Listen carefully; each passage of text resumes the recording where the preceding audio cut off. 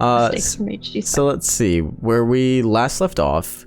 You guys were in the fourth hall, and you had just made it to the Adobe Desert Village. You guys investigated around and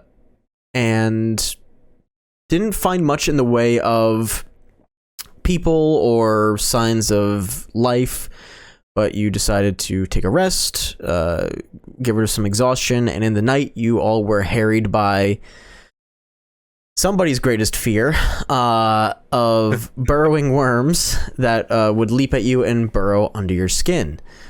After trying to get to some higher ground, Robert had one of the worms burrow under his skin and begin to eat him from the inside out.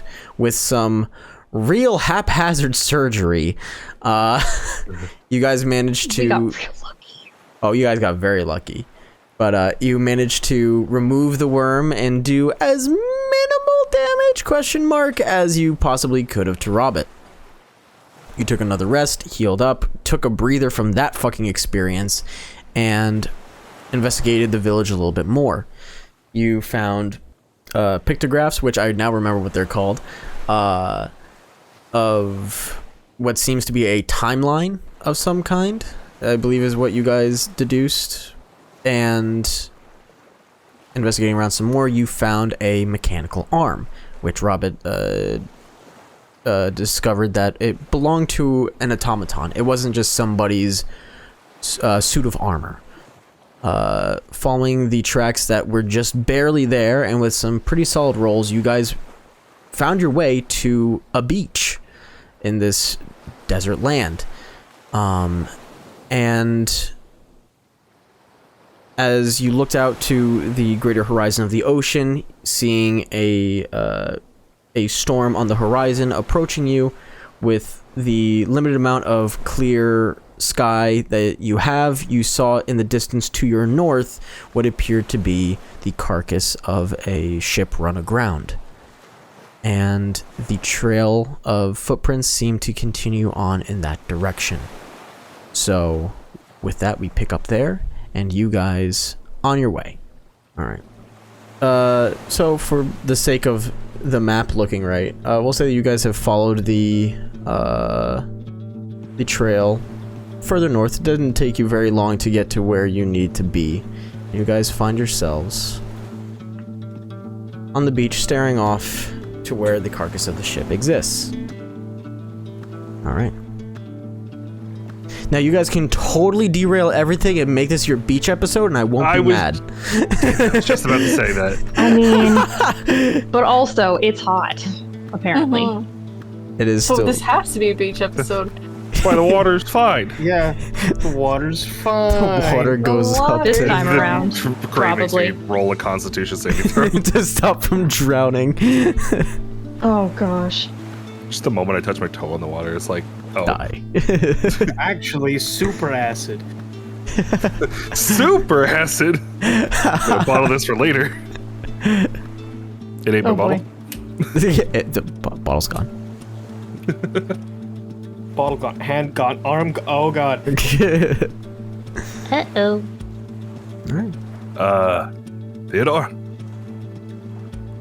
you don't think this is when you said ocean with that bottle in your hand, right?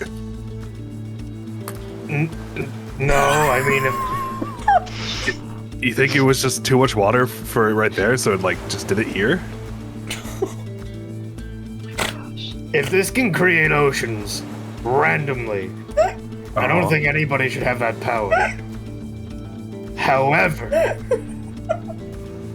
this thing makes fresh water, and Theodore dips his fingers in and tastes the water real quick. It also makes salt water. Theodore doesn't know that. Oh, It is salt water That's for fair. sure. It doesn't taste good. Yeah. That's salt water. No, maybe you did it over something really salty.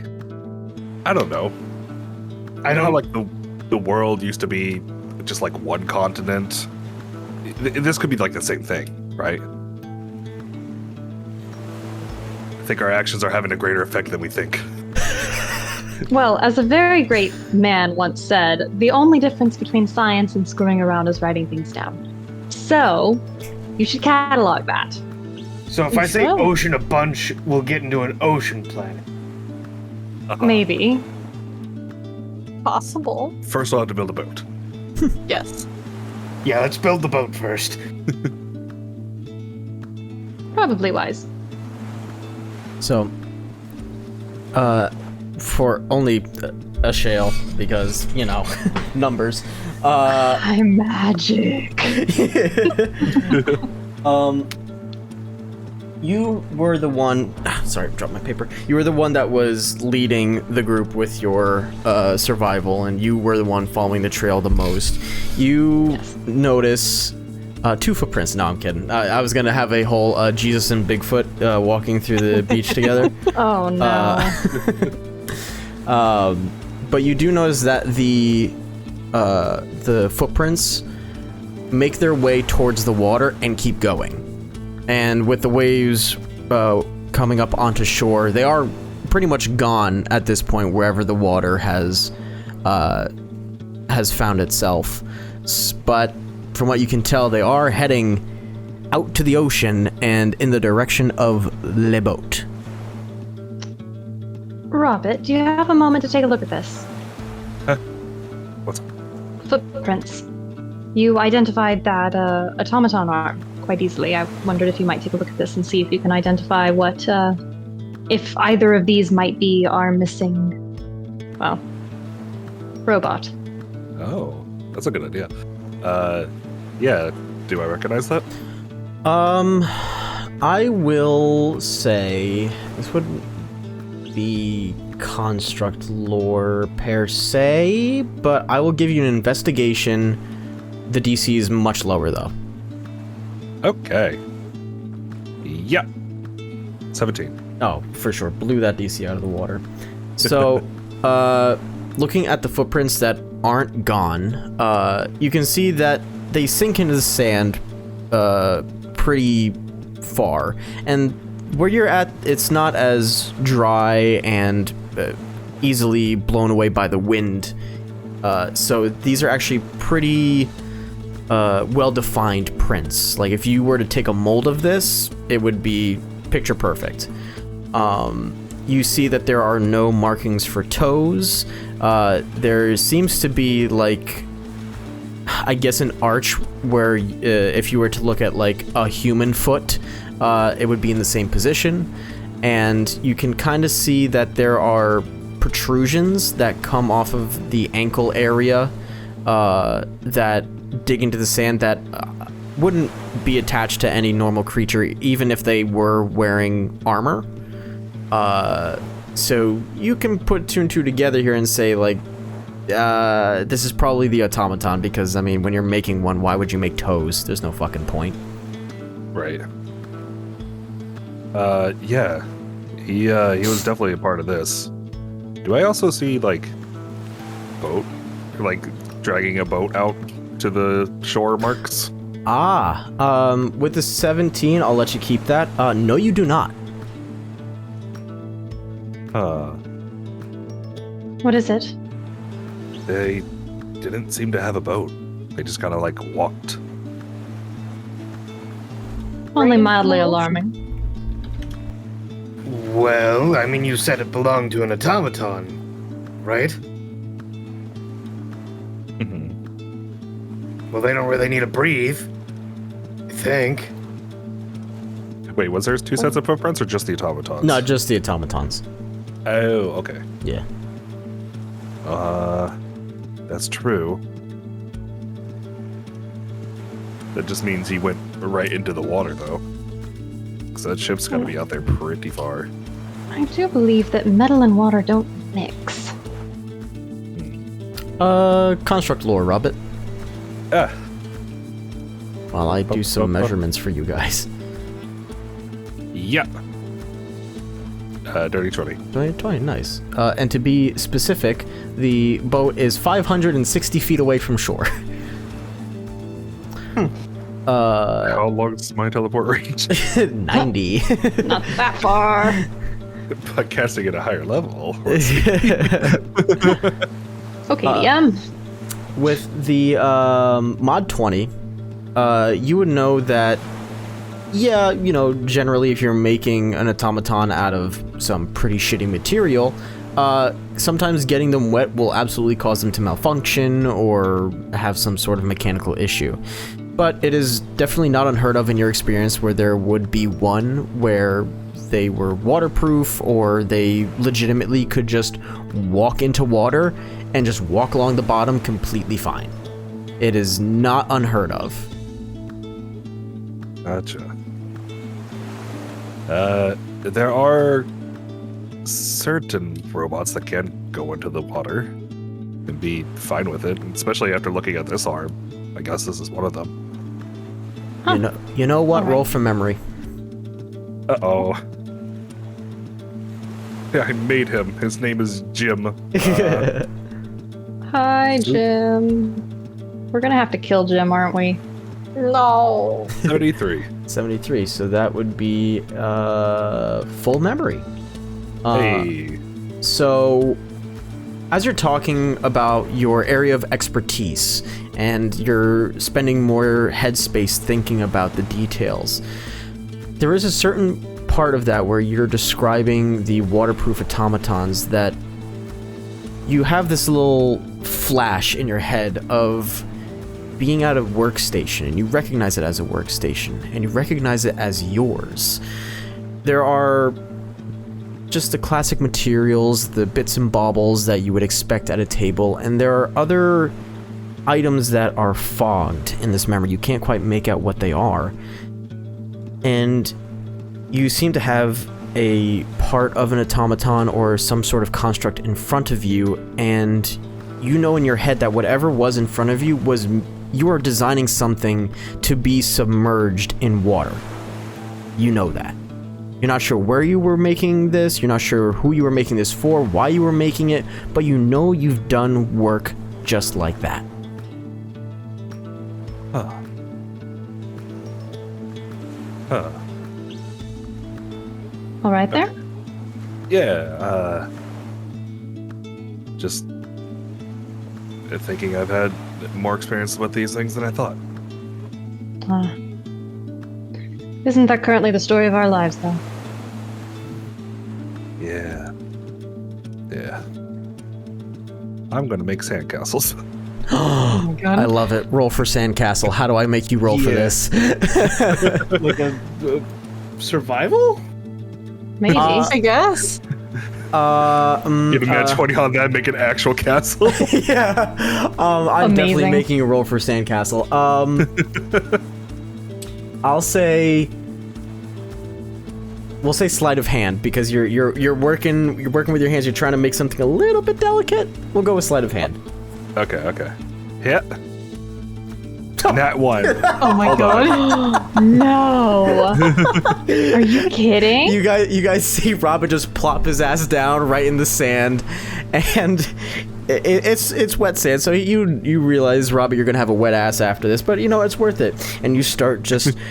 You're bringing the sand up, you're making a nice little mound, you're plopping it all together, you're like, oh, this is going to be just a sweet little sand castle. And the rest of you see it before Robert does, and as you're about to say, Robert, water, a nice wave comes towards him, and you're like, it's far enough out, it's not going to reach me. But you know how, like, when you're at the beach and you think you're going to be fine, but the water comes closer to you way faster and just way further than you expected? It's just like that. And it kind of like, it picks you up for a second, and you start drifting towards shore, and then starts pulling you out into the ocean. Oh my god. I'll prep it. I'm gonna kind of just race forward and see if I can grab him. They're just gonna walks up and grabs him. Like grabs him by the nape of the neck. Yeah. Are you all right? A little defeated. Oh. Well, you can always try Well, we working can- further up the shore. Yeah, we can. Hold on, let's try it again away from the shore. Yeah. Robert, you are soaked. I'm gonna try and make a sand castle with Robert, Yeah. so that we can make one better together. Amazing. All right. I will assist. Okay. I'm gonna make one with Hema. Cute. All right. Everybody's making I will- sandcastle sleight of hand. All right. You know what? Fuck it, I'll try. 18. Ooh, Go, 14. Hema. Nice. This is the beach episode. 20! Hey! Yay. God, it's 20. I was hoping for another natural one where I just fall onto Theodore's sandcastle. Yeah, If that was to we're working happen, together. I imagined the meme of like the Pepe frog looking up at somebody after like his lunch tray got smacked out of his hand. You know that one? Yeah. Yeah. Yeah. Oh no. After Robert's minor defeat, all of you making your sandcastles, they come out pretty decently. You guys took a little bit further from the shore, so one way or another, you guys will be bringing some water from the ocean. Get creative with it if you so wish. But you all rolled high enough that I will say, what kind of sandcastle, like what kind of design do you make? Robin and I are doing a group project here. Theodore is definitely making like fortress walls around this castle, and letting Robin do the castle bit. Robin is definitely making just giant spires, but like they'll have like the dribble sand thing that you do. Yeah, But since I rolled a 20, I guess they'll look really, really cool. yeah, With, totally. like spiral staircases up them and everything. Oh hell yeah, I love that. like the dwarven stalagmite kind of spires. I can imagine that. That's kind of sick. Yeah. Right on. Val, what do you and Hema make? We make a very generic, like, big castle, but with, like, little soldiers and things, so that Hema can go and destroy it all. Yeah. She can live her dreams as an adult dragon. Hell yeah. Oh man. I love that. She is having the time of her life. I love that. You and Hema get an inspiration die. Oh my Aw. god. That's so good. Just I imagine kind of she's muddling. like the size of a Great Dane now anyway, Yeah. which is even better. We love her. Alright, Shale, what do you got? Frankly, I'm just kind of doing my own thing, and past a point, I'm probably gonna see what Kima and Val are doing, and kind of just wander over to watch that instead because that looks more fun. Aww. Right in the destruction. From the sand people's point of view, this has turned into a Godzilla film. Boom, boom, boom. Giants just watch. There was like trying to make sand sculpted siege engines, but not doing well because you can't really do that. Right. You can certainly try. They're at a level 12. Yeah. They look, Yeah, it's made out of sand. you use your imagination. Yeah, Imagination. Theodore's having fun. It's fine. Oh, and Yeah, you know what? I important actually gotta make. Wait, is he? No, Hima's still her mini is still small, isn't she? Yeah, she is. I think so, yeah. Whoa! What? Dragon bit. We forgot last time, so before I forget now, because you guys had. Oh, that's right. We didn't go over that. After the long. Oh my God! After the long rest, Hema grew in size. Double. Yeah. She's Great Dane. She's a big old Great Dane. She's a big old Great Dane, and we'll just say the heat. You all didn't pay attention, but now you're really noticing. Hema's big. Whoa. Did your dragon get bigger by chance? Yeah, you didn't notice? No, I believe we were all a little preoccupied last night. You're the perceptive one. Well, I was a little bit traumatized and concerned with Robert's health. Yeah, Would you my agree? little girl's grown up. Okay, yeah, I mean, that's fair. If a dragon could smile, she would be smiling. She looks lovely. Then she goes back to destroying the sandcastle. Yeah. As she should. And I know that we said this last time, but Spider, as a reminder, yes, you can ride Hema. Yes. You are of I have small plans. size. Amazing. I love it. Successful sandcastle making, everybody. I love it. Hell yeah. These will be immortalized until high tide. Ah, There's my Theodore made fucking walls. Oh shit, we gotta build a moat. Bridge like the water. Fuck, you're right. Theodore scooping out a moat. Robert scooping out on the other side, Amazing. like frantically, like a dog. oh my Hogging gosh. through the legs. Through the legs. Oh, that's lovely. Oh. That's all the time we have for this episode. Thank you, everybody, for Catch us listening. next time, where they have a shopping spree. In the middle of the beach slash desert area. Hell yeah, Absolutely. Beachside market, baby. Fantastic. How do you think we are supposed to get out there precisely? I don't think that I've got anything in my repertoire that could potentially get us out there. I don't either. Well, there's no wood anywhere, so making a raft is kind of out of the question. Unfortunately, yes. It's probably too far to go back to the little settlement that we were just at. Do we And even frankly, really by the time wanna we go get back, there? it'll probably be dark.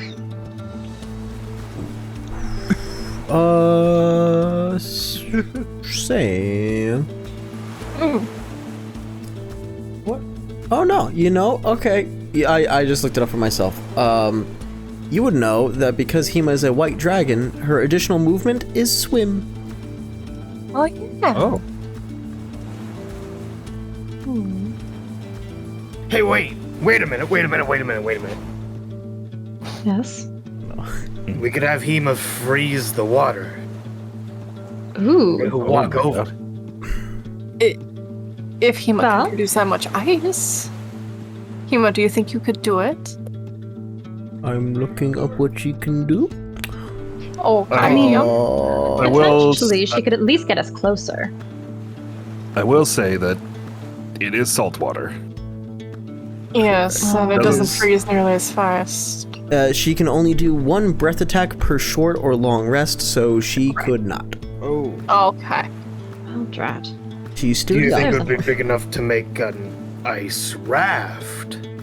Yeah, we could dig out a big like slab, fill it with the water, then have her freeze it, and then just have like a little ice boat to go over there.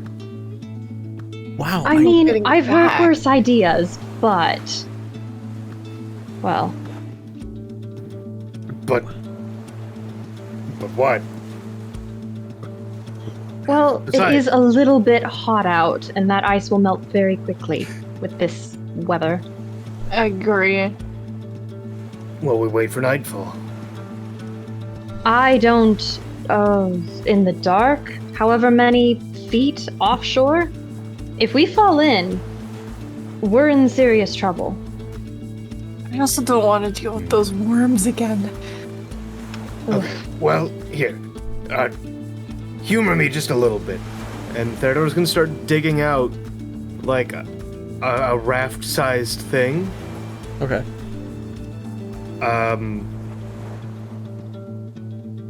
And he's gonna point the decanter of water. Uh-huh. Use fresh water, so that it's not freezing salt water. Mm-hmm. And just kind of get that prepared and go, okay, we can make a raft. And you said per short rest? Yes. Yes. Okay, we have time. So, Hima could freeze this. We could see how long it'll last. And go from there. I do believe it would melt relatively quickly in the ocean, but it's worth a shot if we have enough time for a short rest in between. Can I like stick my foot in the water to see how cold it is? Like the ocean, I mean. Sure, yeah. Let me think about this. It's we've all been to a beach, I'm assuming. We know Probably very different beaches, but we know that the beach or the ocean water can only really get oh so warm. It's cooling, but it definitely is not above probably like 60 some odd degrees. so slower than I. It would at least be slower than I expected. I was anticipating it being quite warm. Well, it's certainly worth a shot. At the very least, we can see how long we'd have. True. Indeed. And Theodore's gonna start getting fresh water in that hole. Sure, alright. You just start filling it up. Just decantering over and over again, filling that pool. It takes you the time to dig out the raft-sized hole, for sure. Mm-hmm. You know, with help, it can be done, and you'll fill it. as For best- sure. Hima will use her ice breath, and because this is really creative, it will freeze over. She has I think like a 15-foot cone of this breath. It is now 25. 25-foot cone of this breath.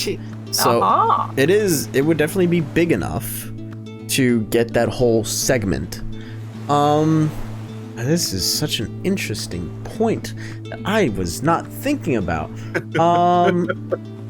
So it will freeze. That's for sure. I see no problem with that freezing. Yeah, no, I guess it will be solid, and it's, you know, you guys can see the sediment of the sand that's caught in it. It's not the cleanest block of ice that you've ever seen. But if you guys are going to take a short rest to see how long it will take to melt, it'll take a good bit. Probably by the end of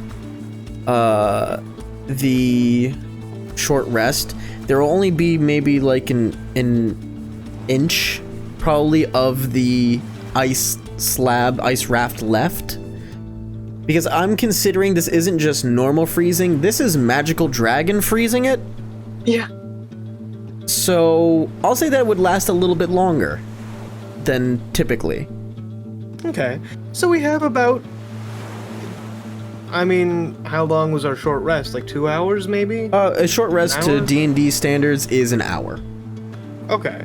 So we'd have, you know, an hour, or, well, 30 minutes. Yeah. And I mean, an inch of ice is still an inch of ice. That's still something that, if your weight were spread out, could support you. Indeed. Now we just have to come up with paddles. I could use my gust. You can? Oh, Oh my god, He can use his motorboat. gust. I can, Yeah.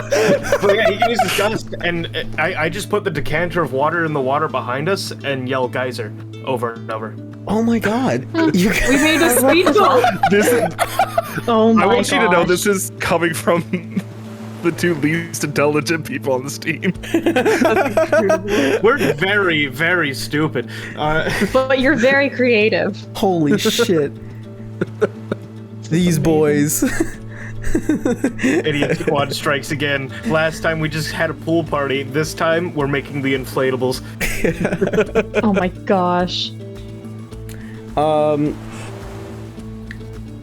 Let me see something here. Wow, that's really, really good. I'm gonna let that happen. I will say, for a shale, being the smart character that she is, as wonderful as the fact that this raft could really work, and it hurts you to think that it will,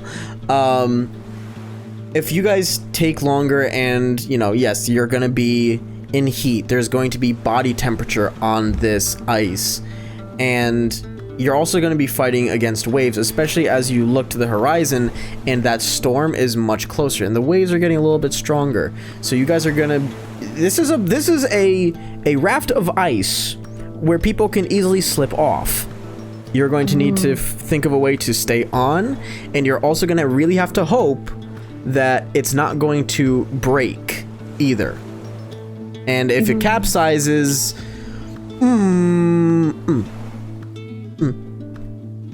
problema. Yeah. It can still work, but you have these things in mind. This. Yeah. I'll relay this. So we need handholds. Yes, at a minimum.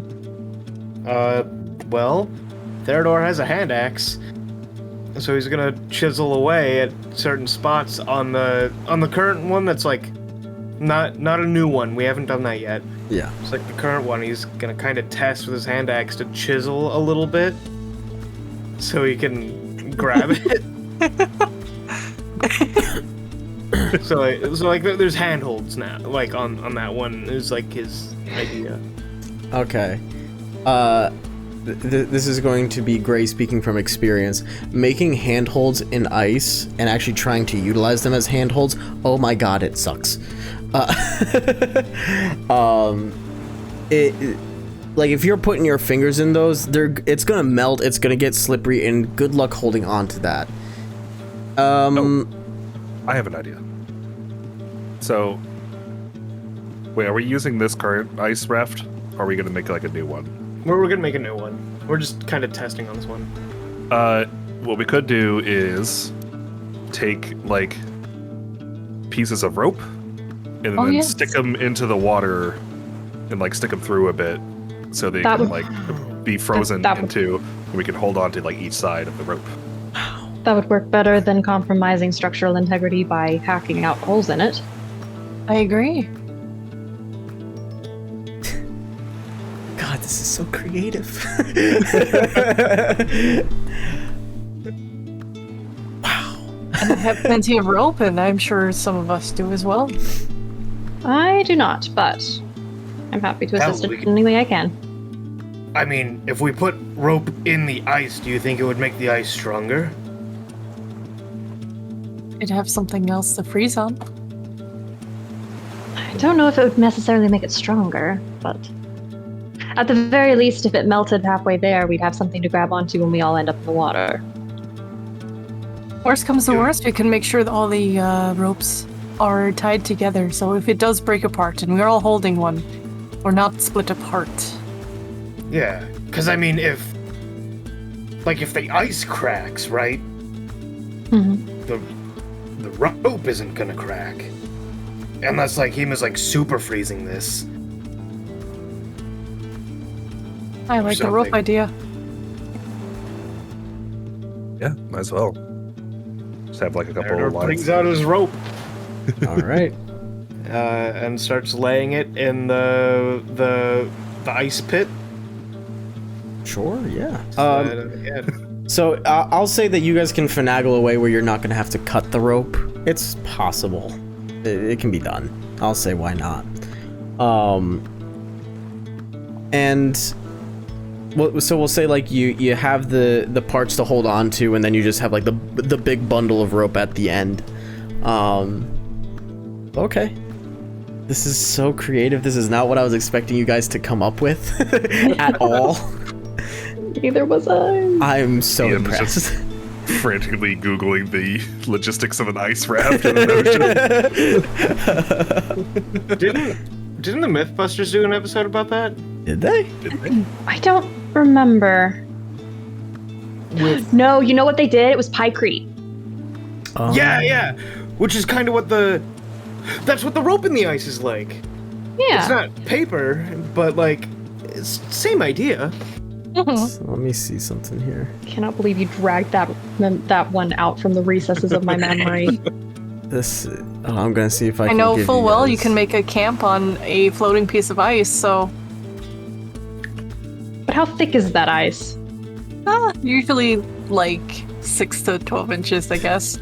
This is so Yeah. fucking hysterical to me. All right, let's make this work. This Hell is yeah. snow, but I can make it happen. Yeah, it works.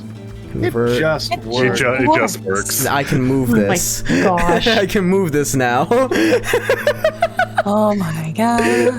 Oh, boy. Oh God. my god. Oh Robert, no. go back in Uh-oh. there. Hold on. I gotta see that again. His little eyes. Oh my gosh. Hold on, say it. Little man. One moment, I need to get. Love Here, I'll it. move my characters. Oh, this is good. Your This is ice excellent. raft. Holy crap. Let's make it fly. Ooh. Cool. Amazing. My Yeah. god. So I'm not gonna have you guys like actually go on the raft. Just as it's out there, I will use this as the this is where you guys are, Alrighty. and your character Okay. minis will stay on Yeah. shore. Yeah, Theodor's on the back with the decanter, ready to lower it into the water and just yell geyser a This is bunch. so hysterical. Cause hold on, let's see. So, it is 30 gallons of water that comes out in a 1 foot wide space. Yeah, geyser will do what you are hoping it will do for sure. Yeah, hold on. I'm just trying to see. Excuse me. Well, May I you also ask where the wind is blowing? Which direction? I'm that's a going good to idea. roll a dice to determine that.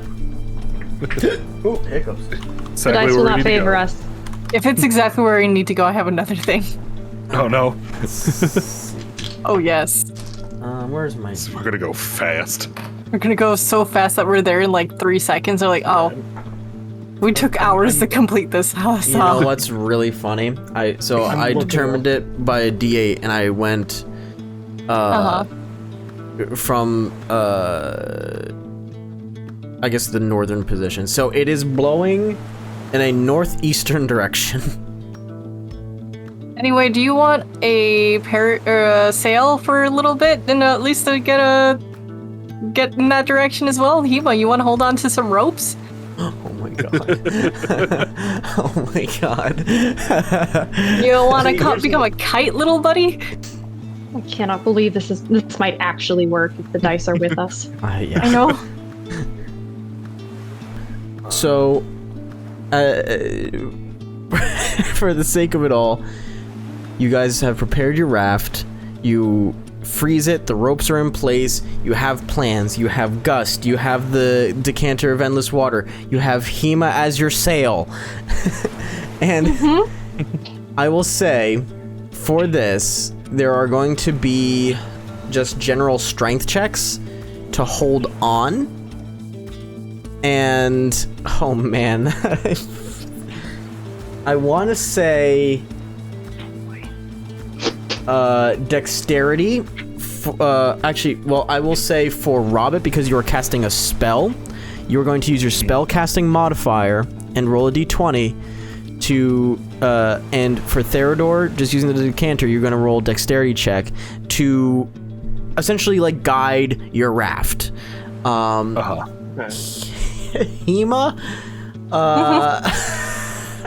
I think I'll have Hema do strength. Yeah. To assist with this and get you guys where you need to be. I will be rolling.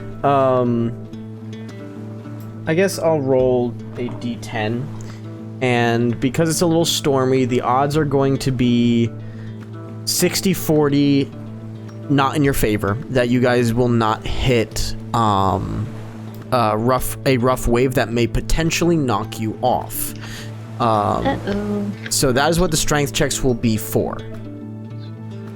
Okay. Tie yourselves with ropes, buddies. Yeah, that's probably gonna be Yeah. our best bet. Yeah, we can just put ropes around like our ankles or wrists. Sure. And like tying yourselves to each other or to the raft? The raft. Okay. Yeah. Sure, you can swing that. Ice will always float. Yes. If it doesn't, something is very terribly wrong with physics. Because I figure like the way we have the rope is like the rope is all tied together in the ice. Mm-hmm. Yeah, and there's And like so, like- loops coming up. Mm-hmm. Wow. Either way, we're connected together, no matter that's what. what- If this ice block breaks, we're still together. You know. Yeah. So tie At least onto we a have loop, each other. everyone. At least we have each other, man.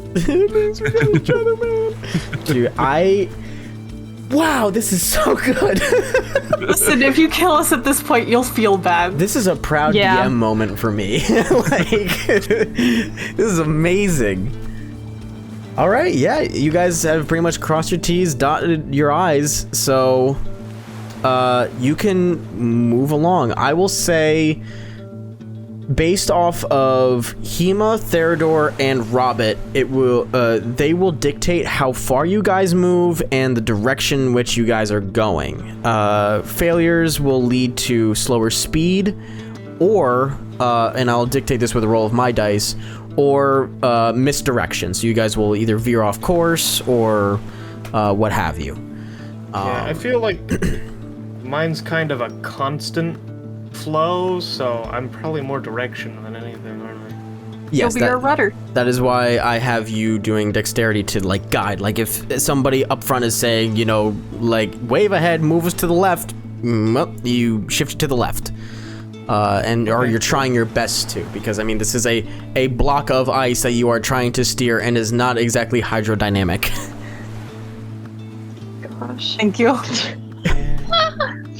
Oh god. This is gonna be great. There is no way this could ever go wrong. For you guys, there can't be ambiance. This is gonna have to be like, hold on, this is gonna have to be some really just weird music.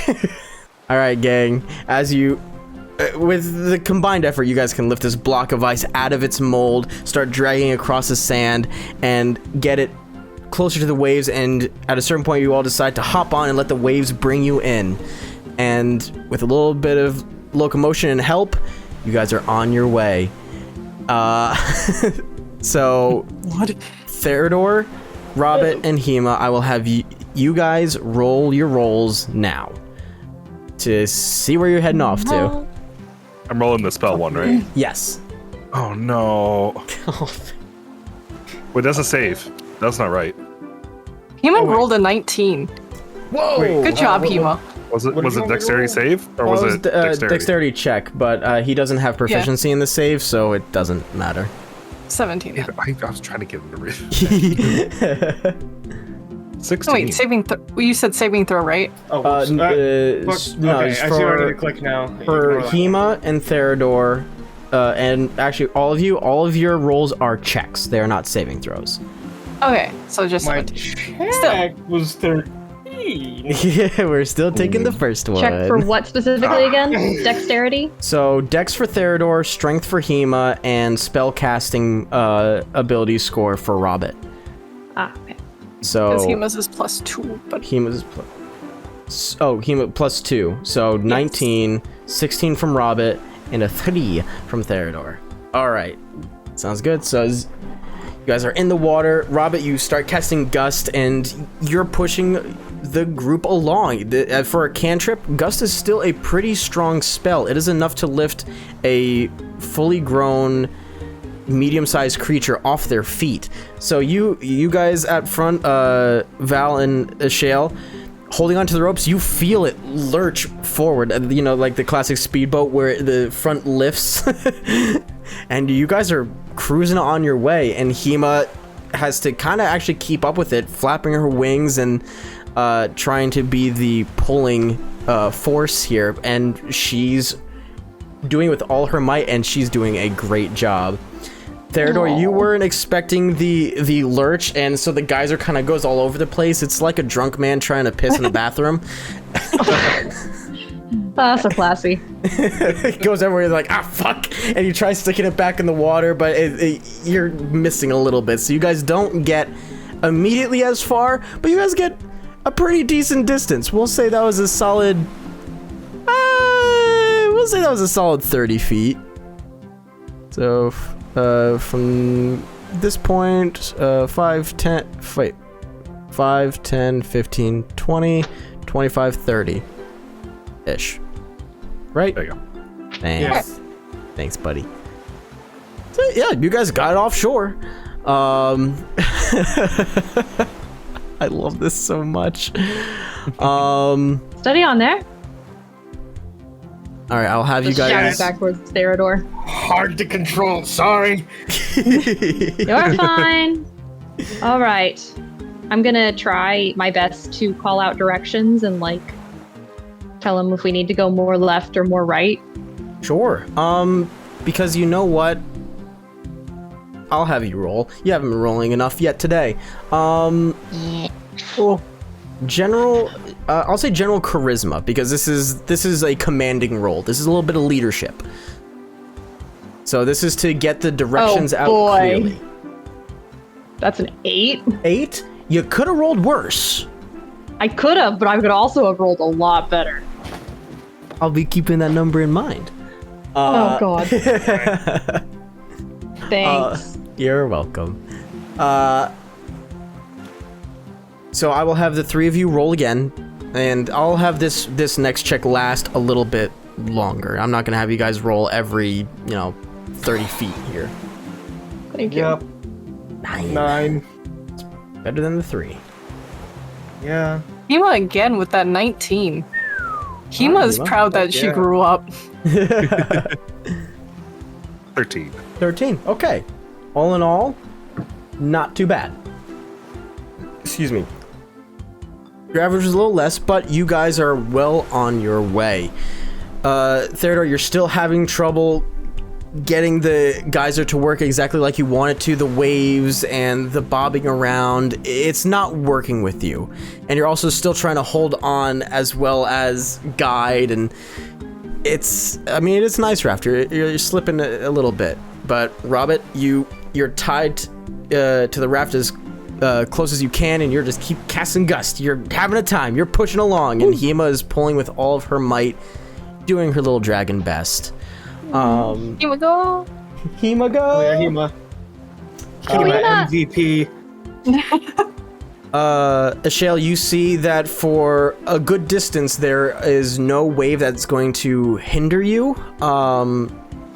So you guys have the free and clear for now. Because I rolled. All right, just keep going. All right, so you guys, I'll say, will get because the average is a little lower. You guys get an additional 50 feet. Ooh. So from here, We're getting there. that's wait, that point, really? Yeah, all right.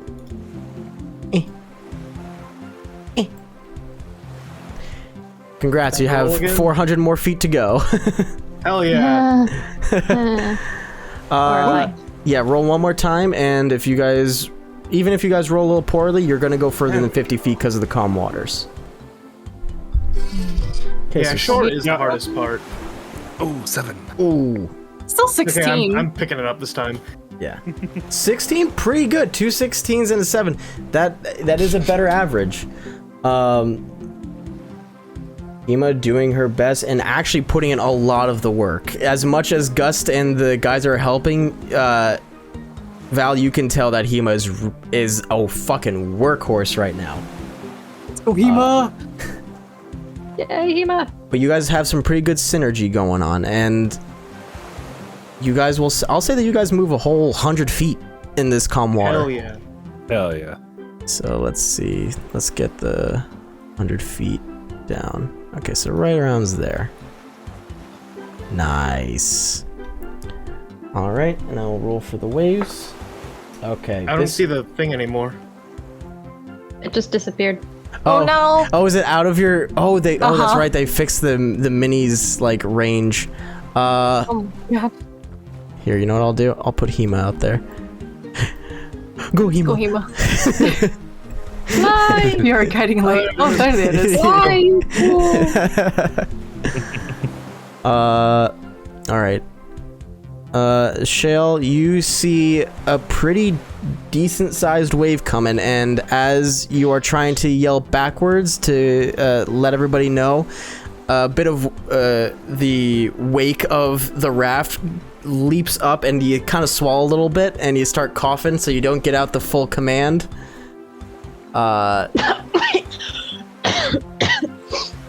Wave! Oh, bloody. You guys in the back, you know wave's coming. You don't know exactly where, but you're like, we'll be fine. Another roll. Cool. 10. I'll take it. No! Oh, Hema. No. Hema got 19. tired. 19. All right. Hema getting a little tired. She can't put as much effort as she has been to pulling a giant block of ice and 4 bodies. She's really trying her best, though, and she starts just kind of gliding, letting the wind take her and acting truthfully as the sail. Robert, you're really trying to pick up the slack, but you guys are headed right for that wave, and I'll say you guys only get another 30 feet, and the wave comes to meet you. So we'll just say that's like 30-ish feet, right around there. Cool. Shell, Val, you guys see the wave curling, and it is going to go above the raft and slam into you guys. I'm going to need all of you to make strength saving throws. Uh-oh. Except for Hema. Hema's fine. She's flying.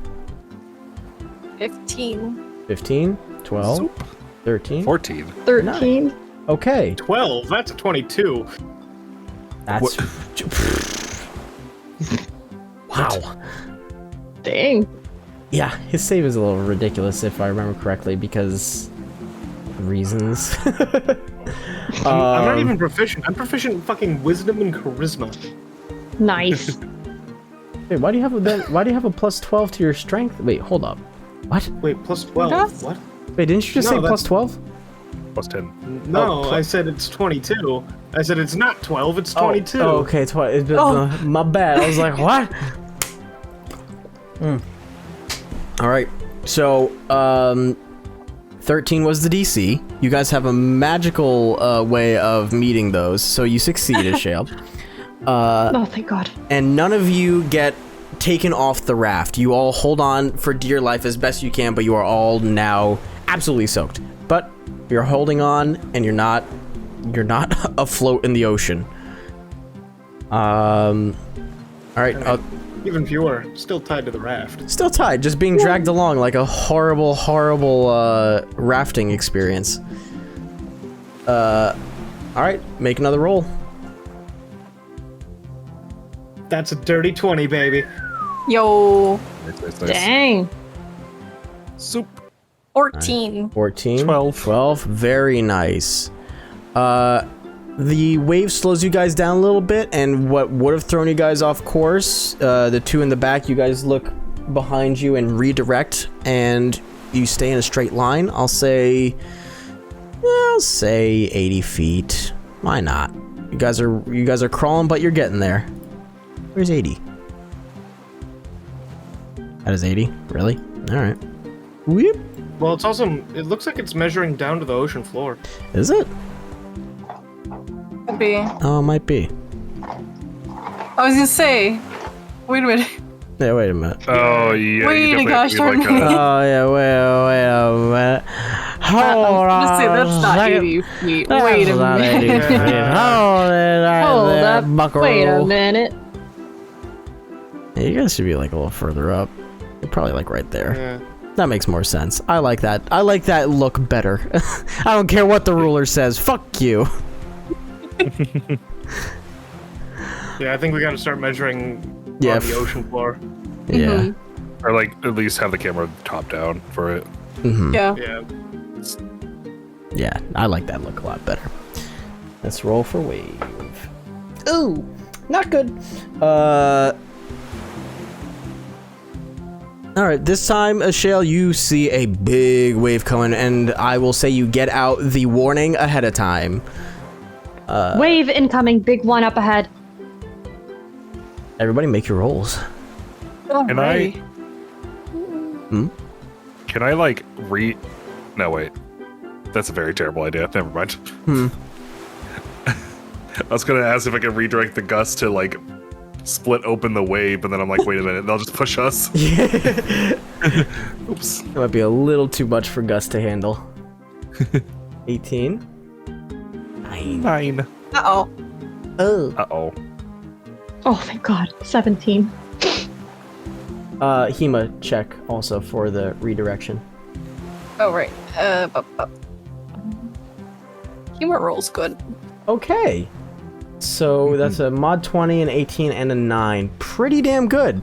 It is slow to turn this raft, but you guys do manage it. There's kind of a point where Val, Shale, you guys are a little worried that you're gonna hit this thing head on, but Robert and Theodore managed to kind of drift it a little bit where you guys are... You're kind of gonna go through the tunnel. You know how the surfers do it a little bit. I don't know exactly what that's called. I don't surf. Yeah. You guys ride the wave a little bit and end up on the other side. it's a little horrifying, but it worked. Woo! Oh. Hell yeah. Oh, Chop. that was a relief. Oh, dude. Shot, dude. You're aiming a little off to the side, but I'll say you guys get a little further. Screw it. And you guys probably have about 2 more rounds to go before you can make it to the ship. Okay. All right, we're closing in. That's an 18. Okay. Natural 20. Oh, 9. nice. Oh, Okay. Well, the natural 20 really ups that average, and you guys get much, much closer. You know this is the home stretch, and you guys are putting in all that you can. You're right up on the ship. Whoa, Hema, where'd you go? Whoa. There we go. You guys are one good check away, but Ashale, you see one final wave that crashes over the far side of the ship, crosses over, and is about to hit you guys as you make it to the ledge. Incoming. It's a big one. Make your rolls. Last one. This is the saves, yeah? This is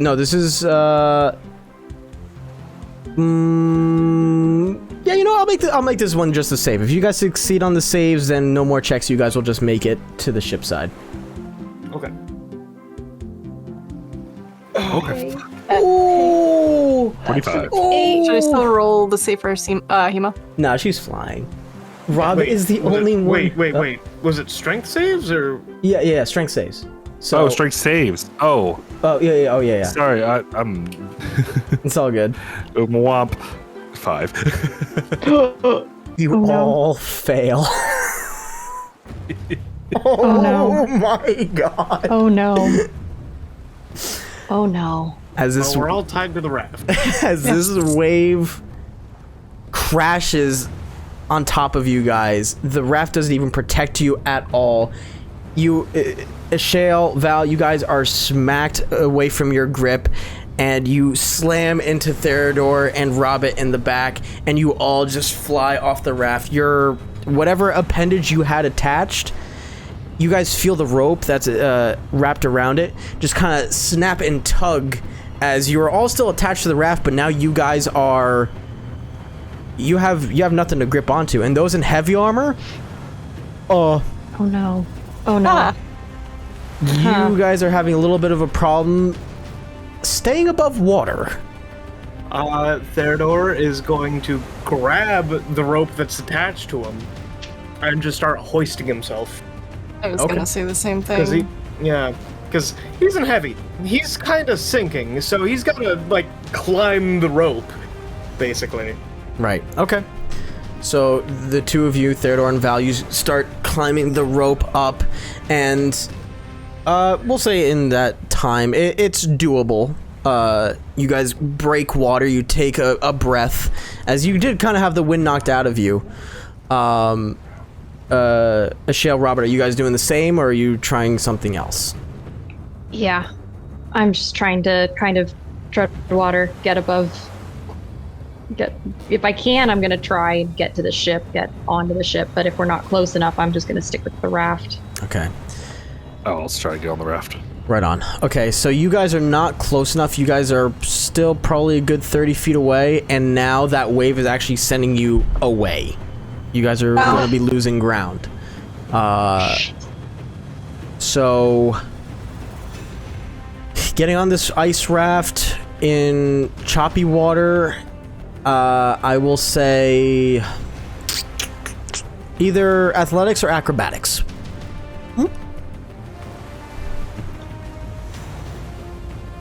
12. Okay. That was a nat 20. Hey, Oh my god. Nice. 16. 16 was the DC for it. Man, you guys are really good at High doing DC. that. It was a high DC. So for Theodore, Ashale. Wait. What is an inspiration do again? Oh, you can add a D4 to any roll. So because that's the closest to your level. 25% chance. I do. Oh wait, I'm sorry. It should be a D6 because you guys are level 5. Oh yeah. So it would be a D6 inspiration. Can I roll DM? Or is it too late? No, totally. Okay. Hit me. Oh. Yay! There it Yay! is. All right.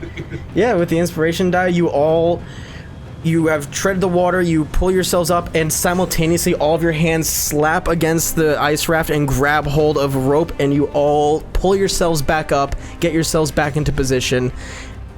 Too good of rolls were happening here, so I'm just gonna say you guys immediately get back in position. Gus, decanters, Hima's still pulling you guys, and you manage to get to the boat. Oh. Hey. Hell yeah. Yeah. Bring your minis over Pirates here. are forever. The ice pirates are forever. Hooray! That was good. That was very good. So yeah, you guys Okay. can grab your minis and bring them on over. All right, so you guys now are on the boat. There is a few things that are pretty obvious to you. One, the boat's in half. There is a constant 2 to 3 inches of water on the main deck.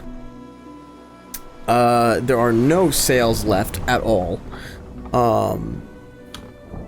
Some bits of the floor and walls have just disappeared. Excuse me. Probably from storm and impending waves. This ship has held out for seemingly a decently long time. But it's no longer structurally sound and it will never sail again. Ashale, because numbers, to your right you will see stern is the front, right? Stern? I have no idea, dude. Well You done. think I'm I think Jetman Stern's J, not Stern. Boatman Bill. Ship. Stern is the back. Oh, okay. Bow. Bow. Bow. Bow. Ow. Bow. Wow. So, the bow of the ship, the chambers that are there, the door is gone. There used to be seemingly a double door, and you can actually see one of them is still stuck on the hinges, or its bottom hinge oh so slightly, and with each wave that comes through that room, it moves ever so little and creaks.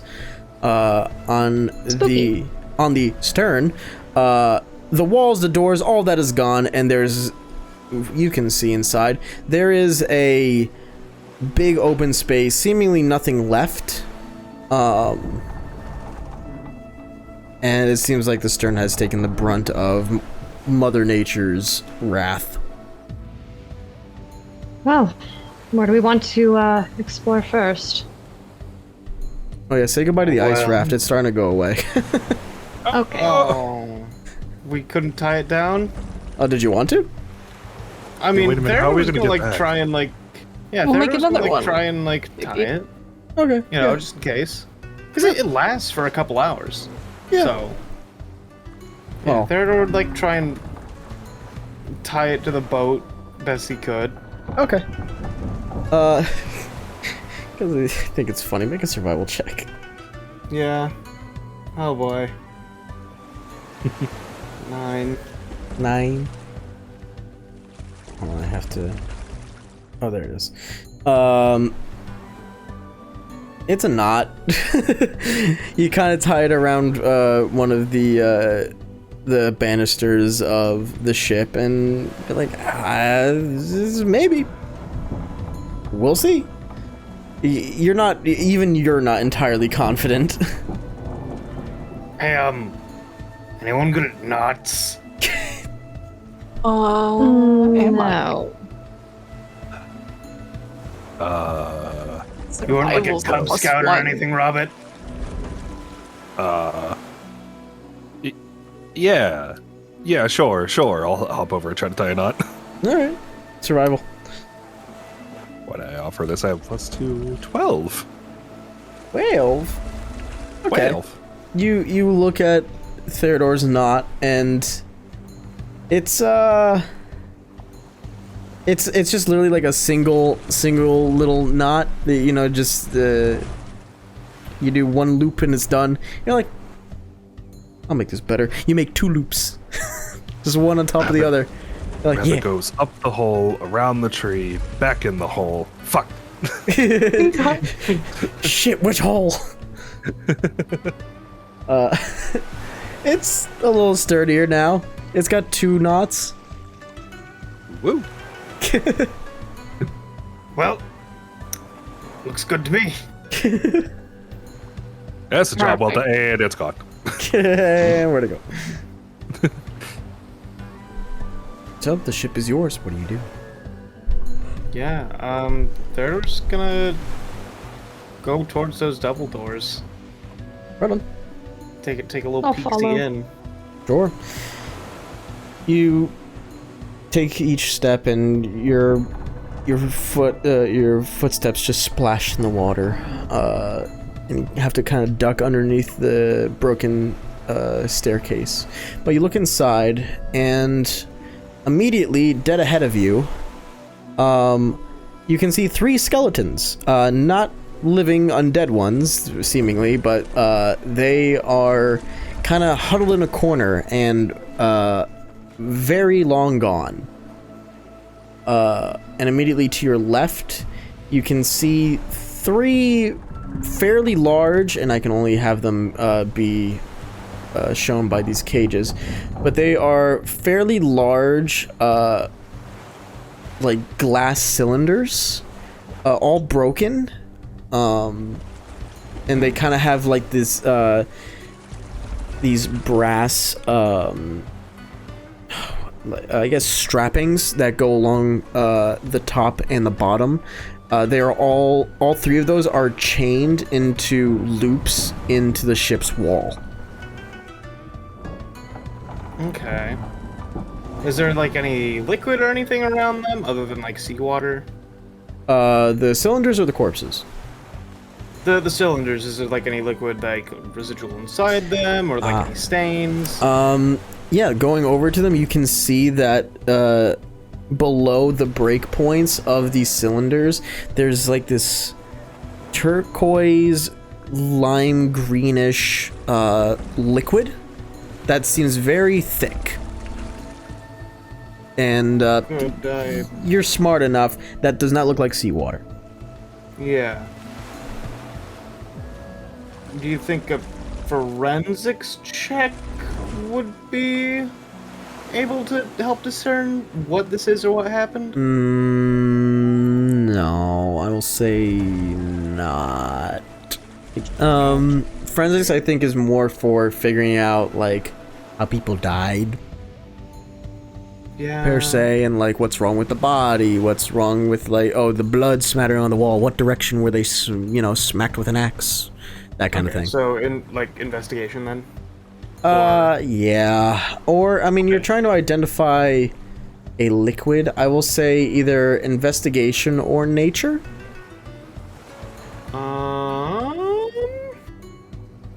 Oh. Yeah, no, we'll do the investigation one, thanks. Okay. That's a 21. Ooh, 21. Ooh. Okay.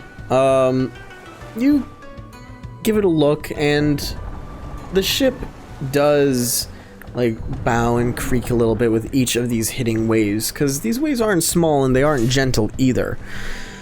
And you watch as the liquid moves along with the movement of what's left of the ship, and it doesn't ripple, it kind of like moves as one unit, so it's pretty viscous. Okay. It doesn't really seem to have like anything flowing in it, though it looks like it should. It kind of has like this sheen to it, like a oil slick kind of sheen along the top. Okay. And you give it a smell. It smells very salty, like saltier than the sea. So you can assume that it's like maybe some kind of brine. Okay. It's turquoise blue. Yeah, like turquoise lime What is green. that? What on earth is that? Having any luck? Maybe a brine? Listen, I'm not well versed. If you can take a chance if you'd like. Frankly, I'd almost rather call for Robert and see if he can make heads or tails of this. Robert, do you have a moment? Yeah. There's something in here that you might be able to identify. In here, right? Mhm. Yeah. Yeah, those are skeletons. No, Not precisely what we were trying probably, to- Huh? no, over here, buddy. Oh. What am I looking at? This kind of lime, green, turquoise stuff. It's really thick stuff. Uh-huh. Any idea? I will go over there and smell it and touch it and ask the DM what I should roll. Whoops, God. wrong one.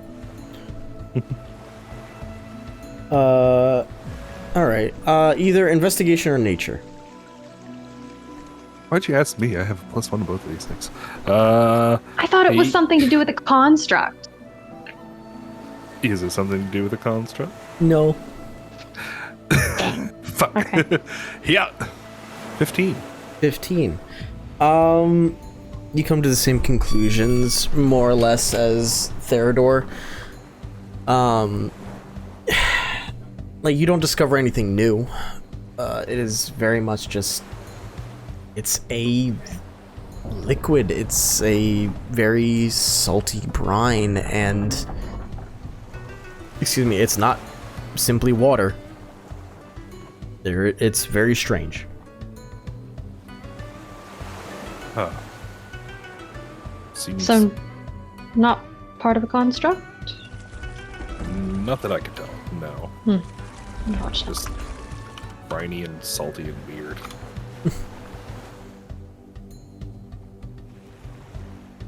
Well, that seems to have gotten us nowhere. Well, I guess, now I'd like to do forensics on the skeletons. Sure. If that's, yeah. Yeah. Because, them's dead. Mm-hmm. Uh-oh. Very dead. Fuck. Told you this is skeletons. 12. Well, that one died from getting the suck too hard. Look at that. Shame. Looking over these skeletons, like, they've moved. You can tell that, you know, their positions would have been abnormal if they died in those exact spots. And, you know, they're not completely together. Any bits of tendons or muscle are completely gone. Yeah. The one thing that you will notice is that these are picked clean. And you know, with the 12, it's a little unnaturally clean, because I mean, if you find a corpse out in the middle of, you know, Yeah, and there's no birds around or anything. Yeah, this is weird. Yeah, which brings up an excellent point for the smart one here. There it is. Ashale, yet again you have noticed something, and that is, besides the worms, if you can even classify them as animals, you have not seen a single animal. Not a bird, not a bit of sea life, nothing. Is it just me, or is it unnaturally quiet in terms of nature around these parts? I would agree. I Yeah, don't it's know, been a little strange, hasn't it? I hear a seagull right now. Oh, you don't. I think that's just Robin, you. I think I hate to break it to you, but I think you're imagining it. Pretty sure these are seagulls. Oh my gosh. It's somebody's leather armor squeaking after being wet. That does track. Well, I don't like the thought of there not being any animals, because that's typically animals flee from something that scares them. Though I suppose last we knew there was an automaton on this ship. Yes. Well, is there anything more to say about the skeleton? If somebody else has either proficiency in medicine or forensics, you can do a check. Because otherwise, Theodore will have picked up anything that, you know, he could have. That's fair. I'm not going to bother, honestly. Well, this area feels well explored enough. Shall we try the other end of the ship? There's no... Wait, none of you have proficiency? And what?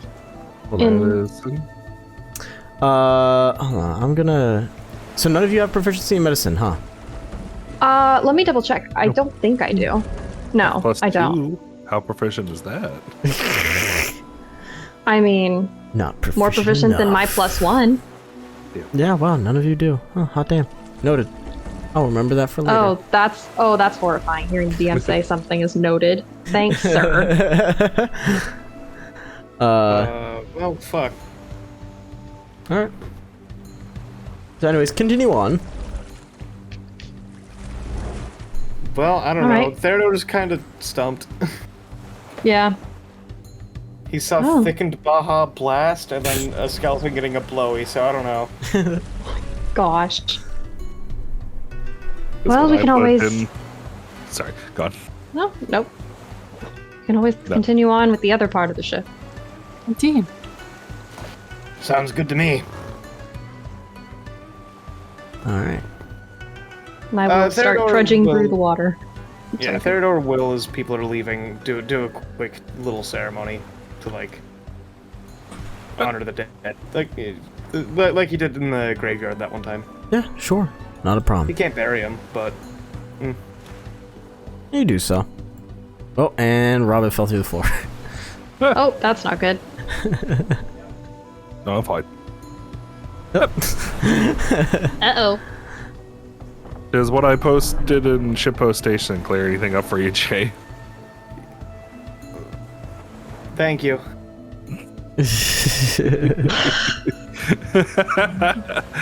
Loss. Alright, so you're going to check the rest of the ship? That's the plan, I think. Sure.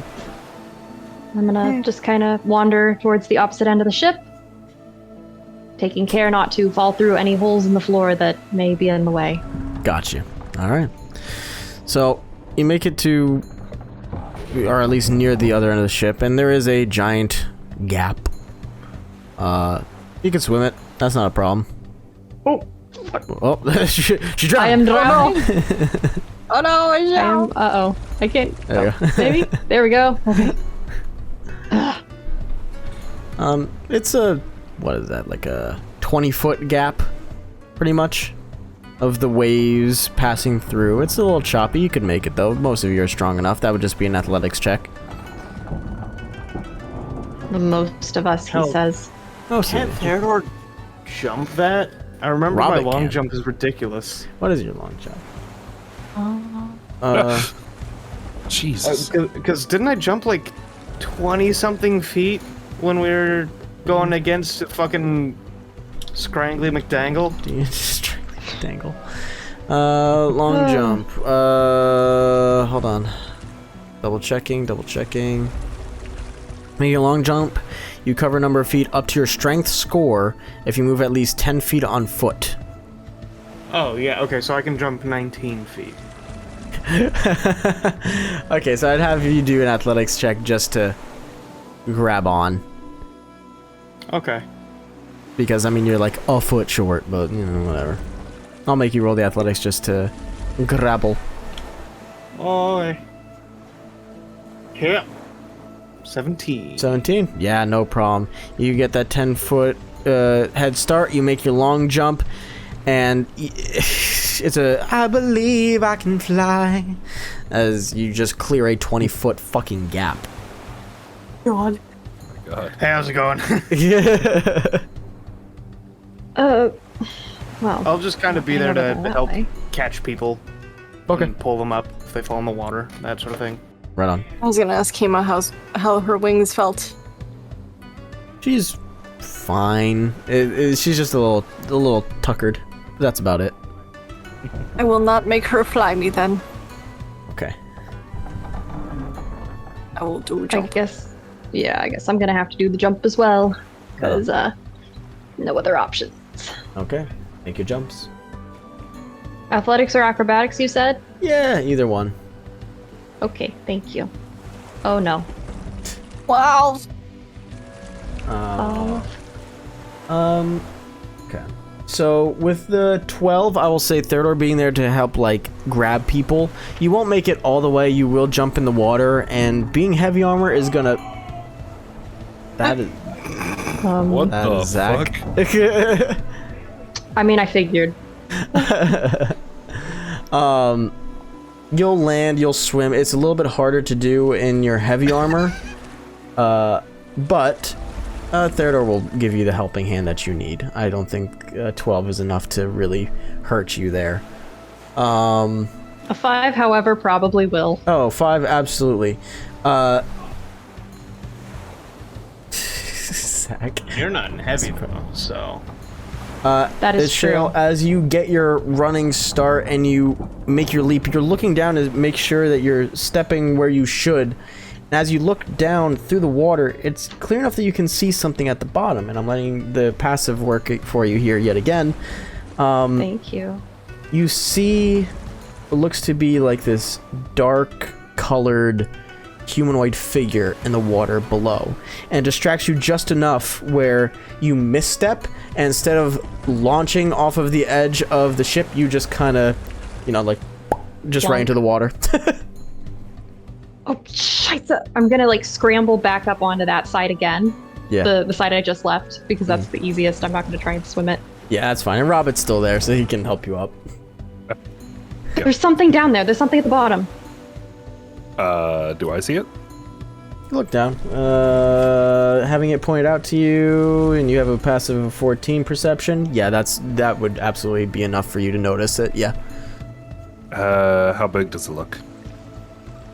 Medium humanoid size. Can I use Mage Hand to grab it? No. Fuck. Something of that size you would know weighs way more than 10 pounds. Huh. Do you think that's the automaton? Maybe. Does it look on? Or does it look like an automaton? Because I would know what those look like. I will let you do a perception check. Open construct. Oh wait, no, my perception's awesome. What am I talking about? 18. 18? Oh, yeah, not a problem. Looking down and really focusing, you can see that it is definitely humanoid shaped. And it has 2 legs, an arm, and it is missing one of its arms. And the coloring seems to match the arm that you have been carrying with you. And it's laying down. It's not standing. Oh. Okay. Is it the automaton? Yes. It's definitely our boy that's missing the arm. Well, at least that's accounted for. But there were 2 sets of footprints, I should There were remind not. us. That was just There me making weren't? a Oh. crap joke. Oh, okay. Yeah, never I know mind. that's been like everybody keeps asking about it now.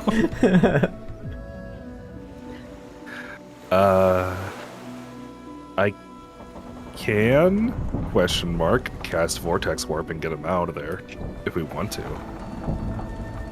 Perhaps we should consult with the others before we go doing that. Very true.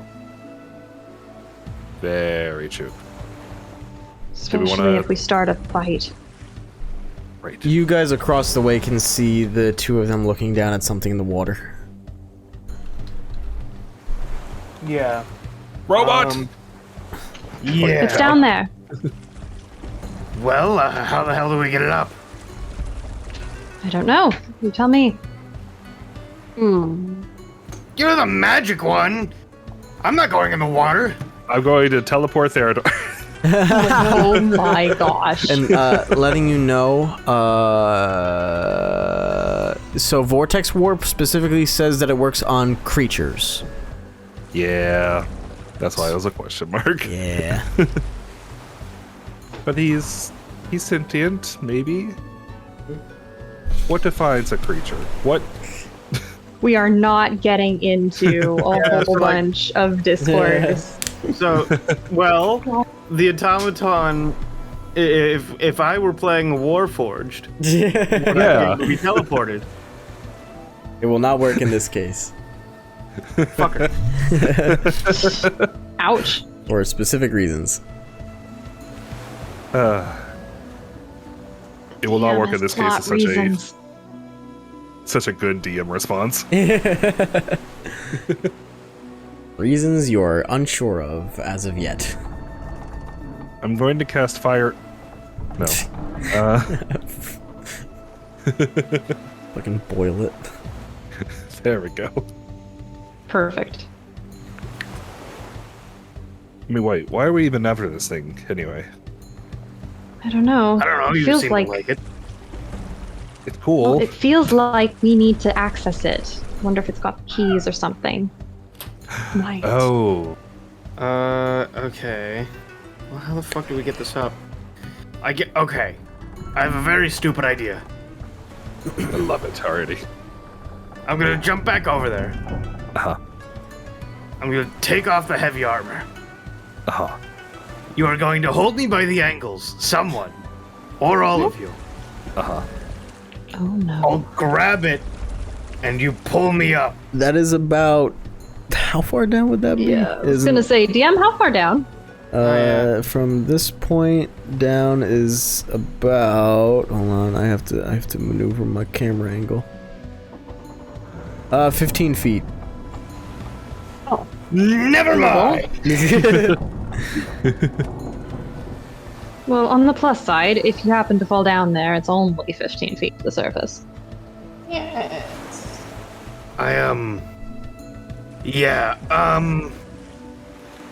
Never really learned how to swim.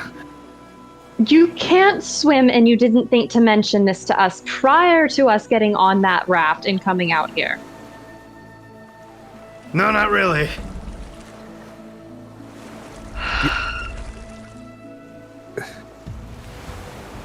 Oh All my right. god. Right. We should have died. We absolutely should have died. Of all the irresponsible things, we could have looked out for him more. I would have told him to take his armor off so we didn't have to worry about that, but Oh, we could have got him floaties. We could have done anything else. we could have. All of this is just a very hushed conversation. We could have left him on the shore where he was safe. Any of those would have been better options than dragging him out here, but nothing to be done for it now. All right, are you going to jump back across? Oh, yeah, sure. I mean, well, I don't know what the plan is, really. Personally, I feel at fault. All right. Do we want to investigate over there before we potentially get into a fight? You would have just sank like a rock. Why are we getting in a fight? Would have. You just... I'm presuming Like a that thing is bag going of to be bricks. very angry. What did you say? We're saving it. We're not beating it up. I don't know that it will want to be saved. Okay, sorry, Robert. What were you saying? It just would have been like a bag of bricks. You would have solved for like 2 I seconds. and we'd be know. gone. A bag of bricks or a bag of metal pieces. Well, what are you He is thinking without that whispering armor. about over there? Don't worry about it. Oh, Oh my gosh. you know, you saying I'm that sorry. makes me feel like I should worry about it. That is up to you. All You are right, really so not helpful in this situation. I think we're going to try and get Gonna walk across. away. Oh, well, there goes my Well, like, systems. okay, no, and then it'll come back realizing you said you're coming across, so he's coming back. All right. Are we So- ready? I'm sorry, go ahead. So Sorry, DM. you guys are just hopping across. Is that what's happening Yeah. here? I kind of got lost in the sauce Yeah. of what was going on. No, don't worry. I Alright. think that's the plan, yes. Got it. Okay. So make your roll. Again, do I have to? Yeah. Oh, a 6. One above. Swim over, I'll pull you up. This That's time. what I'm planning on. Oh, that's actually a good. Hey, DM, can I swim? Yeah, you can swim. These are options. Excellent. All right, I'll swim across. Okay. Well, listen, it didn't occur to me until Theodore said he couldn't. It's all good. For swimming, because I mean this is still choppy water. You're going to fight waves. Just a little bit. It is going to be a low DC athletics check. Okay, athletics. Oh God. All right. Oh! Thank God. 11. 11, perfectly fine.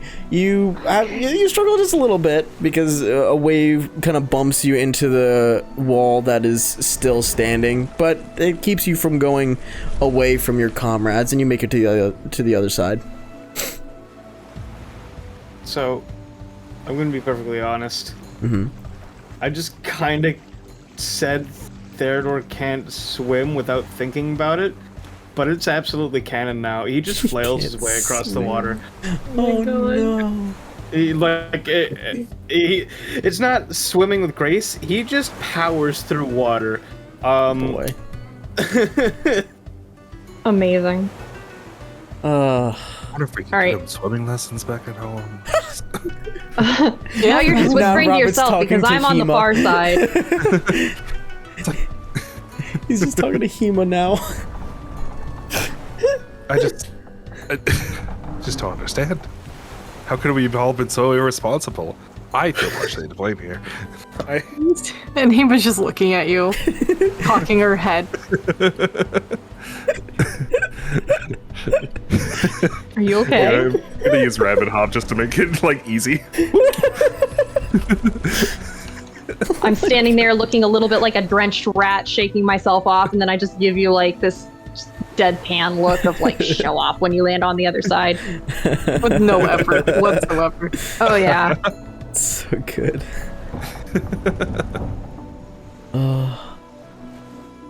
Alright. Whoop. There we go. So, all of you guys across, looking into this area, there is nothing. It is an empty space that, if anything, you see bits of wooden debris just scattered along the floor.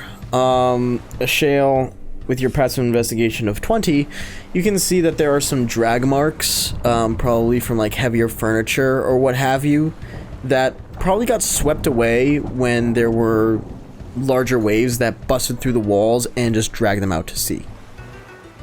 Oh. All right. That's no good. I'll relay all of this, by the way. Yeah. And pointing out, you all see the details. So it's definitely at the bottom of the ocean now. Yeah. Actually, I have an idea. You said I could use Mage Hand to lift it, but can I use Mage Hand to, like, drag it across, like, what I can see to see if it, like, catches anything, and I can, like, pull something open? Are you saying, like, dragging along the seafloor? Drag it along the automaton man. Oh, the automaton. No, because it is still a matter of Mage Hand can only move, lift, push 10 pounds. Well, I was gonna drag my fingers across him and then see if, like, if anything starts to, like, give a little bit, if I can wiggle it or anything like that. Oh, you're looking for, like, a loose portion. Yeah. Oh, yeah. Sure. Do we have any rope left? Yeah, I don't think I'll make you roll anything for that, but go on. Continue with your ideas. You guys do have rope left, by the way. You have lots of it. It's still just on the raft, which, by the way, y'all are starting to notice that the knot's starting to give way. Oh, scheiße. I hop back over and try to tie the knot again. Okay. You got this. You just swimming or you jumping? I'm jumping. Okay. Oh, yeah, 23. Okay. You're fine. Sleight of hand, you said? Survival. This is not making. I don't know how to tie a knot. You tie a third knot of the same kind that Theodore and Robin had made. Nobody here knows how to tie a knot. No, was no one here in the scouts? Were you? I don't know. I can try. Oh yeah, the whole memory loss thing. Right, forgot. Can I try, DM? Sure, you're just gonna have to make it across again.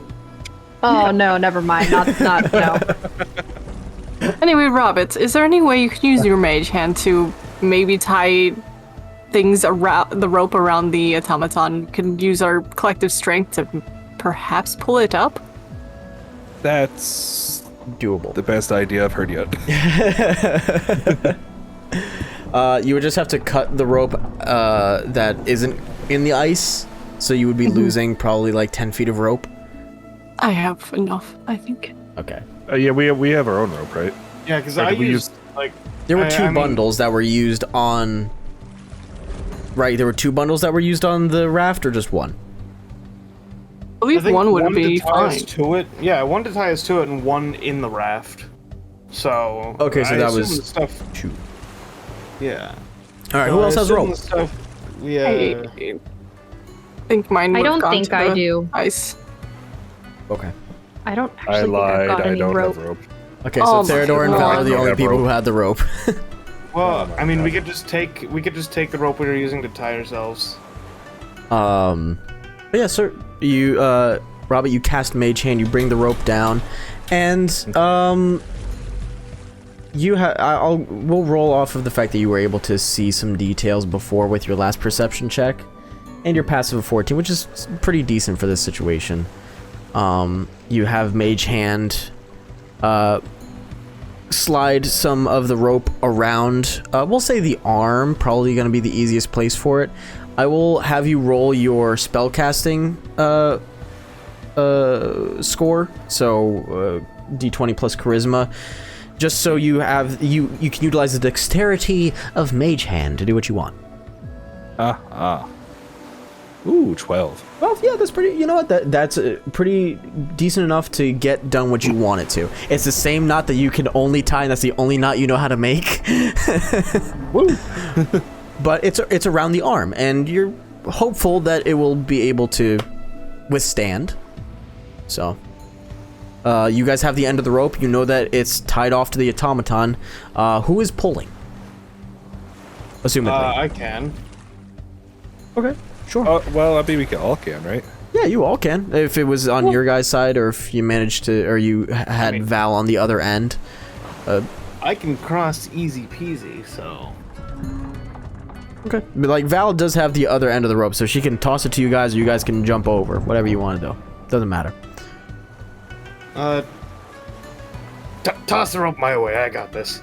Yeah, just a nice little goes across, and the three of you, and including Hima, why not, has the other end of the rope. Collectively, no rolls. You guys just start pulling up the automaton, and as it gets closer and closer to the surface, Val, you're going to get the first view of it, but as it gets brought up onto the other side of the ship, I'll actually send you guys a picture of this one because I don't think that my description will do it justice, but I had a very specific idea in mind for this thing. So... Oh boy. Being pulled up out of the water, you see this thing. What is that? But this automaton is pulled up out of the water with its darker, like blackish brown, metallic parts. You can see the gold filigree that was matching to the arm around the entirety of its body. It has these pretty tarnished brass portions of gears and hinges all across it. It has a weirdly and uncomfortably like middle-aged human male face. It has the tall top hat portion, what looks to have like a lantern, like a bullseye lantern in the center.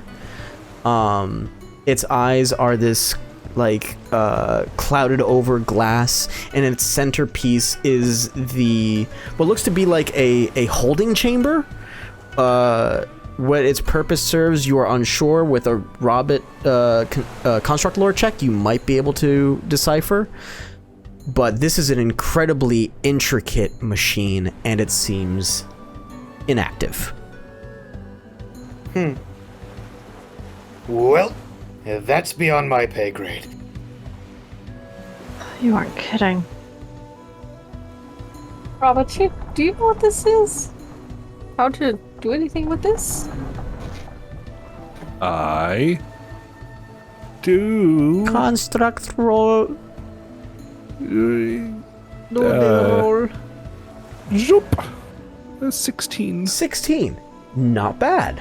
Are you just trying to gain information about it, or are you trying to figure out maybe how to repair it or to take it apart? What are you aiming for with this check?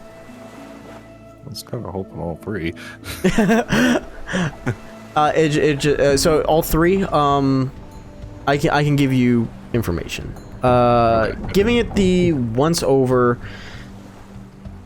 just from an initial glance, you know that this is quite the piece of machinery.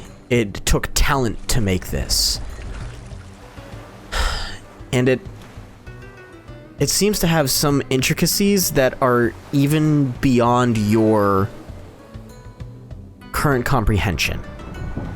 You're not sure where they come from, but damn, it's really impressive. And looking it over, you take the arm and you realize that, yeah, this is a perfect match. You can see the parts that actually are missing and broke. Like there's a rotator cuff that would have held this arm in place that has just through strain or time has gained a nice crack down the middle and released the arm. To take this apart, if you were to, there are two places, actually three places that look exceptionally easy to take it apart with your skill set. One being the legs. They seem to be able to, if you were to take off the front or any of the covering armor plates, you know just through your skill that there are probably like adjustments in there for either speed or height, what have you. You could take off the chest piece, and knowing there's probably like a central system of mechanisms that probably had this thing running.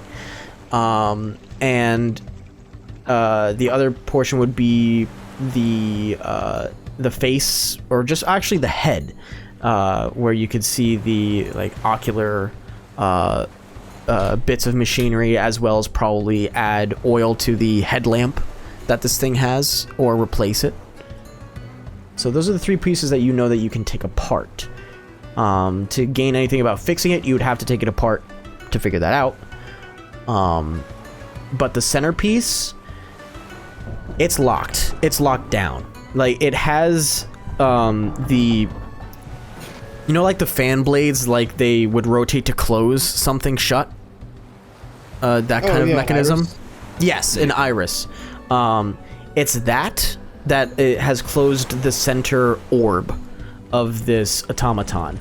And you try to, like, pry, even using maybe like a thin part of somebody's dagger, and there is no point for anything to grasp onto it. This is locked down tight. Okay, I guess I'll start taking off the headpiece then. Okay, sure. Make a tinker's check. Don't get to do that very often. Okay. So this Where will was be tinker's tools with dexterity. Bop, bop, bop. Yeah, hi-ya. There we go. Oh, 10. No, 10. Well, this is the head portion, and oddly enough, 10 was the DC you needed. Again. This is the easiest part. There is a section in the top hat. It's just easily removing some screws and taking off the top, and you can see that there is a basically they just implanted a bullseye lantern into this thing, and just they have it in like a little chassis so it doesn't move and break, and you just kind of, you can remove it, take it out if you so wished.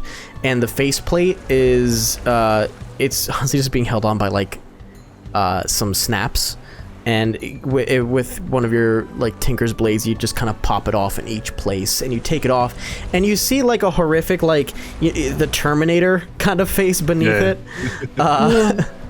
Yay. Just minus a mouth, and all that's there is what looks to be like a ribbon speaker. Oh, so he is capable of speech. It is. And you see like the iris kind of lenses where the eyes would be. They do not adjust as you remove, so you know that this thing is definitely not like actively perceiving you. But the glass coverings of its face are so scratched and just destroyed, probably by sand constantly being blown against it. You would have, it would be one heck of a time to polish it and actually repair it so this thing could see through them. This thing was essentially walking mostly blind. Like you can, like you hold it up to your face and you can kind of see through it, but like extraordinary details not really there. Me IRL. Yeah. Hashtag glasses. Hashtag glasses. I can see. Fuck you. Hashtag fuck Jay. Not you. Hashtag oh. Oh.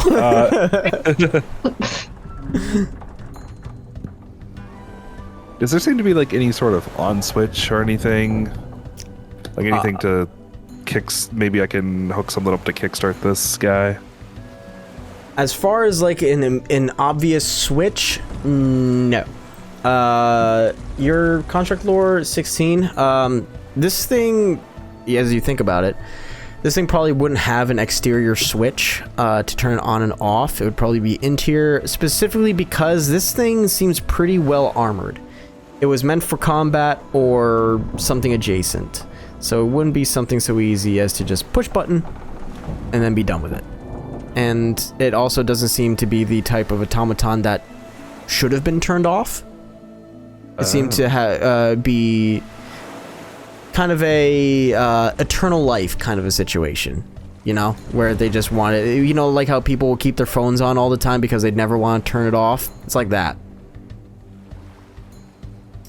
If you were to look for a power, again, it would probably be in the chest piece.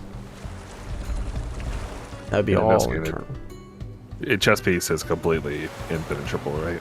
Well, that's the center, like, orb, whatever that is. But you could remove like the chest plate and see if there's something a little bit more underneath. Oh yeah, I'll do that. That might be an option. All right, so tinkers again to remove the chest piece because it's a different kind of thing going on. Zoop. Ooh. Dirty 20. Dirty 20, not bad. Nice. The chest piece is definitely a little bit harder of hardware to remove, seeing as there's probably something really important underneath. But through a little bit of hard work and assistance every so often, where you have kind of Theodore sticking his fingers and getting them pinched where they don't belong, that way you have a little bit of extra oomph to remove certain things. You pop it off, and it kind of like jumps, as this thing really wasn't meant to be taken off. But looking inside, you see these brass gears and copper pipes just weaving in all of these multiple directions and leading to like each like I guess little apparatus area for the appendages. And for Robbit, you could best describe this as like the simultaneous nervous system and circulatory system of humanoid anatomy, basically, being just repeated in this machine. And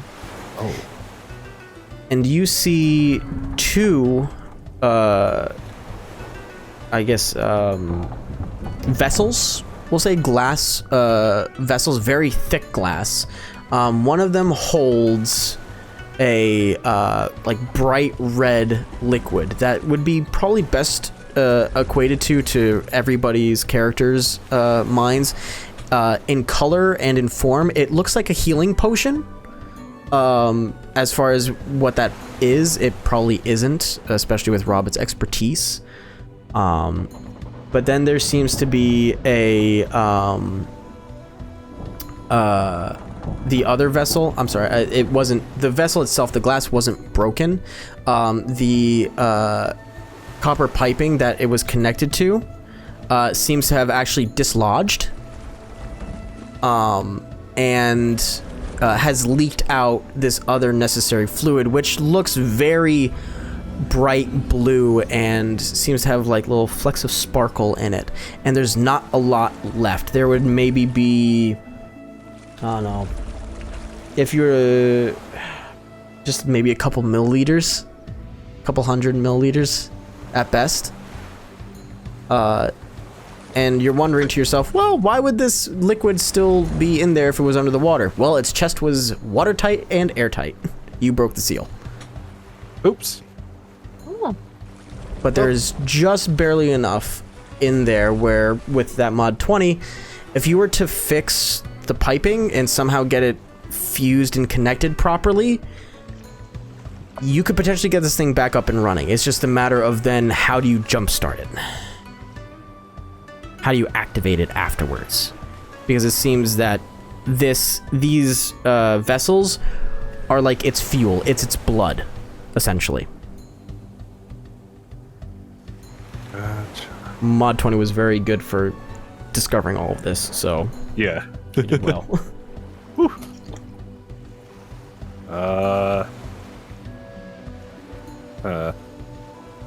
So we need to be able to fix this part up. And if we get it going, we should be good. Question. Yeah. I suppose this is our only lead on where to get our keys, but are we absolutely certain this thing won't be repaired and then immediately try and kill all of us? No, but I mean... Well, what else are we supposed to do? And that is precisely the problem. I mean, it is our only lead, and if we are really concerned about it, we could take off the arms and legs so it couldn't fight us, I suppose. which is a yes. horrifying thought. Indeed. Or I could reattach his arm, fix that up as well, and he'll be so thankful that he won't strangle me. Yeah. Those are options.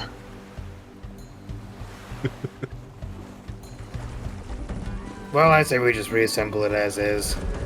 See what happens. Yeah. Take on a tin can. This thing is a killing machine, though. Indeed. It's just. So am I. I'm not gonna give him his arm back, so we'll have a better chance. But we'll. Something about So Am I was just very, very sad. All right. So you're gonna try and repair this. Yeah. Okay. So the biggest issue, actually the two biggest issues are one, reconnecting the vessel to the rest of the system, and then finding the way to activate it once that is complete. And judging by the amount of fluid that's in there, you're not gonna have a heck of a lot of time with this thing. You may have 5 minutes before it will probably shut down again. Like this, it will be running on fumes essentially before it will probably just shut down. So you can get it working. You know that you can fix it, despite its condition. But you gotta fix the vessel and get it jump started somehow. You can search for a way to jump start it within its body, because you think there might be something like that, but Do I know what the blood is that is coursing through him that he's low on? Construct lore. Oh, cool. Wop. Dirty 20. Oh, Dirty 20 again. Okay, so Yeah. you would know that automatons will function by typically two means. One is by pure arcane magic, where the gears, the body itself is enchanted, like golems or, something adjacent of the like. Things that, like, specifically, let's say, stone and clay golems. Excuse me. Oh my. Excuse me. And the other means is by alchemical process. So this particular machine seems to work off of alchemy, where these alchemical potions, liquids, what have you, are essentially what's powering and moving things along with its magic, as long as it is flowing, as long as it is as long as it has enough of it.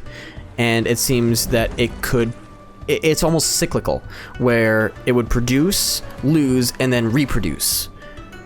But there just doesn't seem enough to you in your eye that it would be able to do that fast enough.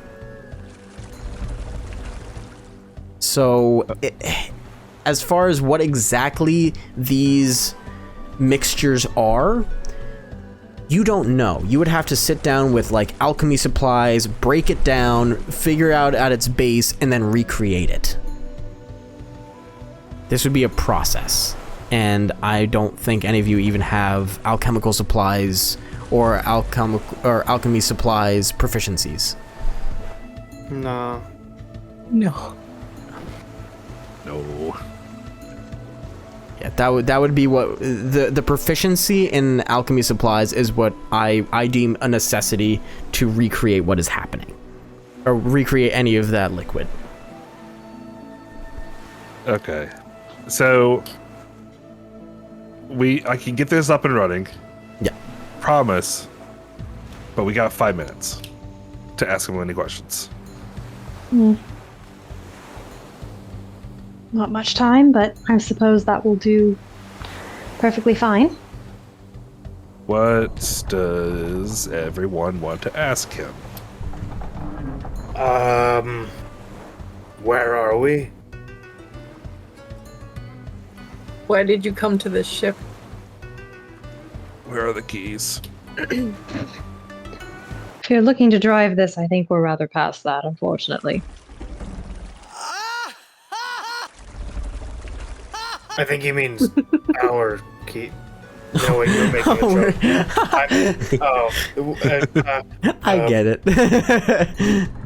Yeah, okay, I got it once I started saying it. I'm just gonna let the smart people do the talking.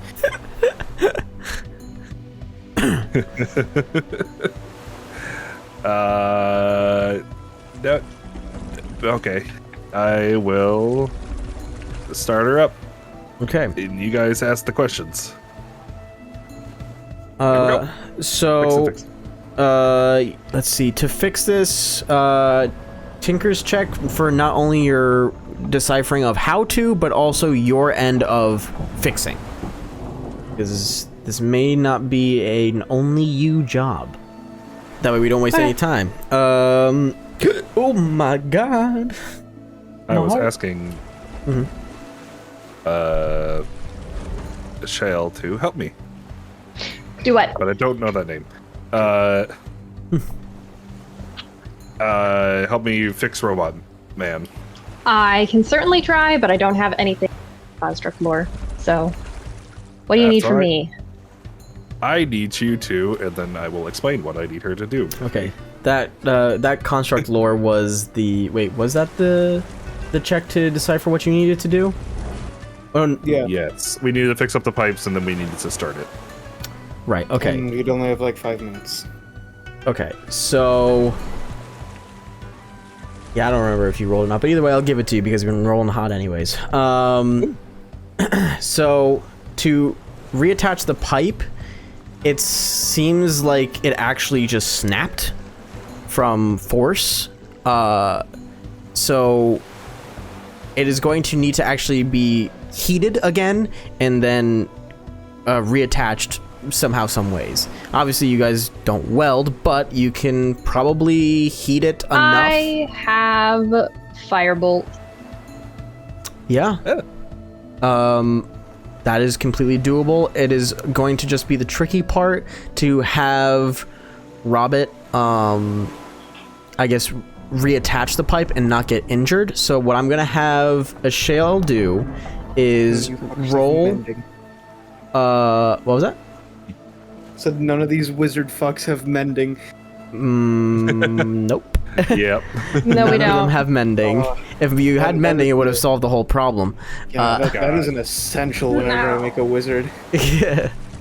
Listen, she's a warcaster. Fair.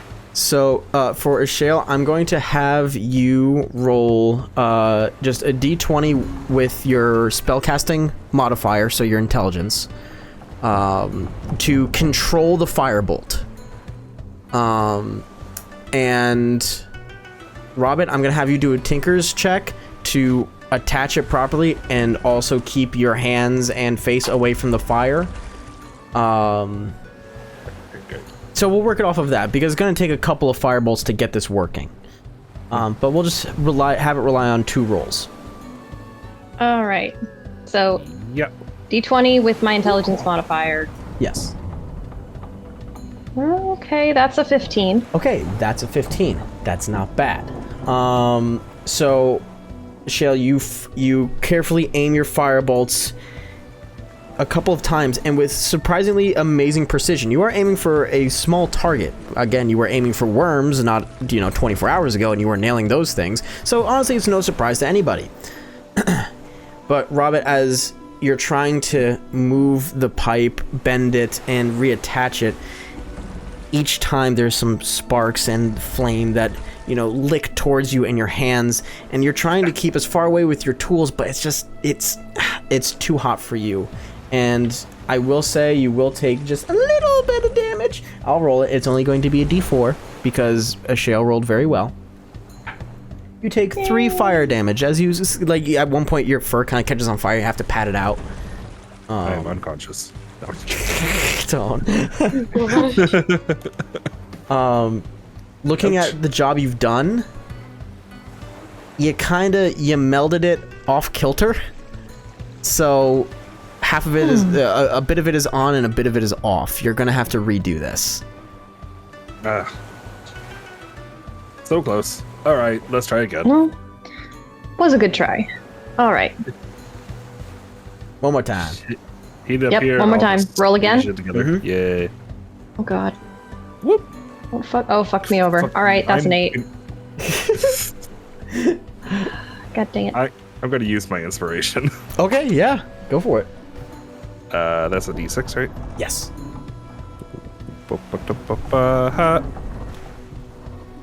Hey. Okay, 16. Amazing. So with your inspiration die and knowing what you have to do this time, you maneuver the tools, you have Ashil heat up this pipe as best as she can, and you move it into place, but it's not without struggle. At a certain point, you have to tell Ashil you have to put more. You have to put more heat and fire into this. And she does in kind, but it causes you to definitely take more damage as she's being a little bit more liberal with her magic. This time I'm going to actually, because it was an 8, I'm going to roll the full firebolt damage. Sorry. And I'll think about having it. 2d10. Oh my god. It should only be 1d10, right? Because 5th level? Mine says Maybe? 2d10. Looking. Oh, it's 2d10? Oh, that's horrifying, isn't it? I'm really sorry. The Oh. dice didn't want to work with me. Oh god. Okay, gang. So 2d10. I'm definitely I'm having just it. Where's my other d10s? Where did they all go? I'm missing d10s. Alright, so I'm stole them. eat them. actually, you know what? No, I'm not. I rolled a 3 and a 1. So you just take Oh, thank God. the 4 fire damage as one of the firebolts just kind of catches your hand. It burns, it stings, but it definitely could have been worse. I just hold my hand out and say, Theodore! Sorry. Theodore, I'm so water!" sorry.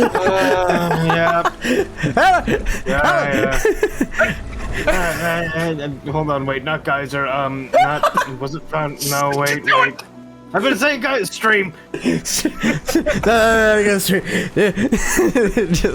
doused. Yep, gallon of water. There's a nice like bald patch on your hand now where your fur was. Oh no. I'm sorry. It'll grow back. I could hit it with a geyser if you want. I don't No, I'm fine. know. Okay. All right. And with that, the vessel is reconnected. There is no activity happening. You will need to do another construct lore check to find out where an activation or jumpstart switch would be for this. Otherwise, you may have to think of another idea to get this thing moving. Oh boy. Here we go. 12. 12. So with a 12, looking through the inner workings, feeling around, maybe there's a switch, maybe there is like some knobs you have to turn to get things moving, maybe you have to start spinning some gears, and you try all these things, and it just doesn't work. Now, the only other way that you know to activate an automaton, whether it be arcane or actually no, I'm sorry, it wouldn't be arcane, specifically excuse me, alchemically run automatons, is to jolt them with lightning. You have to Frankenstein it, essentially. And this is either done through a wizard with like a controlled lightning bolt, or in the case of people who do not have that capability, hoisting them up in a particularly vicious thunderstorm and hoping to the gods that lightning will strike it for them, if they didn't build in a activation of some kind. And as that thought comes to your head, you do hear the rumble of thunder as you remember there is a storm approaching. Yes. Oh. Oh my god. Alright, we're gonna have to Frankenstein this. And by that I mean Frankenstein's monster, because Frankenstein was actually the doctor. I'm Does anybody not sure. have... I know what you're talking about, but go on.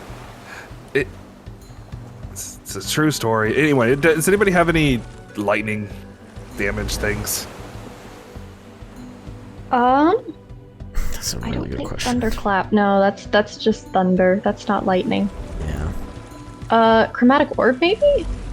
Oh, Yeah, I could do lightning You damage can with do chromatic lightning orb. damage with chromatic orb. Oh. You could do Potentially. Does it just have to be lightning in some form? that. You. Yes. Yeah, it has to be lightning in some form, whether it is natural or arcane. It just has to be enough. That's the. That's like the thing. So let's just say for like chromatic orb, you need there is a certain threshold of lightning damage that needs to be dealt to turn this thing on. Out of game meta, there is a certain point you need to meet. Okay.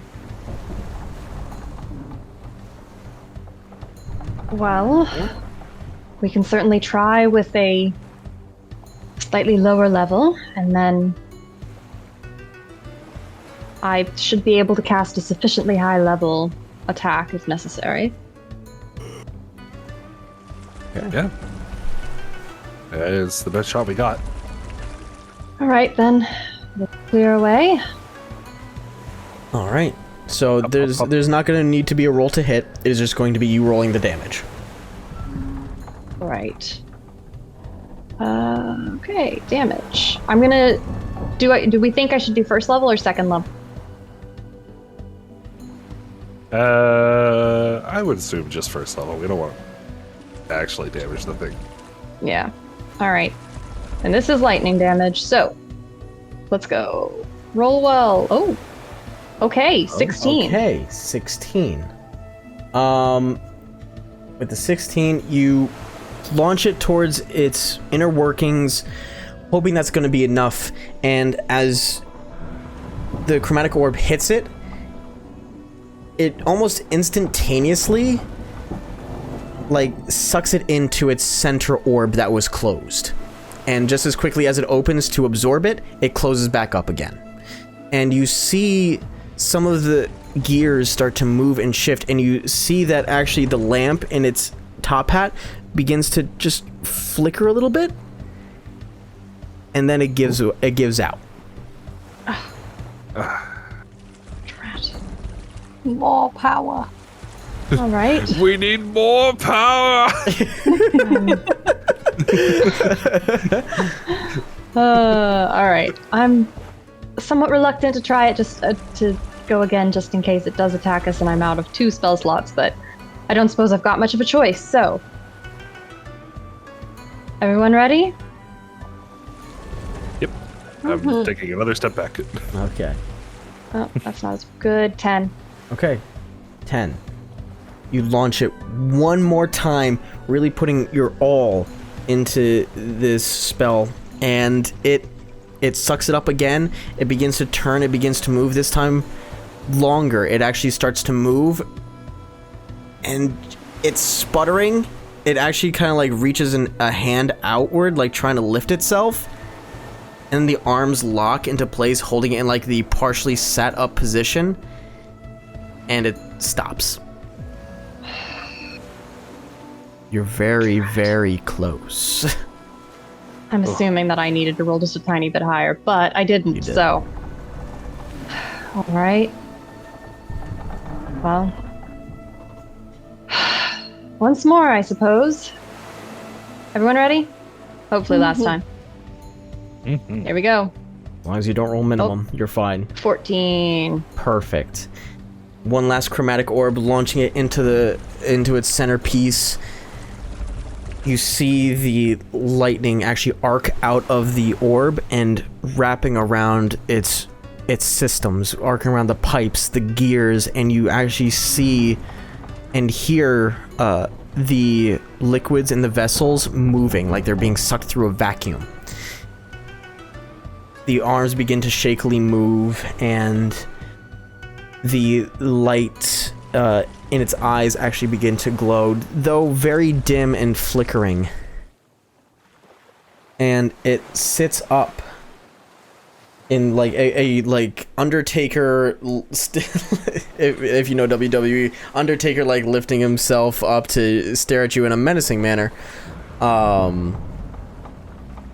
It sits upright, stares at you all, and says, "Where am I?"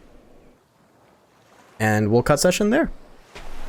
Oh boy. Ah, robot.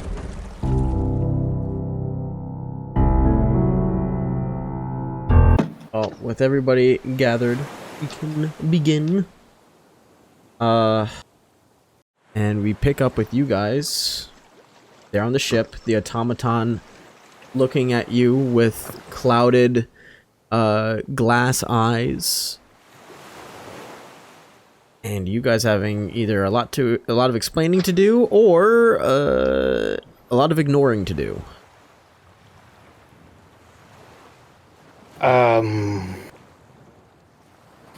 Well, we don't really know where we are either. A notion of joining a desert, if that helps.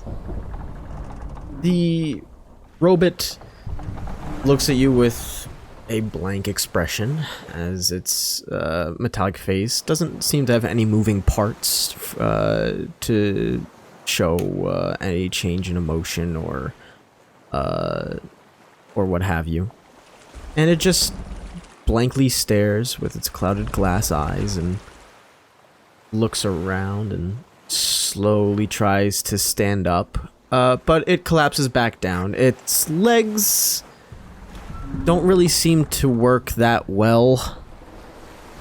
And to my recollection, did you reattach the arm? No. No? Okay, so it's trying to keep itself up with one arm, but that arm is failing. Like, regardless of the construction of this thing,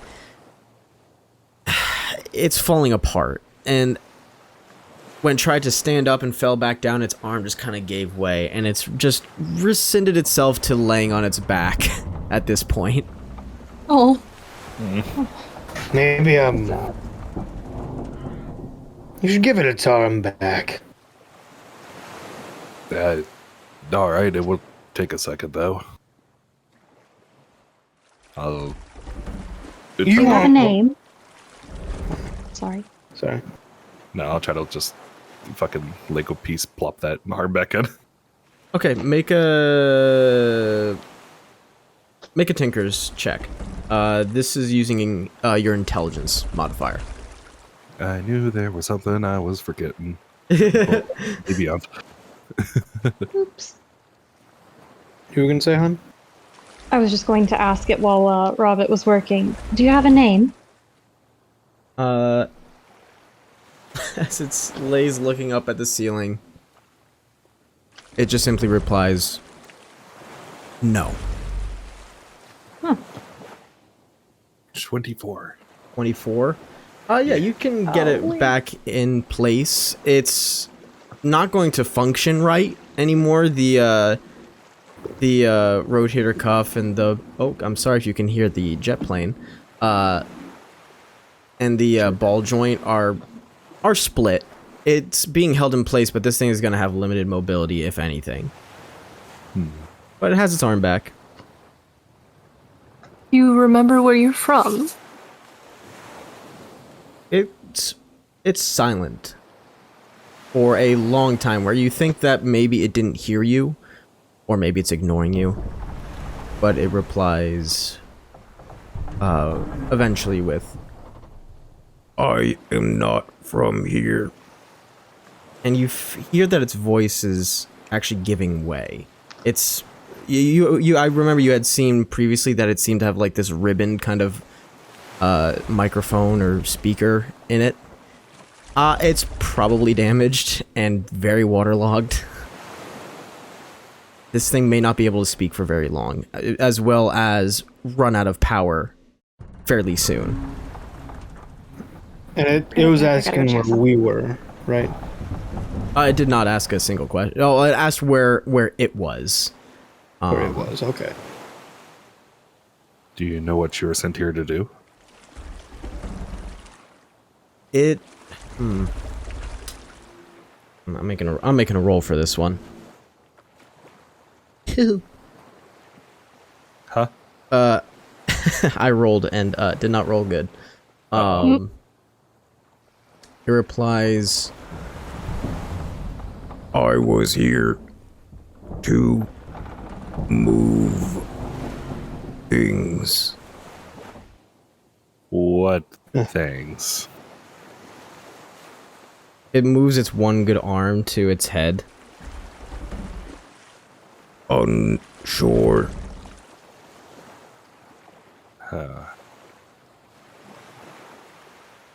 How long have you been here? It starts like looking at its hand and moving its fingers as if it's counting. I mean, y'all can count. It goes through its digits multiple times. Oh. Multiple times, and you're not sure if it's counting in years, days, months, weeks. But you can watch it for about a minute and it still keeps going. Can you say how long?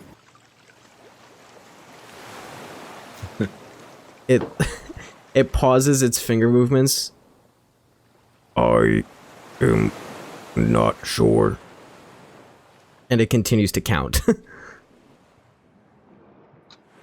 What unit are you counting in? I'm gonna roll percentile for this. Binary. Yeah, binary. Okay. It thinks years. Okay, so it's been here a very long time. That's okay. You can stop counting if you'd like. It keeps going. Oh. Okay. He well, wants to know too. Fair. Do you remember how you got here? Was it through some door? It pats the ship. You got here on the ship. There's a nod. Oh, what's your place of origin? Unknown. As of now.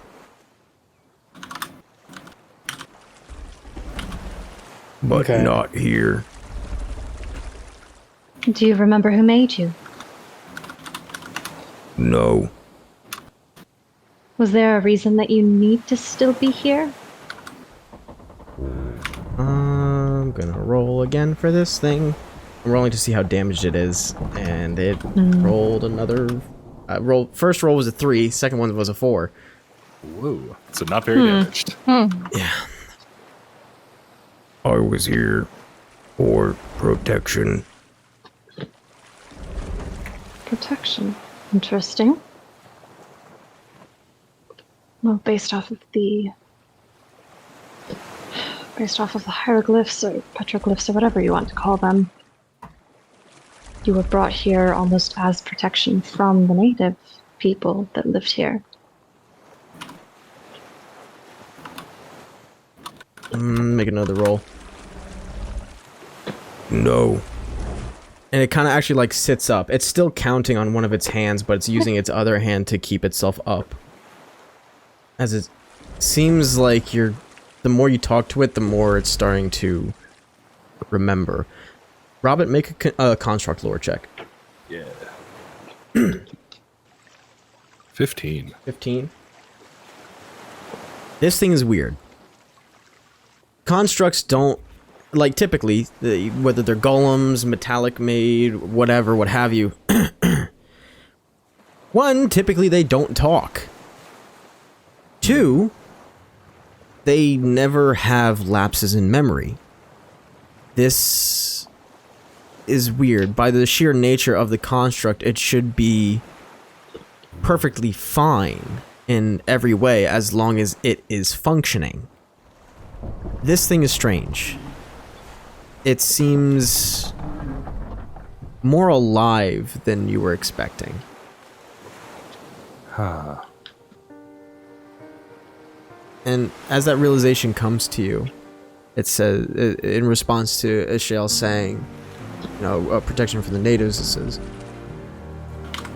They were unexpected, but protection from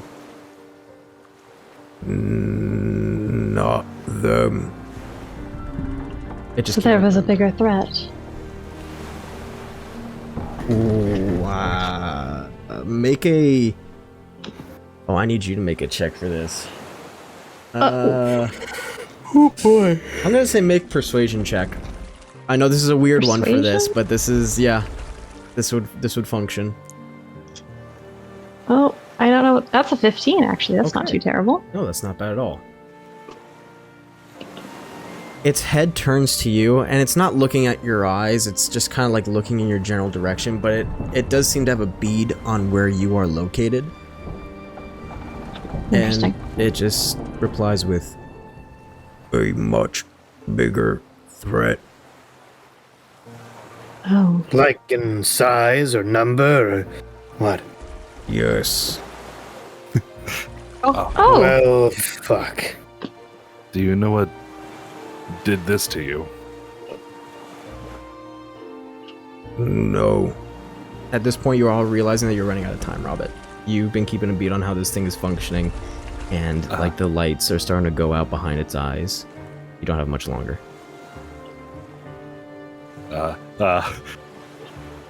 What do you remember of this Of this end, you said? enemy? I'm sorry. Enemy, got it. Oh, let's roll for the again. Oh, you suck at rolling dice. Uh-oh. Here, hold on. You know, hold on. This dice has been rolling a little too poopy. I'm gonna rub it out. I'm gonna do some test rolls. Just 1, 2, 3. Okay, get out of the way. Okay. No, I do this too. I do this too. Now this one will count. Okay, still bad, but better.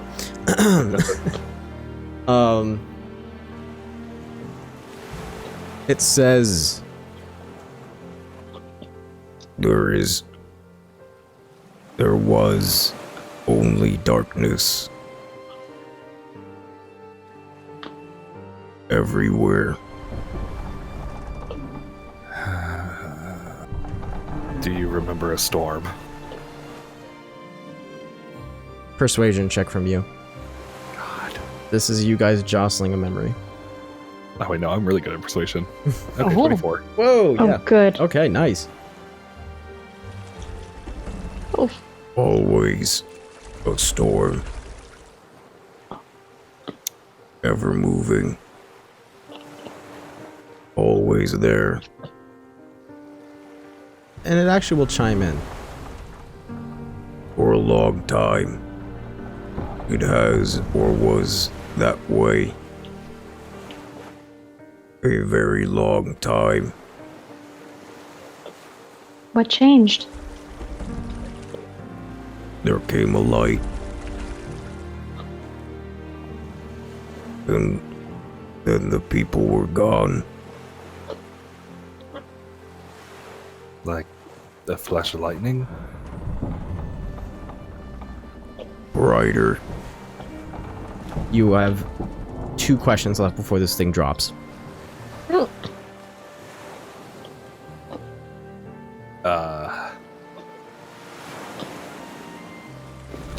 I don't know what question to ask.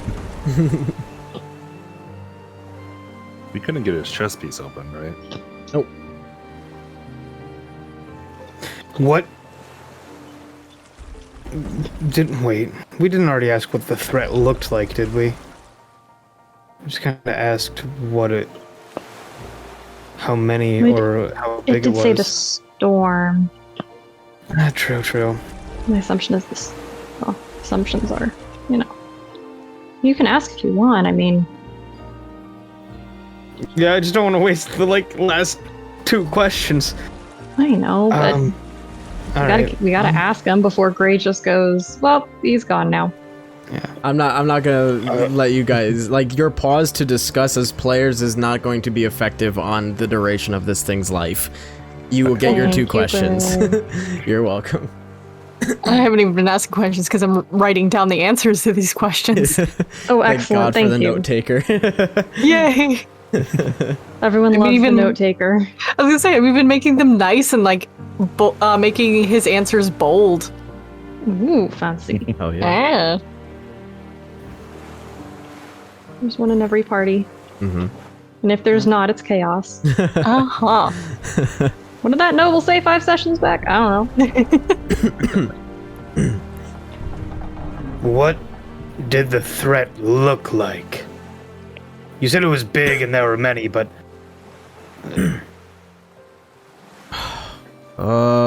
You make a persuasion check. okay. Yeah, could be worse. Well, it could certainly be fucking better with a 7. They all many forms. Many forms. And you see it's starting to lose its charge. It's getting drawn out. Last question.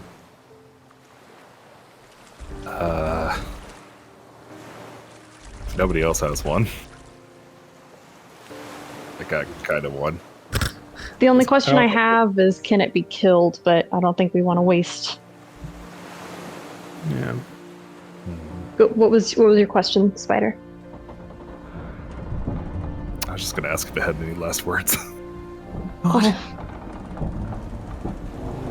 Honestly?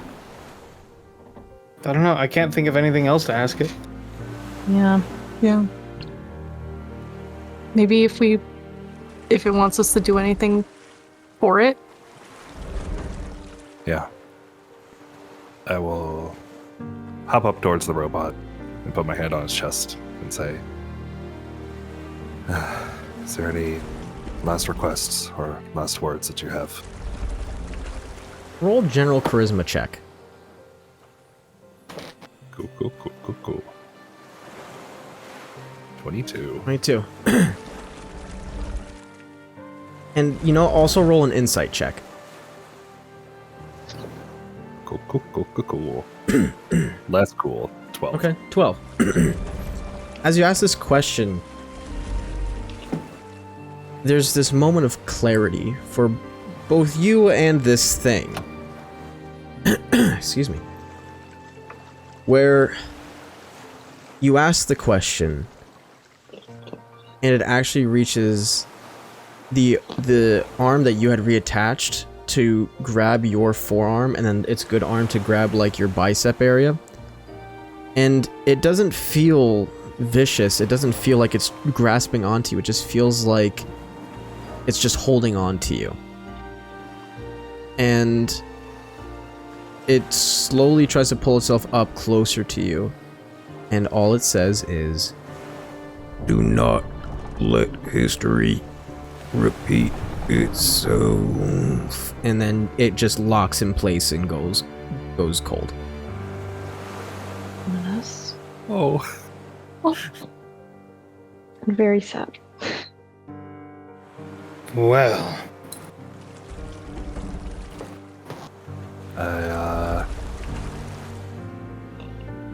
I know he seemed like a robot, but I think he was a bit more than that.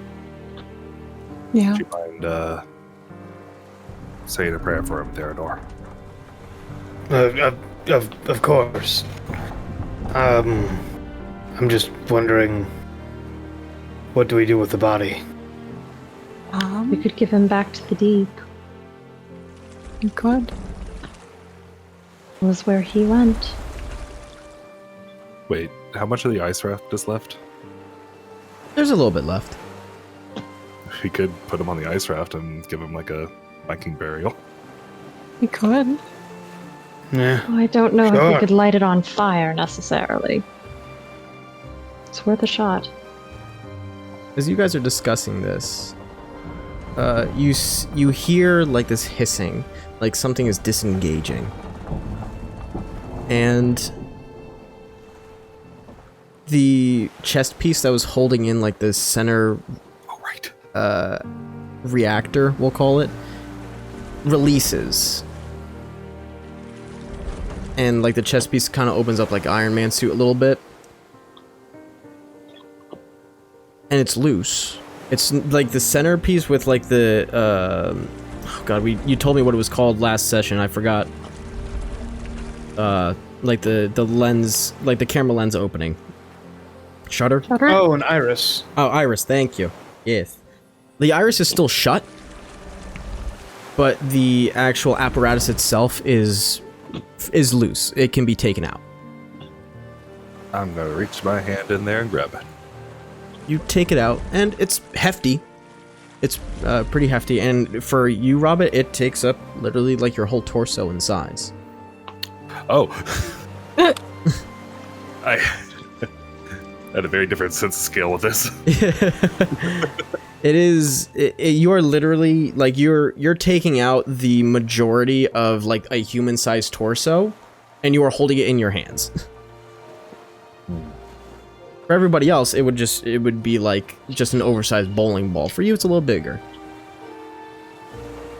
Do you think this was the weapon that it used to try and defeat the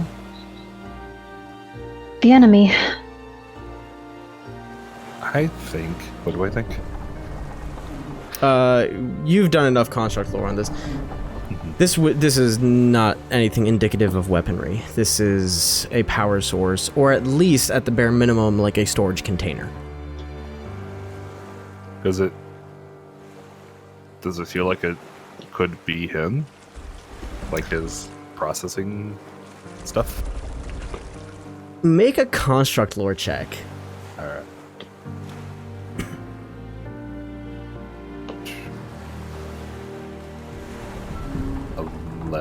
11?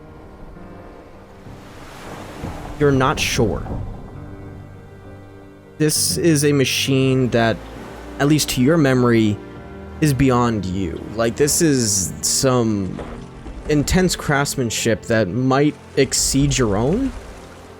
You're not sure who or what put where.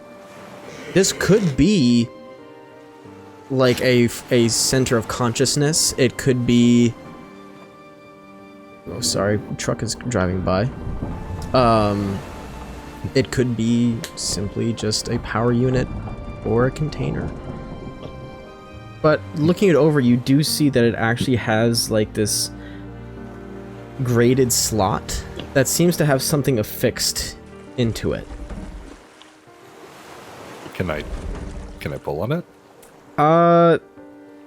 It's really pried in there. I'll say make a Tinker's Tool check.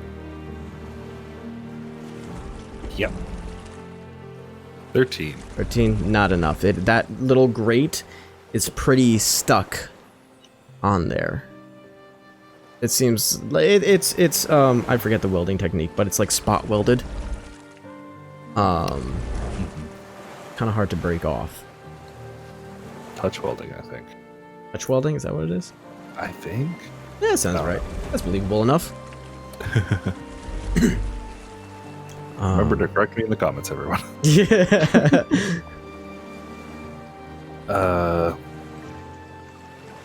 Could somebody hold on to this for me? I'd like to take it and study it at some point. Sure. I'll wrangle it. I'll pick it up and walk over and like lose my balance as well, holding it above my head. I will take it under one arm. Always showing off. Okay, that was not a... I mean, I need the other arm, probably. I'm joking.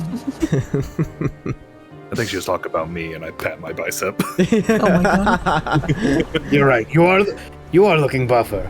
Have you been working out? Oh, stop.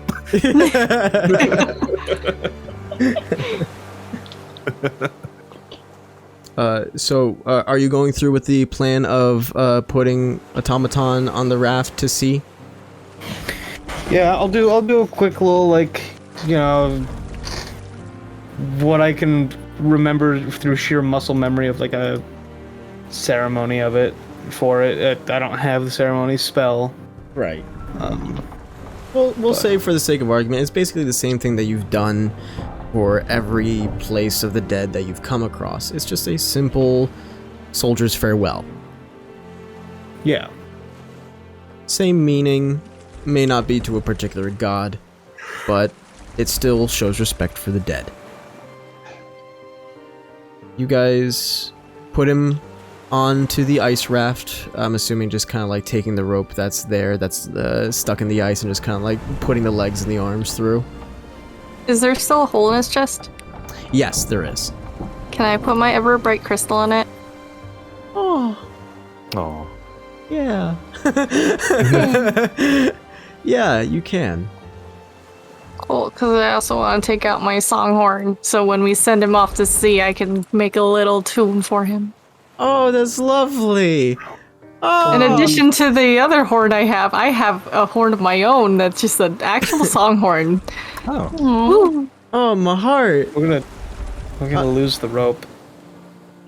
You'll lose like 10 feet's worth, I'll say. You guys can remove the rest. Okay. Right.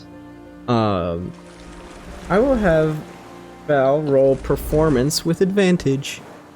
Woo. There's one roll. Oh, there we go. Nat 20! Nat 20.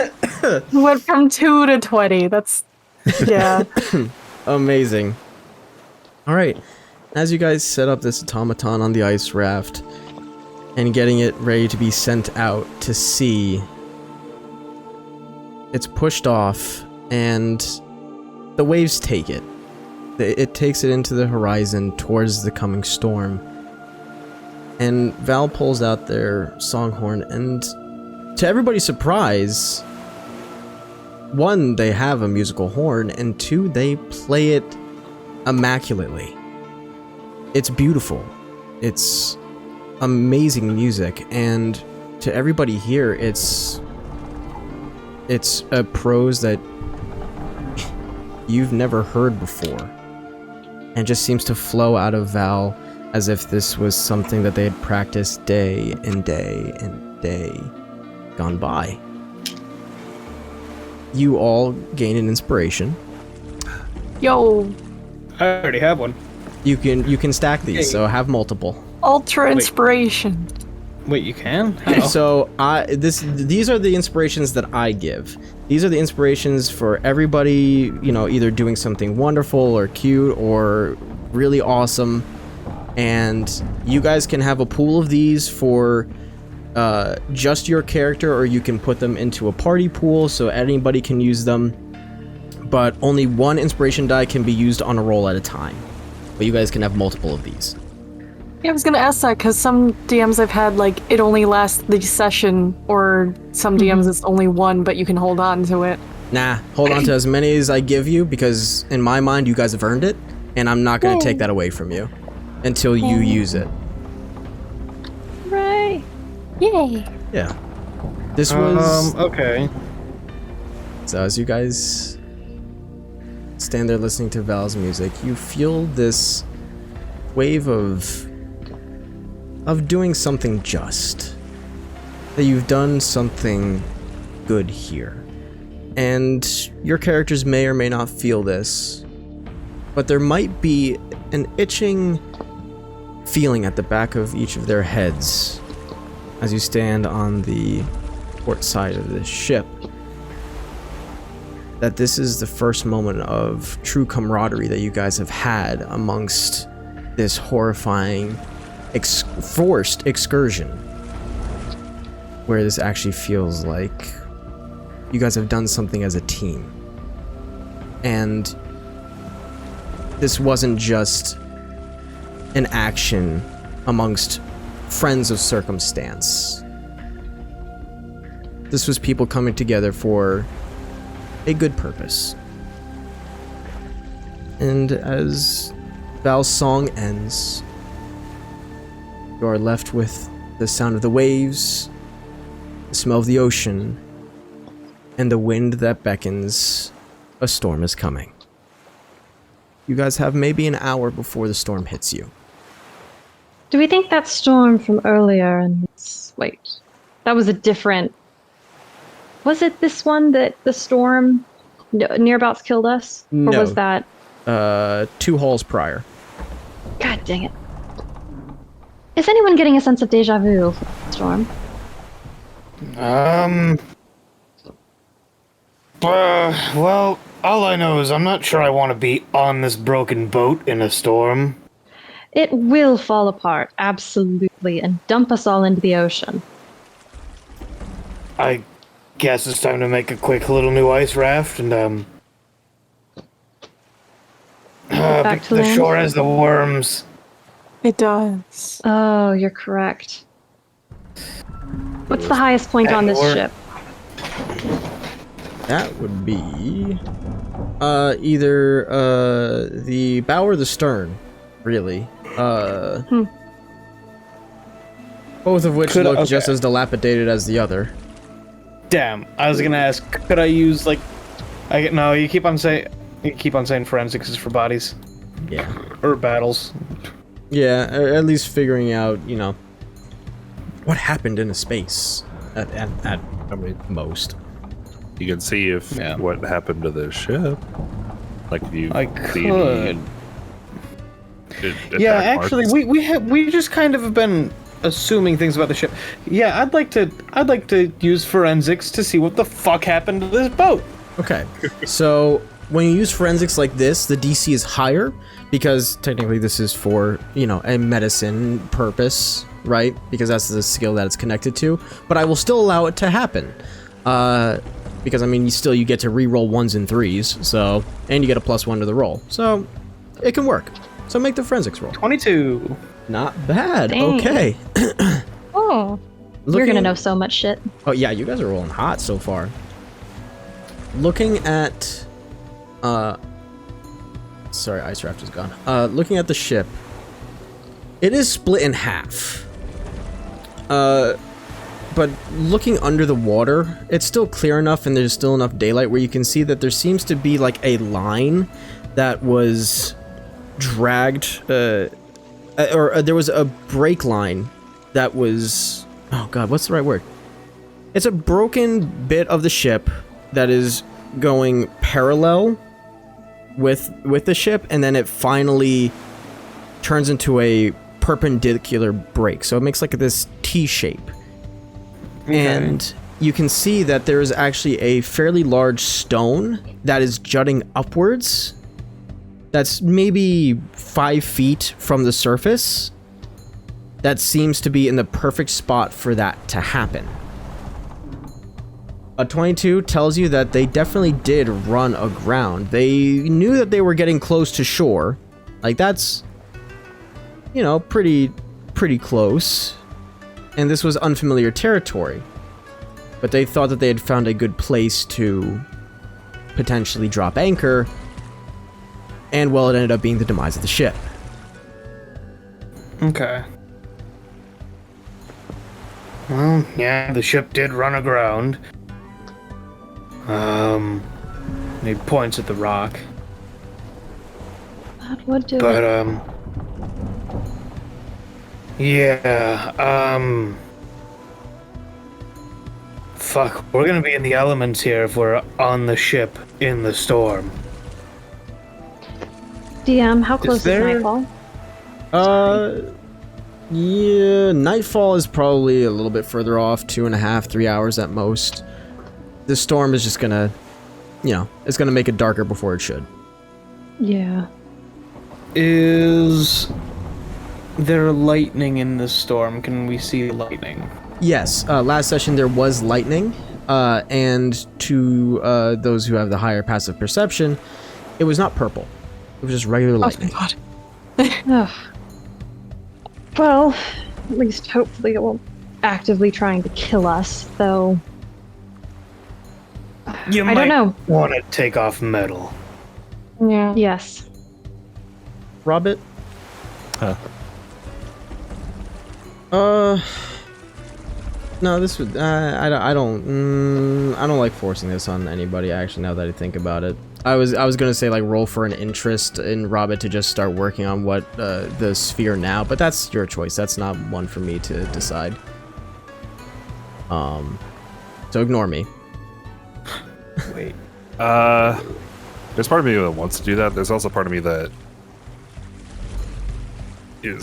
thinks Robin would be very scared of thunder, or very scared of thunderstorms after last time. That is totally fair. Do you So he's probably think, panicking a bit. Okay. DM, Yes? do you think Theodore could fashion these masks and his branded longsword a lightning rod? Yeah. That's I was possible. actually going to ask something similar. I was going to ask what my crossbow bolts are made of. They're metal bolts.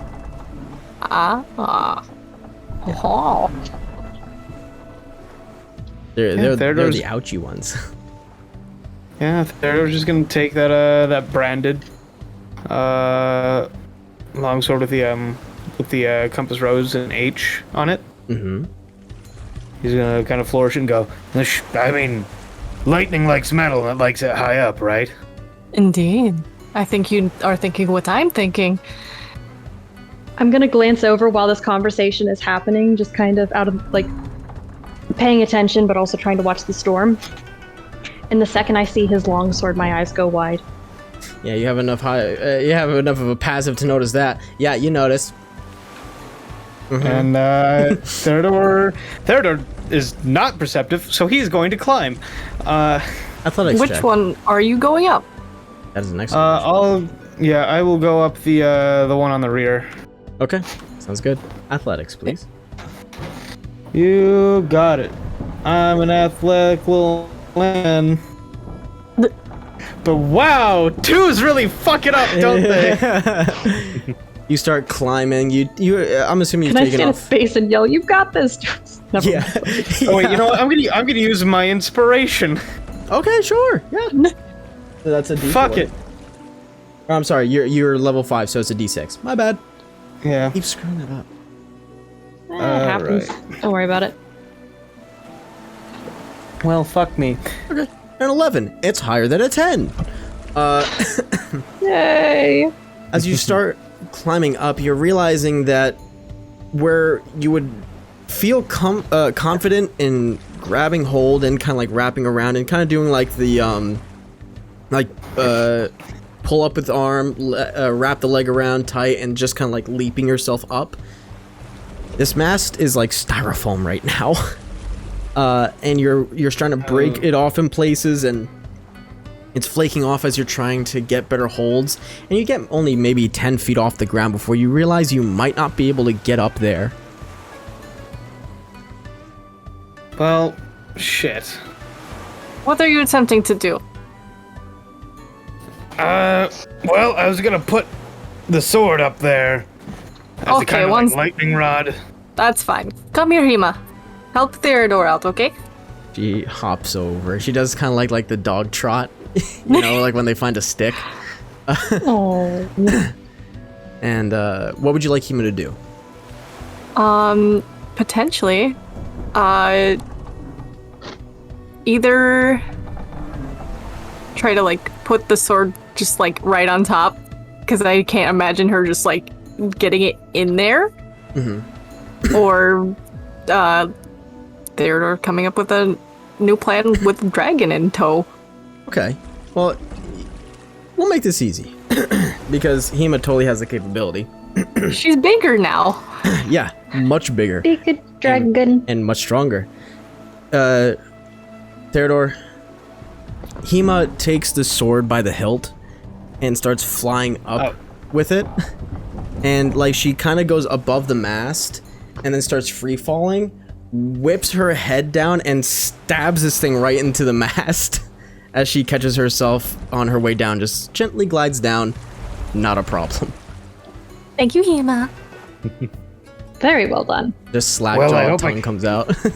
I hope I can get that back. We should be able to. He was very proud of herself. She can grab it back if you need it. I would like it, yeah. After the storm passes. Of course. I would like to take my crossbow out and make a few shots to the other pole over there. Okay, yeah. Roll to hit. It's wood. It doesn't. There's not a lot to it. 24. Yeah, easy. How many? I'll say that'll just be like the one roll. How many shots do you want to put into this? Oh, like 3. Sure, yeah. Just one try each time. Val takes aim at the top of the mast and launches 3 crossbow bolts into it, kind of adjacent to each other. It'll probably function. You guys have 2 lightning rods. Wonderful. They're doing. What the fuck happened on this boat? Nobody knows. No one knows. Love it. All right. Is anybody here proficient in religion? No. Yes. Hello. Oh. Okay. Roll religion check. I'm a fucking The paladin surprise and fighter. He's a pal. DM says surprised paladin. I have 3 fucking levels in paladin. Forgot that detail. Forgot paladins get religion. That's what? I forgot. Well, I'm rolling like dog ass, so. Oh no! Okay. We'll leave that where it lies. Ouch. Fuck, I was excited. I'm like, oh yeah, I'm perfect. Oh.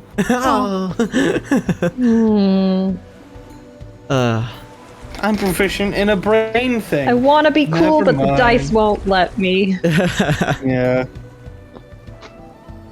Alright. Lightning rods set up.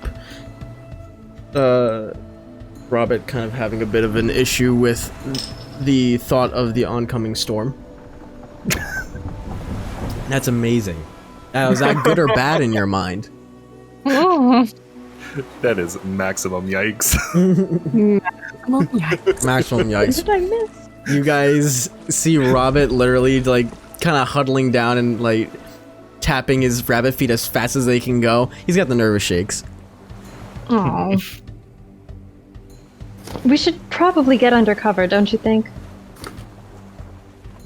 Well, there's not much cover here. Is the problem? Anything with a roof. It has salt water on the floors. Yes, I understand that's not good either. So, with preparations made for storm, what do you do now? So the interior is at least has standing water in it. Yeah. If I remember right. Yeah. Yeah. Fuck. I don't have any. The only one that kinda doesn't ish is the bow.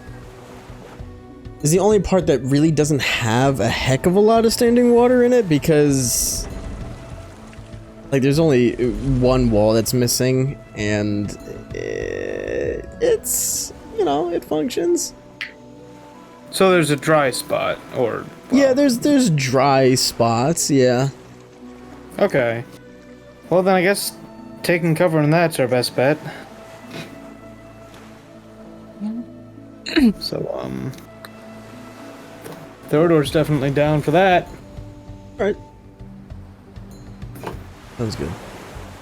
So, we'll say that you guys can just hop across the middle. I'm not gonna make you roll for it right now. You guys have a down pat on how that's gonna go. Yeah. You guys head over to the bow. Chilling with the corpses. And Which the... is the front. Yeah. Chilling with the corpses and the containers of whatever the fuck. Yay! Charming. Thank you. Alright, so you guys in the bow of the ship getting ready to hunker down. Yeah, you have. God, it's fucking performance mufflers. You guys have time, so discuss what you wish to discuss. You do as you will. Yeah. I mean, Theodore's just kind of maintaining his stuff while listening out for the storm.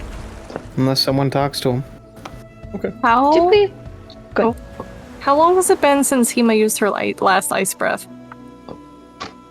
It hasn't. You guys haven't really had a short rest since. Okay. No, didn't Gotcha. we short rest once we got on the ship?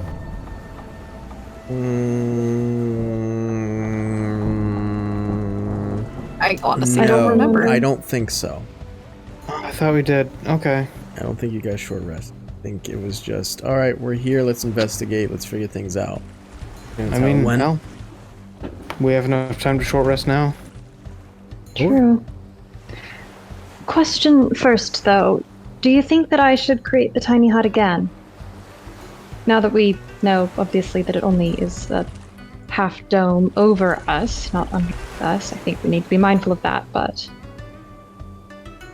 Oh, that we could just be up top then. I mean,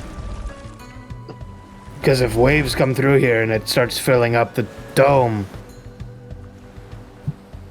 That's true. I believe it's water resistant. Though I'm not sure about lightning. Hopefully your lightning rods will be helpful. Hopefully. Well, we can see what it does down here. No, there's no harm in putting it down, is there? Well, it will be one spell slot that I've used, and if I have to make it again on the upper deck, it's going to be 10 minutes of casting. Well, shit. I know. Let's save And it for if I things get really rough. Alright, just keep in mind that that will be 10 minutes for me to cast it, so.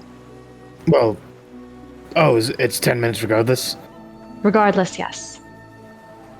It's a ritual. Gotcha. Unfortunately, I can't just snap my fingers and make it appear. Requires all sorts of odds and ends to build it.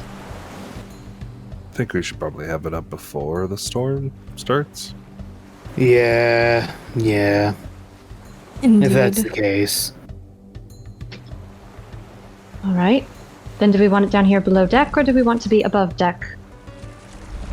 I think it might keep water out, but if it seeps in from underneath, then won't have any luck at all.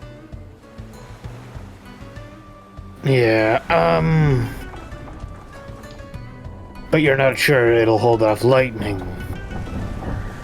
Let me double check what I wrote in my book. So the tiny hut will prevent basically anything from getting in, like Yeah. at all. Just underneath is the problem. Yeah. Well, as far as I can tell, it should be lightning resistant. Everything inside should be kept comfortable, according to the spell's description, though comfortable is anyone's guess, I suppose. Well, then I say we move above deck. That way we're less likely to have water seeping up. Alright. Directly above where we are now, do you think? That's not a bad idea. What's the larger part of the ship? Larger part of the ship is definitely on the other side, and will be next to the lightning rod. But this That's part true. has more ship to it. This part, yeah. Yeah, let's stay over here. That way we don't have to move too much as well. And Perfect. Yeah. And let's get up top quickly. I don't like the look of that storm. Let's head to the top deck. Hemo was having Sorry. a bad time. Also, sorry, I completely and totally forgot that, like, I had Tiny Hut and that we could use that until just now. So, Tiny Hut, huh? Link. I will set out to start casting. And I believe, is it 10 feet? Yep, 10 feet. Okay, about there. Alright, that's Tiny Hut. Everybody can fit. Yeah. 9 creatures, medium size. So we're all fine. And Robin's gone. Oh, there he is. He disappeared. I can't believe it. All right. Robert is dead forever. Oh no. So you set up tiny hut, and you guys are taking your short rest. Yes, I believe Yeah. so. Yes. Okay. During the short rest, you guys are comfortable. The world outside seems far less scary within this bubble. As you sit around resting, taking stock of where you are, where you're going, and what you've learned. Maybe that. Oh. Definitely a shale. Uh-oh. I don't like this. It's fun. It's fun. When the You're DM not is assuring you comforting. it's fine, that is not comforting. You are not comforting me in any way. It's fun. Great, stop. Okay, and Robert. Huh? Okay. Ashale, I need you to make an information gathering roll. A fucking what? Your sub holy skill. Yep, I got it. And Oh Robert, shit, it's. you can got re-roll. it. It's a 3. I can reroll. Oh, thank God. Oh, Okay. okay. Robert, I need you to roll a prophecy lore. What? Oh. Oh. Yeah. What the fuck? Well, Well. okay. I'm gonna start with you, Robert. As you sit, taking your short rest, trying to keep yourself calm, this panic that you continue to feel, truthfully, isn't going away. Whether it's the storm that's perpetuating this, or maybe the information that you got from the robot, you feel amazingly uneasy. And your eyes focus and unfocus constantly as you're trying to keep your thoughts at bay, but something is grasping at you. It's almost like your body is pushing something down, but it keeps trying to crawl its way back up. What that robot was saying to you, it feels so familiar for some reason. You know something about it. You know more detail than you think. But you're not telling yourself this. It's something else within you telling you that. Not necessarily a voice, not necessarily an otherworldly being that's whispering these horrible things to you. It's just an intrusive thought that keeps coming back. But what you know that this is history. That this has happened in your world. And it's something just eating at you and you're not quite grasping it. Shale. Yes. Information gathering with a 21. Yes. You're putting things together. You're thinking about what that robot had said as well. And your own experiences here too. There is a common theme amongst all these halls that you've come across. You guys are typically the only living beings. Oh yeah, I picked up on that one. Player knowledge comes in. Yes. I had another theory, but I'm still not sure that it applies, though I... Feel free to share your theory. Okay. I think one of these halls each has been directly from our past. Okay. I can't be absolutely sure, but I think that there's like correlations between each one of us in the hall, like a specific hall, but I can't put the pieces together. Okay. And I think I might be grasping at straws. I don't know. Okay. As far as the Shale's knowledge goes, there's nothing to prove or disprove that whatsoever. So that may be true. Okay. But putting together those pieces, you guys being typically like the only living beings, at least ones that aren't monstrosities and ones that aren't constructs. The only time that you've seen living beings, you can even really call them that, were the creatures in the second hall that were deep within a mountain. And there were the bodies at the lake as well. and the bodies at the lake. As far as who they all were and what they meant to all of you, that remains unclear. But the storm, what the robot was saying about, particularly in many forms, just the darkness, things are lining up for you. And its last words of "do not let history repeat itself." That's where it hits you. And the 20 was the DC you needed for this, for me to just give this outright to you. There's a bit of lore that all of you generally know. Something that goes often not discussed, as it was something that happened a long time ago. And quite honestly, it's something that nobody's around that remembers it, and nobody really wants to remember, if they do. The Oblivion.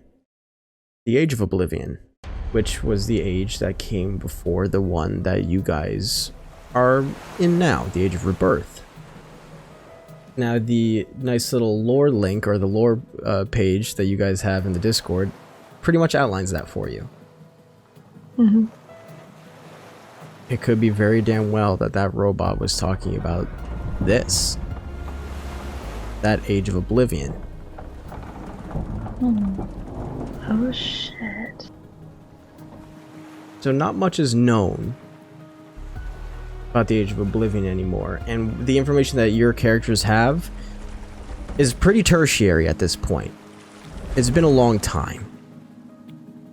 So scholars, people of interest of ages gone by, many are working off of assumptions, off of oral history that has been passed down, and even then, the stories never really seem to match up, except in a few places.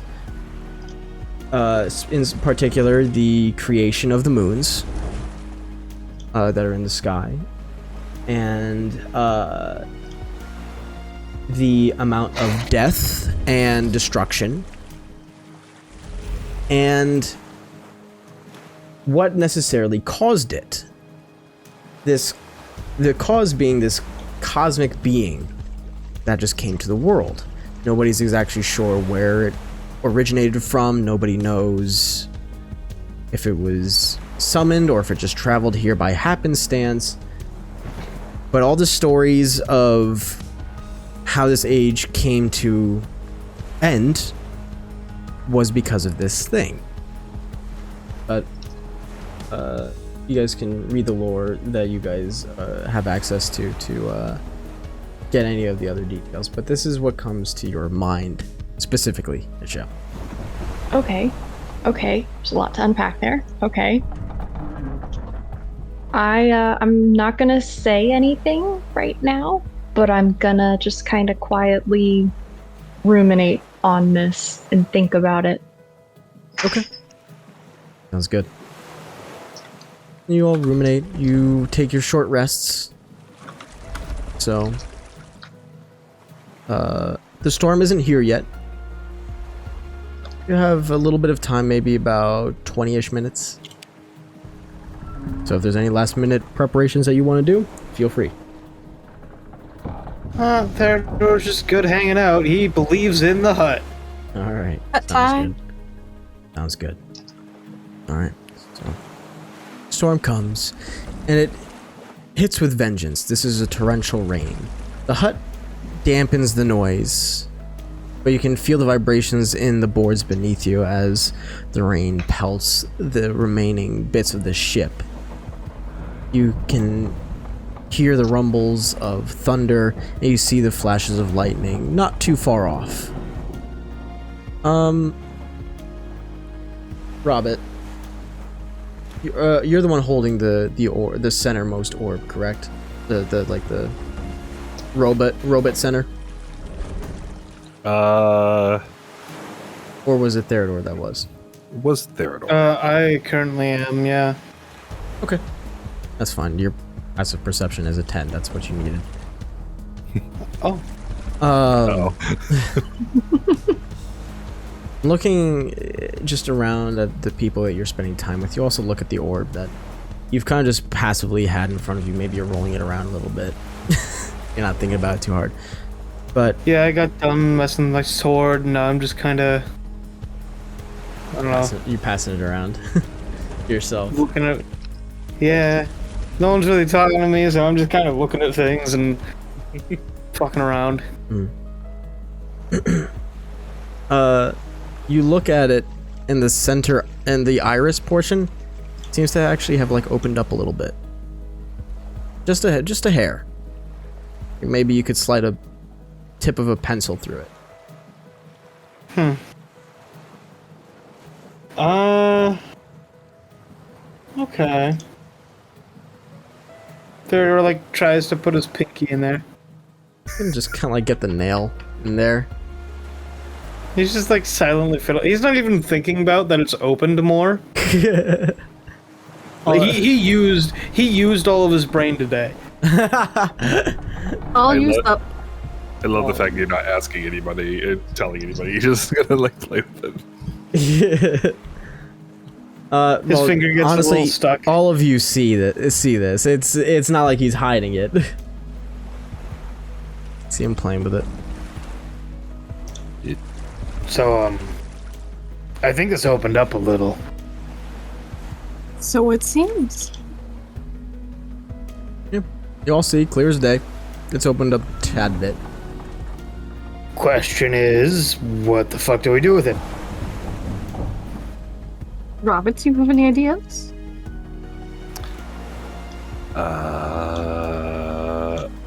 Can you stick your pinky in it? Well, I tried, and I think it's a little stuck. Your pinky is stuck? Yeah. Oh no. I mean, like, hold on. Let me just give it a good yank.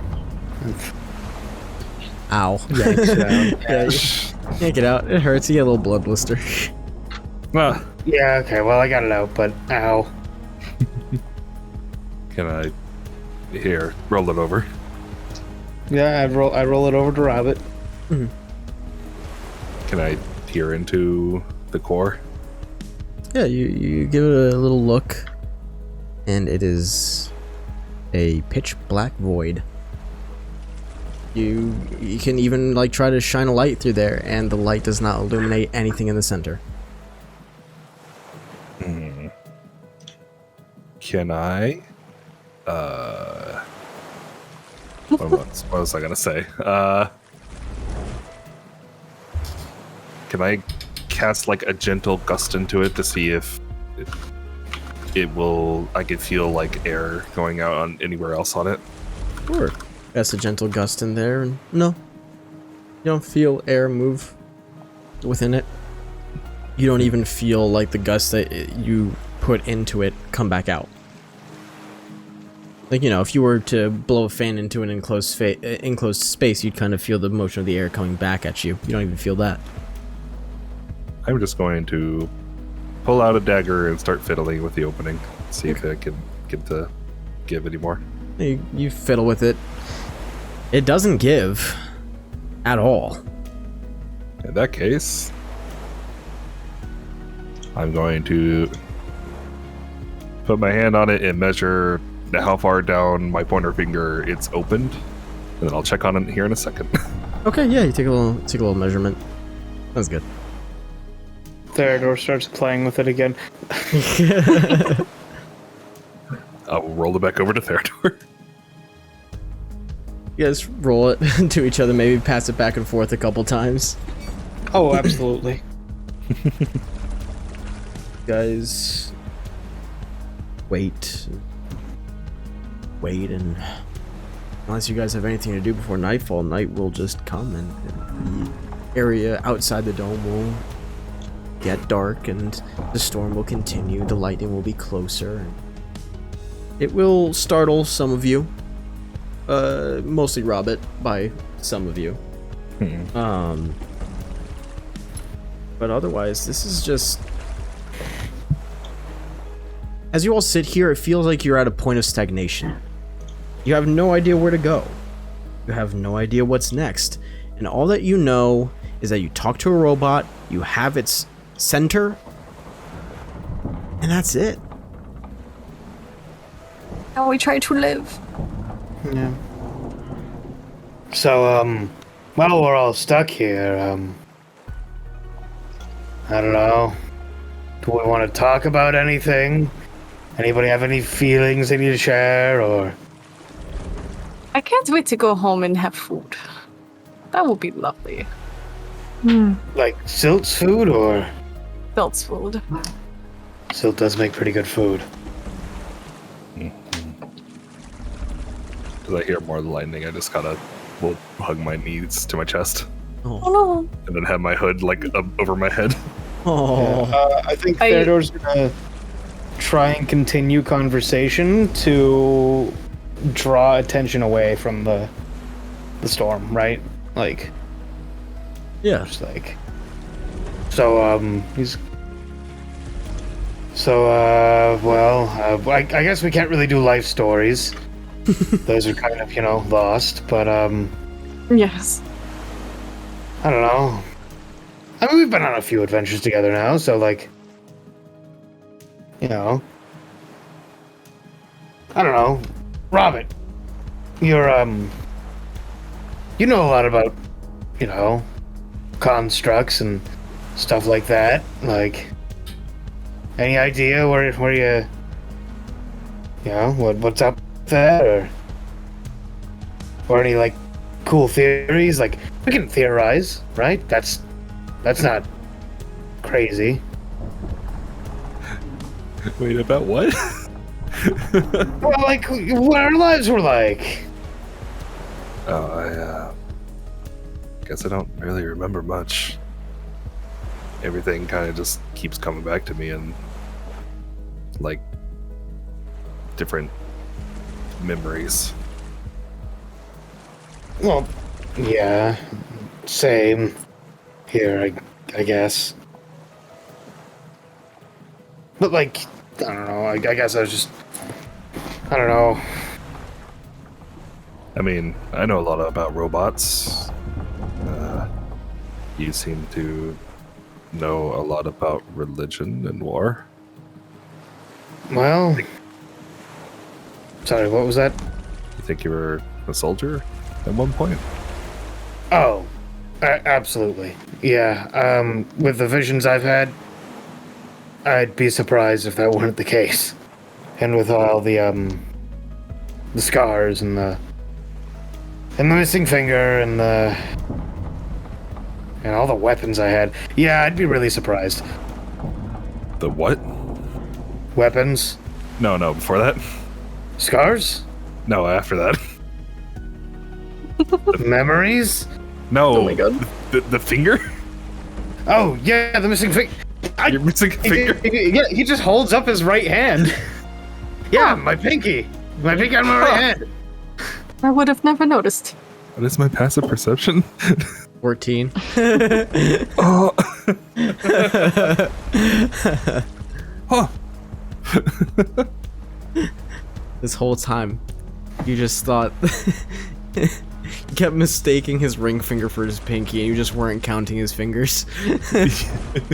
Oh no. Okay. Please tell me a Shale at least noticed.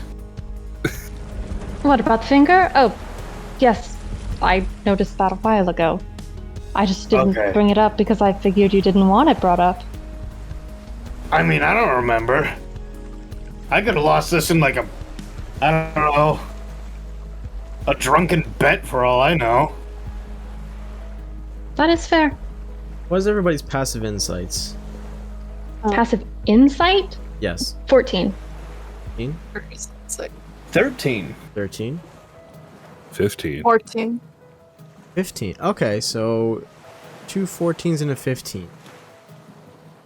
Robert, because you got the highest one in the room. You first roll an insight check. Okay. Yeah. Dirty 20. Dirty 20. Val, you roll an insight check as well. 22. Oh my god. Ishale, you roll an insight check. Oh god. Dice don't fail me now. Okay. That's 12. Okay. We'll go from the bottom up. Ishale, you're ruminating. You're thinking. But you look to Robert, and obviously Robert's very uncomfortable, but it seems to go deeper. You're not sure to where, but it goes a little bit deeper than just, you think, the weather. For Val and Robert, when Ishale's brought into this conversation, she seemed a little... what would the right word be? Despot? Would that be the right word? Distracted. Distracted, thank you. Distracted from the conversation at hand. Almost like she just wasn't paying attention, and as she talks, it seems like it's just surface. Yeah, I noticed that, just didn't want to say anything, but there's something else happening behind those eyes. You two pick up on that really easy. You notice that there was a twinge of something, and your active checks gave you guys the opportunity to look further. Anyway, yeah, no, I mean, you know, I'm wondering if, like, I could have had it reattached then and I chose not to, or if, like, I don't know, maybe something bit it off, and what are you guys looking at? You see like a Mexican standoff of stairs, but nobody's paying attention to you. Oh my god. Okay, well, yeah. Yeah, you guys have fun with... Is it like a staring contest, or... No? Yeah, alright. You know, alright. I'm sorry, my story's not that great. Is everything alright? With... Everything all right They're with you? looking at me. I'm trying to discern why. Are you okay? I don't know. I feel like I'm trying to construct a puzzle, and half pieces are of a completely different puzzle. And some of them seem to fit, but some of them don't. And I do not know what's happening anymore. I'm very sorry that I haven't particularly been present. I mean, that is fine.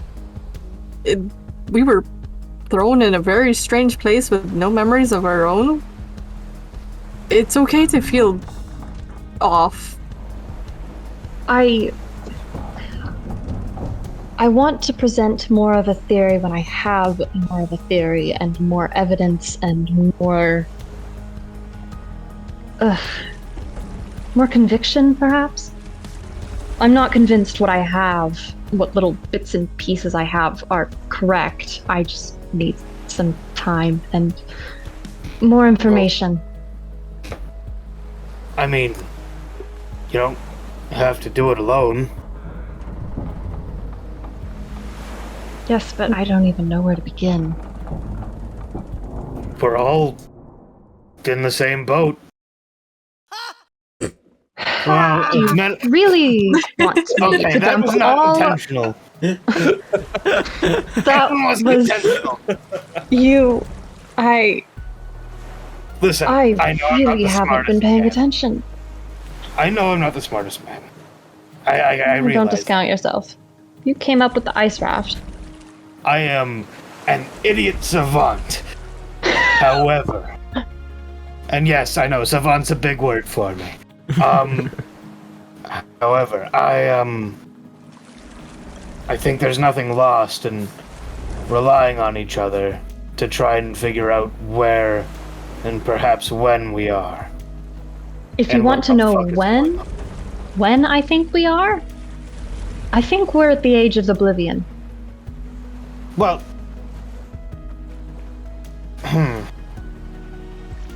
You are more than welcome to tell me that I am incorrect.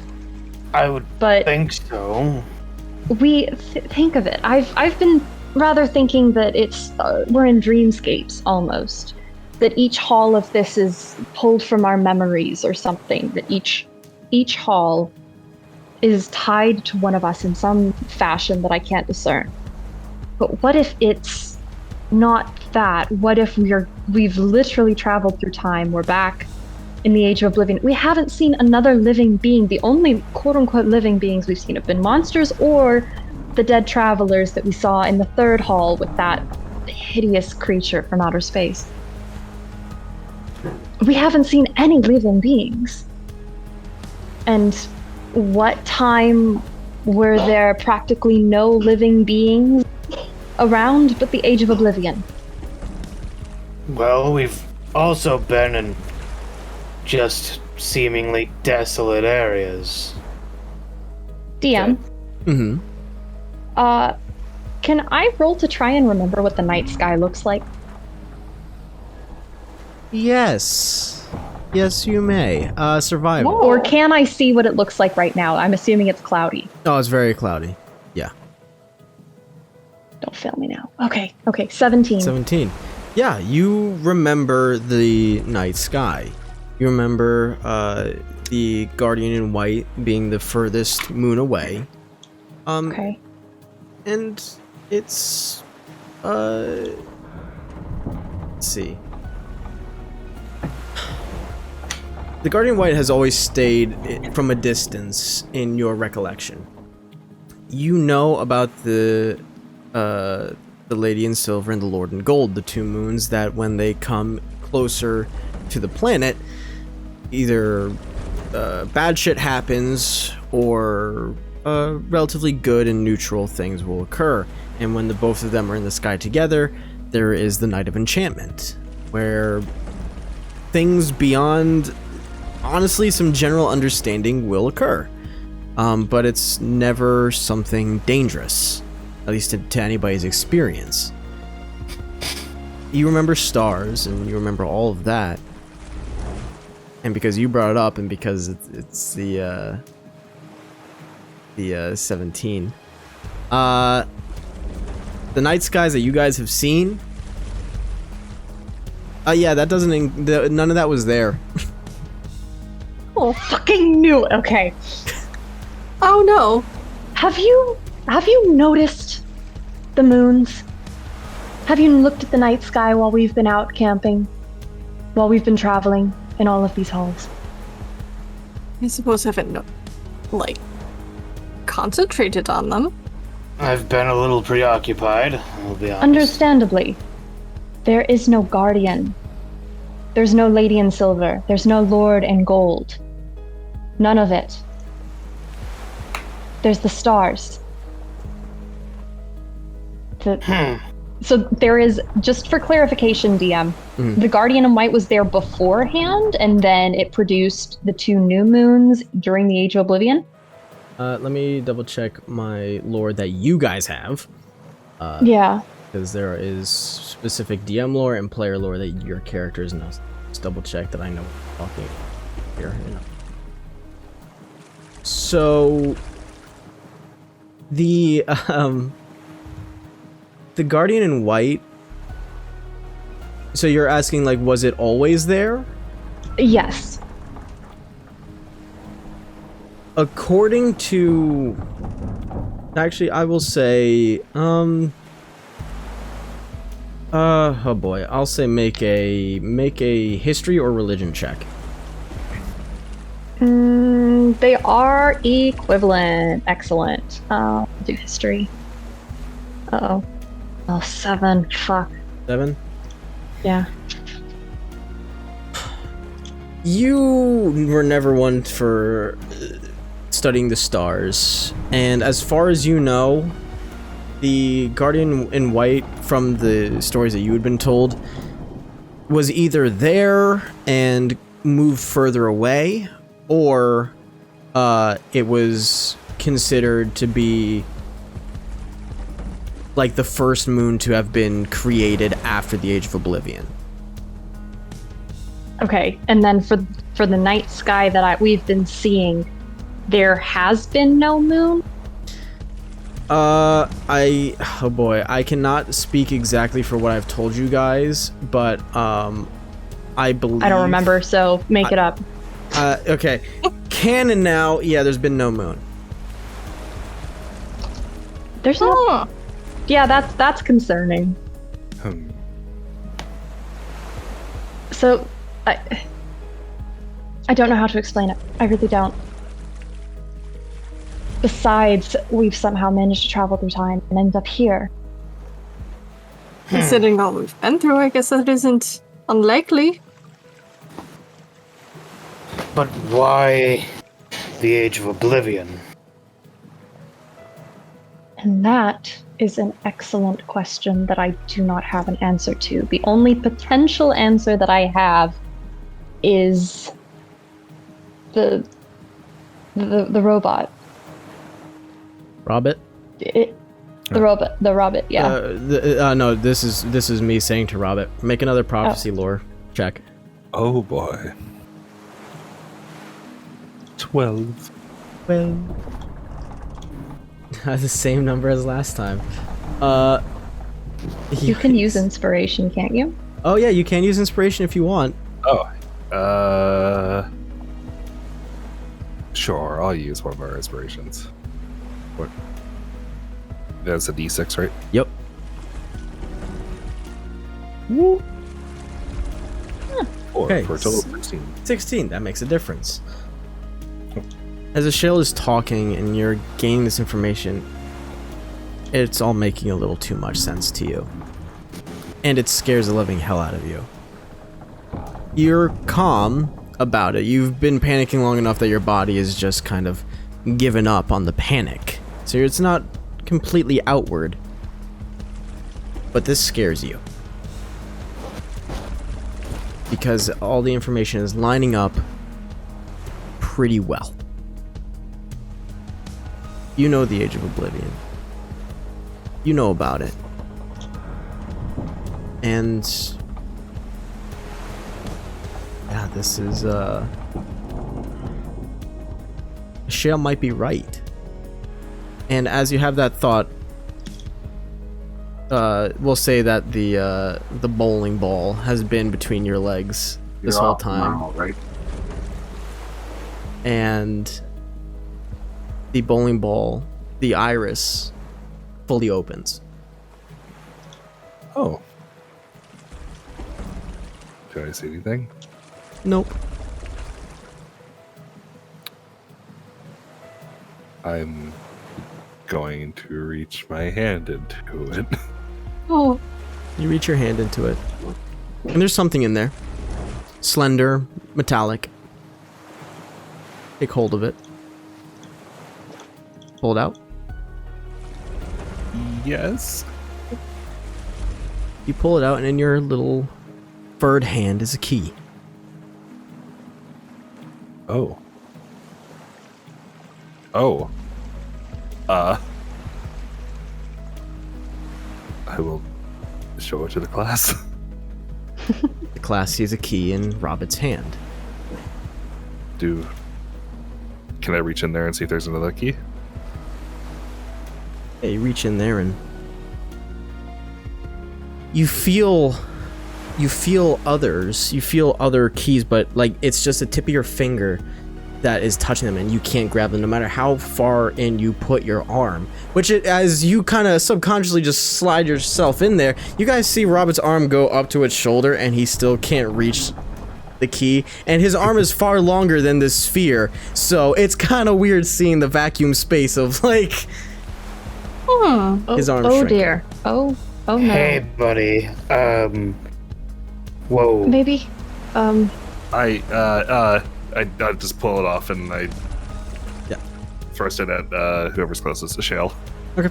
Here. Oh. Kiki, reach in. All right. I'll reach in and try to grab a key. Yeah, you reach in, and your hand up to your wrist goes in, and you feel a bottom, and you grab a key. All right, here. I'll pass it on to the next person immediately. Pass it on to Theodore. Theodore, you do the same, and Val, you do, you follow in kind. And each of you grabs a key. And Val, you being the last one to grab a key, this sphere is actually launched from your grasp and thrown into the middle of all of you. And it remains there with the opening towards the sky. And in like a quick flash, darkness surrounds all of you. Where the dome was, darkness envelops this entire space. And you all feel this cold, this biting cold. And you all start to hear whispers, just gentle whispers in your ears. All of you make a perception check. Don't like. 17. 19. Nice, nice. 14. Theodore? What languages do you all speak? We'll start with Theodore first. Alright, I speak Celestial, Common, Elvish, and Undercommon. Noted. Val.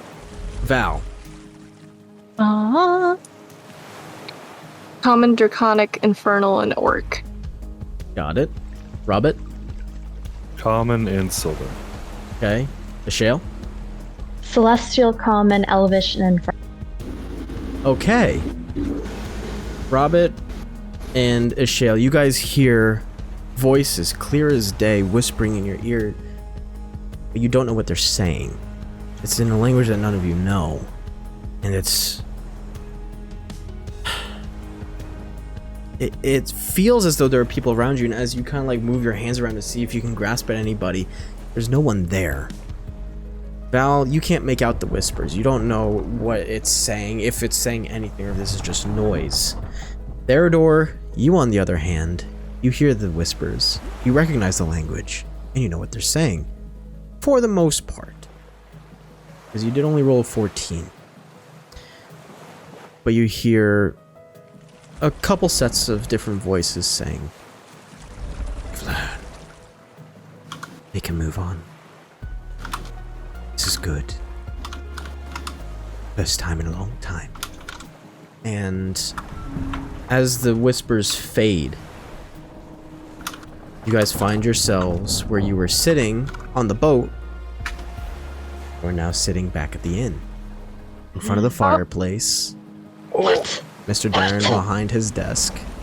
And the smell of Silt's cooking permeating from his kitchen. So, what language was that? It was Undercommon. Oh! Oh! Oh no. Is the orb still there? The orb is, it's not there anymore, no. Fuck. No. Good. I was gonna say, that'd be nice to have a bag of holding that our friend had. Question. Well, I was gonna get the hard drive thing off of it. Oh, yeah. Fuck. DM. Yes. Did I recognize that fucking voice? Because I feel like, as a player, I recognized it. Yeah. Huh?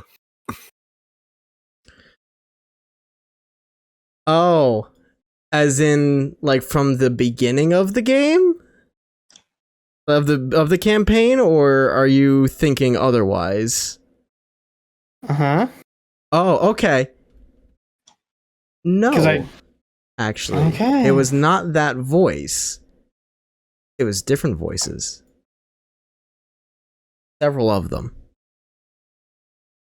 Okay. And as you all return and have this moment of, what the fuck?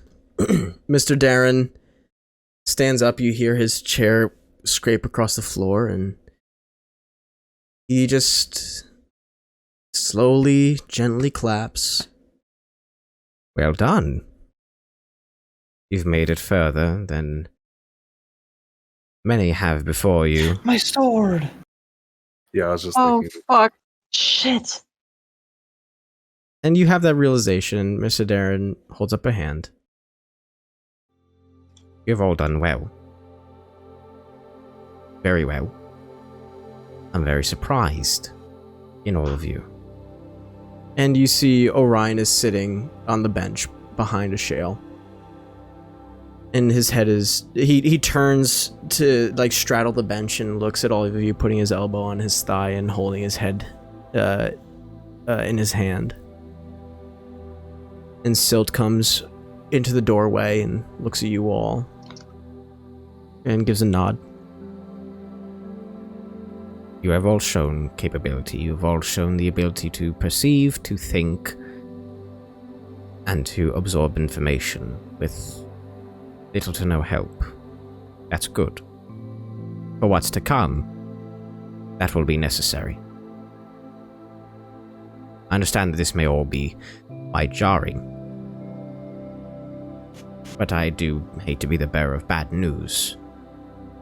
But there is worse to come. And they all step over to you guys.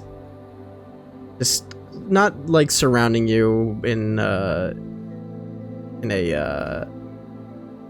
vicious manner. It's just they're gathering around. You all have your keys. Please, if you don't mind. Open your boxes. Well, Do we have them? Yeah, you guys would have your boxes. Say. Okay. Like they're either if you had left them in your room, they would have been brought out to you. We'll say. Okay. Yeah. Okay. All at once then, or one at a time? However you wish to do it. All at once, perhaps. Yeah, let's try that. All right. sure. And Theodore gets to work as soon as the rest do. Yep. Yep. I'm going for it. We will start from the order that it is in my notes. Michelle, you're first. Oh god. Okay. You put your key into a small drawer, and the drawer comes out fully. And within it is a thin, tri-folded piece of paper that appears to have been crumpled. Like somebody took the center of it and just squeezed it in their hand. And as you take hold of it, roll for memory. Okay. Give me a minute. I gotta get back to my character sheet. 84. Okay, full memory. Oh. You open the letter. And I'm sorry, it is a letter as you open it up and you pull apart the crumples and the wrinkles and flatten it out. And it reads in common. Michelle, I did you the favor of finding a ship to take you where you want to go before I left. Find the Wave Cutter, captained by a Triton named Chorus of the Allernath family. I told them about your situation, and they promised a discounted rate. Hope you stay safe. Tundra. As you look at this, you smell the ocean briefly. It's just ever so quick. And you feel the sense of being so tired mentally, physically, emotionally. You feel frustration, you feel anger. And you feel the sensation of hope lost.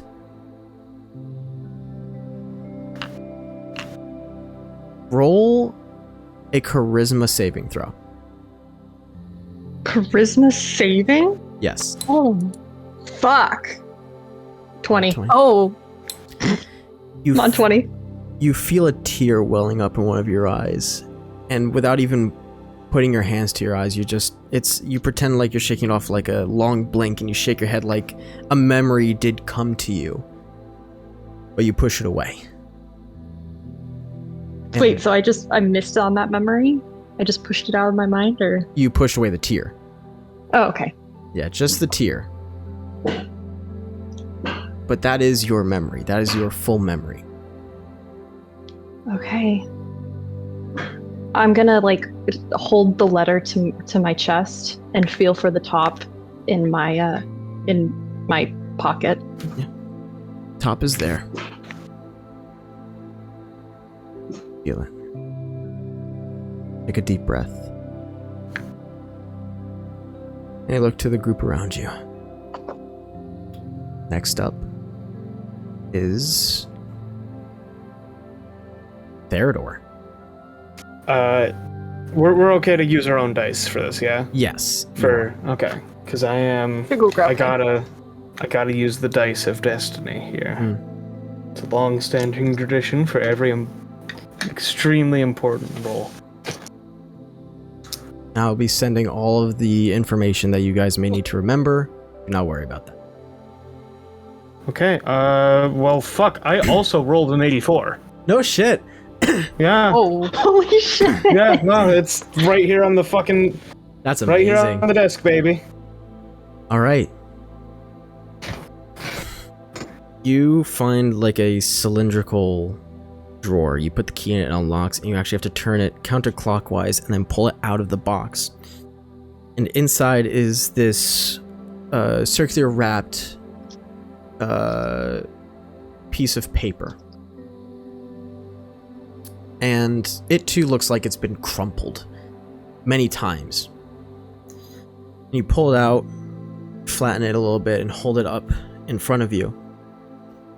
And in big, bold letters on the top of this piece of paper is the word missing.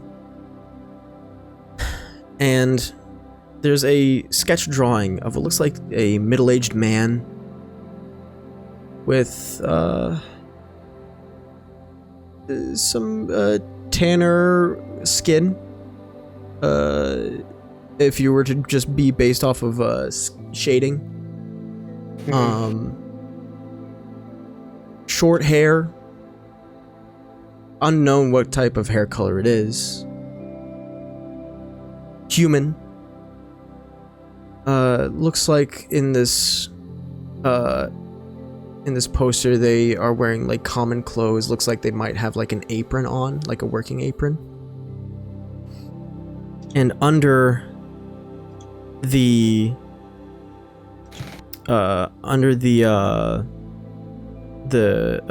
sketch is the name Wayland Sharp. Same last name as yours. You turn it over really quick just to see if there's anything else as far as any other information. And you see on the back there are 4 columns, smaller print, and it's in your handwriting. The far left column is has the names Ulster Set with a dash, Hitching Post with a line crossed through it. Underneath that, Timbermore, a line crossed through it. Underneath that, Harkenstrom, line crossed through it. The next column to the right reads Pavenport and Stillshore underneath. No, Pavenport, then Stillshore underneath. Next column to the right of that reads Farnos. And the far right reads Kalcheth with a line through it. And there are 3 arrows that branch out from the name Harkenstrom and connect to Pavenport, Farnos, and Kalcheth. As you read this and you look at the name, you look at the picture, you feel nothing but concern. You feel nothing but conviction. And you feel love. A familial love. I'm gonna have you roll pain tolerance. Oh, okay. Oof. Oof. Oof. Yeah, it's a 3. You get to re-roll. Okay. Natural 20. Natural 20. Oh, that's the second time that's happened this evening, isn't it? Yes, it is. Nary an emotion, a twitch, nor sound comes from Theodore as he looks at this poster. Also, could I get the transcription of what you said at some point? All of you guys, after the memories are done, I'll be sending all this to you guys. All the information that you guys will need. All right. Next up, Val. Ooh. Okay. Special dice. Don't fail me now. 44. 44, partial memory. This drawer of the box is the largest, and put the key inside and you pull it out, and it seems like it's a little stuck. You have to jostle a little bit, and as you jostle it, you hear clanking metal banging against itself. And inside is this set of just common manacles. They look aged and well used. The bits of metal where they would have contacted skin are very glossy. You hold them in your hands and you take a deep breath as it's only partial. You feel this wave of cold air. Almost like it's wintertime. And where you're sitting on a bench, underneath your legs, it feels like cold stone. And you hear many voices just gently in your ear. They're quiet. Some seem like they're trying to yell. Others is just idle chit-chat. But it's consistent. And you hear the whispering winds just pass by you, and they seem to collect and echo like ahead of you, and you look beyond Theodore and Robert as if that's where it's coming from, but you know it's not there.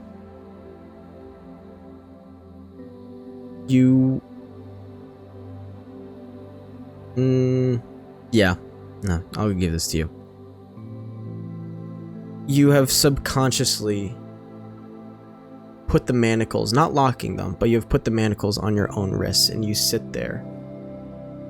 You kind of like cross your arms to hold your hand holding the opposite elbow, and you're sitting there and you start shivering.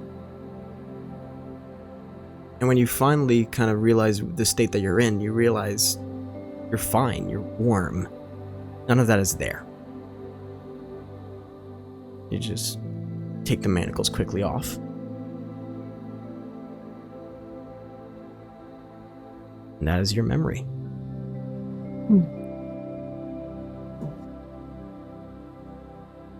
Okay. Robert. Oh, no check? No, you're going to get a check. I was just about to say, roll for memory. Or I mean for, Val. Oh, she rolled a 43, right? Oh, 44. 44. Like after, because you've been having us roll Oh, no. no crying checks. I don't No. remember much ever. I always roll like mid for Oh, memories. God. It sucks. I've been rolling these just haphazardly. I've been getting 90s. I got a couple hundreds too. So. Let's see what you get. Well, it'd help if I didn't lose the die. There it is.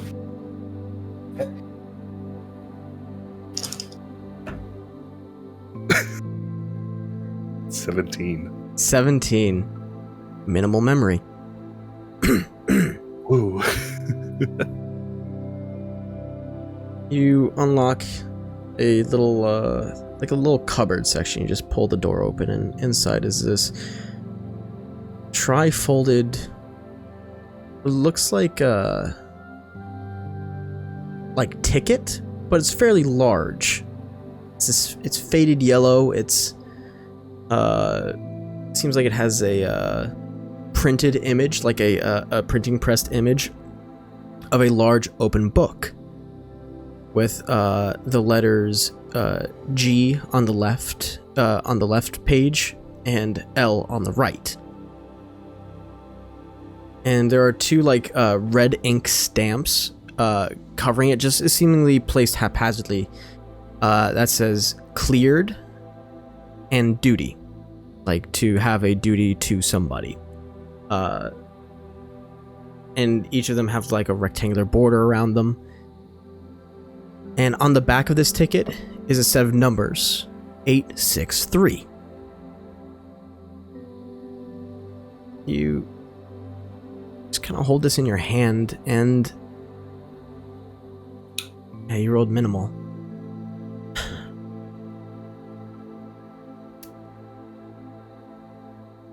This feels like it's something common to you.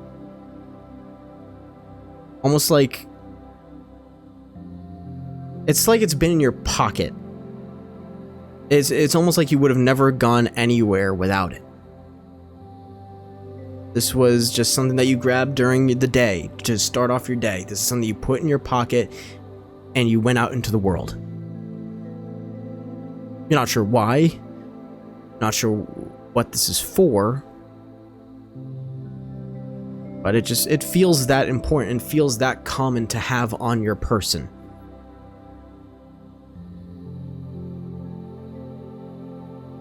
That is sadly all that a 17 will get.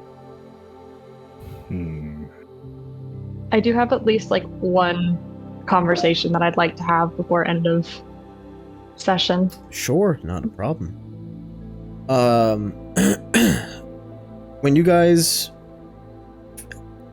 have finished your memory excursions, Silt, Orion, and Mr. Darren,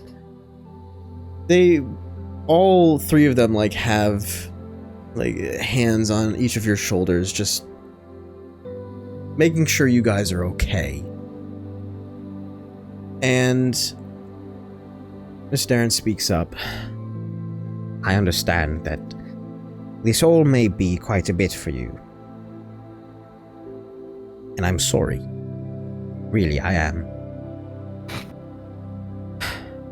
I don't have a say as to what happens here. I just simply watch over. I'm sorry that all these memories that you are gaining may seem to be quite a lot. But I promise you, we all here want you to remember who you are. And he takes a deep breath and actually walks away. And Silt speaks up and says, I'm gonna be honest with you. I don't think he's ever had to make that speech. Or maybe he hasn't done it in so long, he doesn't know how to do it. Because I've never seen him act like that. So when you say we weren't the first, really mean we weren't. Oh. I guess so. Am I understanding you right? You said when he says that you weren't the first. He said that we were his first. Oh, But Silt's. Darren had seen more. Yeah. Yeah. Yeah, Darren has seen more than Silt ever has. You guys are Silt's first. Okay. That makes a lot. Yeah. Thank you. No problem.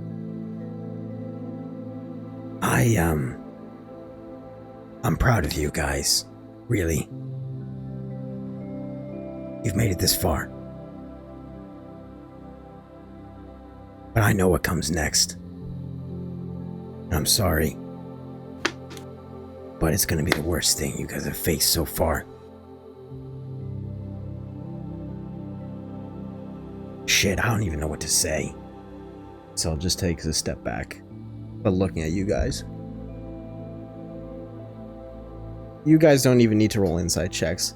Mr. Darren and Silt, they're both flustered. Like they have these thoughts in their heads that they're trying to say cohesively,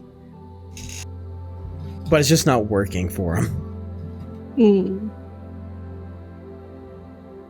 Orion steps forward and he starts writing on his slate. They've said enough. We all know this is a lot. Wipes it clean, starts running again. Take your time for now to rest, get what you need, erases, write some more. I would say it's better to get started as soon as possible than let this wait. Wipes it again. Takes a deep breath for himself. And writes, "You're all stronger than you may give yourself credit for." And then wipes it away and puts the slate back and just... It lets you guys have your moment, like turns away, looks at the fire, and waves Silt off. So you guys can have your space.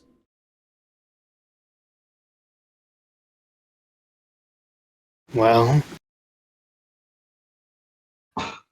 It's a lot. yeah. Might be time to eat and sleep while we can, then. Probably wise. If what they're saying Well. is true, then we're going to want to get a very, very good night's rest. Well, I think also a little bit of relaxation. Just If at it's- least a night's worth. If it's possible. Indeed. Yeah. Maybe we should take tomorrow as a day of relaxation. That'd be nice. Yeah. I'd like that. Well, Silt, we're gonna need a few drinks if we're going to celebrate before. And he nods. You want them now or do you want them later, before you leave? We'll stop by. Alright. Just, I guess just letting you know to expect us. I'm always expecting you. Gives a small smile. Goes into his kitchen.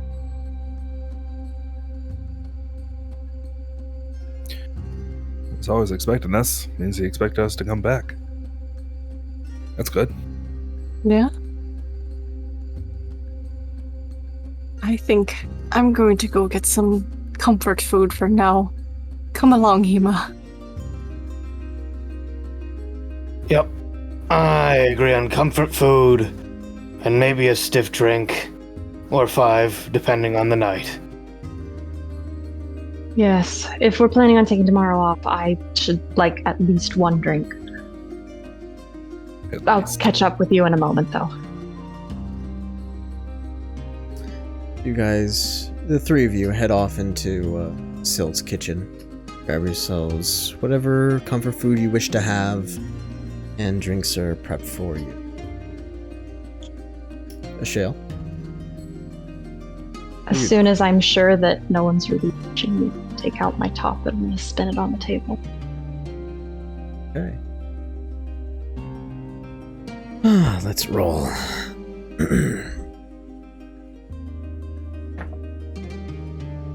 Okay. So that is going to be...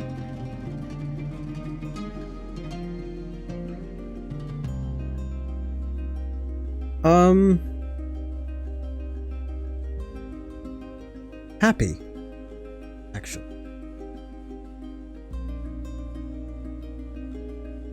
I will pick it up, put it in my pocket, and walk back towards them to join them.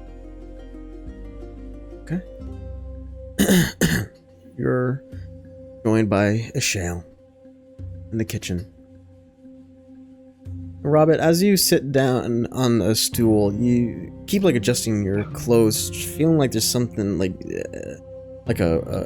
just a rumple in your clothes, and you reach into your pocket, and there's something in there that wasn't there before. Pull it out, and this little box. Yes. It's got gears on the outside, Yes. all intermingled. And it seems like it belongs to a machine. Robot buddy, robot buddy. Robot. You all have your meal, your drink, and for the sake of brevity, when you've consumed to your heart's content and smiled a little bit more often than you've had felt like you've had the opportunities to, you all head to your rooms. And Theodore, in your room, you find, wrapped in cloth, the sword you left behind. Yo. They do have a lost and found. You all hear that drunkenly through the walls. Oh yeah, because he had a few drinks. Actually, here, you know what? I'm just gonna roll a con save for funsies. Yeah. Oh man. Yeah, he had it. Woo. Woo-wee. Dang. Yeah, he's Theodore's a little gone. Very excitable at the moment. So before we do any bit of time skipping, do you guys have any last things before your long rest? I want to talk to Theodore, but it needs to be sober. Okay, that's good. So then what we'll do is we'll go to the next day, this day of relaxation of you guys preparing and just taking a deep breath. Everybody's sober enough. Val, you have done your shopping and your exchanging. You switch out your chainmail for the stud leather, and you get the nice pipe that blows bubbles for Hema to mess around with as she tries to hold in her claws and blow little bubbles. But she does. She's a dragon. She's smart. And it's cute. Orion, being around, gets the biggest laugh out of it. Yay! So with everybody doing their thing, Shale, you have the floor. Okay, I am going to try and, probably pretty much first thing in the morning, I'm gonna go over to Theodore's room and knock on the door. Yeah. Theodore to enter, he'd be dressed down at the moment. Oh, so, the Shale not in would be armor. dressed down as well, just Yeah. clothes for hanging out in a tavern, pretty much. Yeah. So. Sorry. He would not have. He wouldn't be in heavy long sleeve like he would be under chainmail. So you can see his arms. So you'd be able to see Miss High Perception. Sorry. No, you're fine. You'd see at first the battle scars be noticeable. And then you'd see very meticulous looking patterned scars all up his arm. Anyway, he answers the door. I'm just gonna catalog that. Michelle Yeah. catalogs it, and she doesn't say anything. She just looks at him and says, I believe we need to speak briefly regarding something. May I come in? Of course. Yeah, sure. All right. I am going to the step door behind you, I guess. Sorry. I step inside and turn to face him and hold out the banner, green banner that I got. I believe this should be familiar to you. It's a dark green banner with the compass rose in white with an H in the middle. Yeah. And he kind of takes the amulet out from under his shirt. The Yeah. amulet as well. I only knew about the sword. Oh, I mean, I guess we maybe worked together in some way. I don't know. Potentially, probably. It's... I had somewhat of a... This was the third key. This is what I got, but we were all in our rooms, not at the table, so... Turn it over. The banner, I mean. Yeah, okay.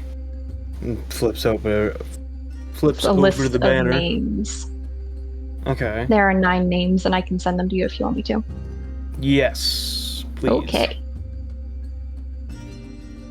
Okay, I wouldn't know any of them, and yeah, I can't say I know any of them. Well, was worth a shot. I didn't expect you to recognize any of them, but Yeah, I'm figured. sorry. no, Sorry, I no, couldn't don't do more. apologize. Don't apologize. It's fine. I figured I would present this, let you know that at least there's some connection. Yeah, it's comforting to know, I guess, that maybe there was a chance we knew each other before. Yes, indeed. Frankly, that was it. I saw the hilt of your sword. I knew I'd seen the emblem somewhere. I just didn't recall. And then you pulled out the sword to use. Did you get that back, by the way? I thought I heard you yell something about a lost and found last night. Oh, but yep. we were Yep, all it was rather on- in our it was- cups. It was on my bed and wrapped in cloth. Oh, fantastic. That's good at Oh. least. I remember what I was gonna ask, by the way. Huh? But Yes. more of just a question. But do you think or what? I mean, what do you think this company, core, organization thing that we were under? I don't know. What do you think it was like? What do I think it was like? I don't know, just like a guess. I guess. No, I know. I'm reading the question. Think about it. I don't know.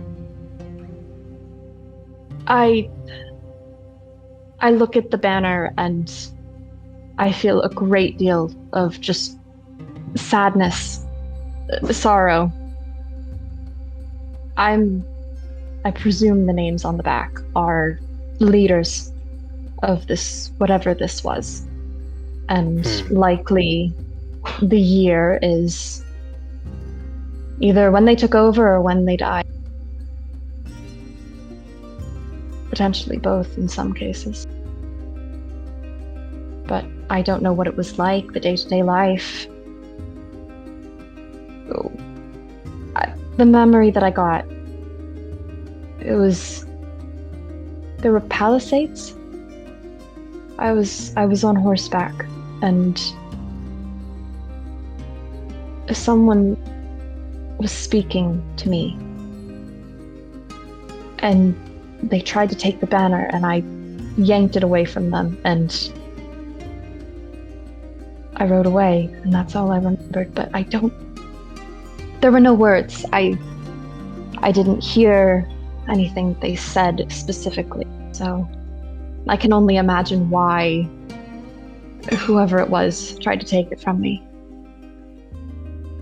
Gotcha. Well, yeah, I wouldn't know.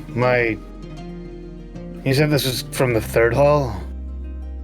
Yes, after the third hall. Went back to our rooms. Yeah. Yeah, I don't remember nothing from my third hall possession. I'm sorry. It's fine. You can catch him, like, glance at the drawer it's in. All it does is make me feel uneasy.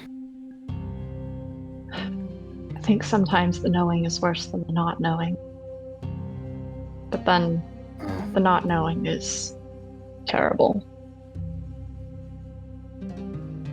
I don't know. That's really all I wanted to say, really. I just figured I should present this. I appreciate that, and I guess if I see anything that ties us, or that one of us might be involved in, that like correlates with the other, I'll say something. Of course. I haven't had anything that ties me to Val or Robert, so. Yeah. All right. Well, I'm going to go find breakfast. I'm sorry to avoid you or No. disturb you. You're fine. I wasn't doing anything. I might join you in a bit, well, I could join you now if you want. I don't know. It's That's up not to you. overstepping, is it? No, it's not overstepping. I needed some coffee. Bit of a headache when I woke up this morning. Perhaps we celebrated a little too much. I mean, speak for yourself. I am. I certainly am, and I think that I probably had too much, though I don't know about you. I feel,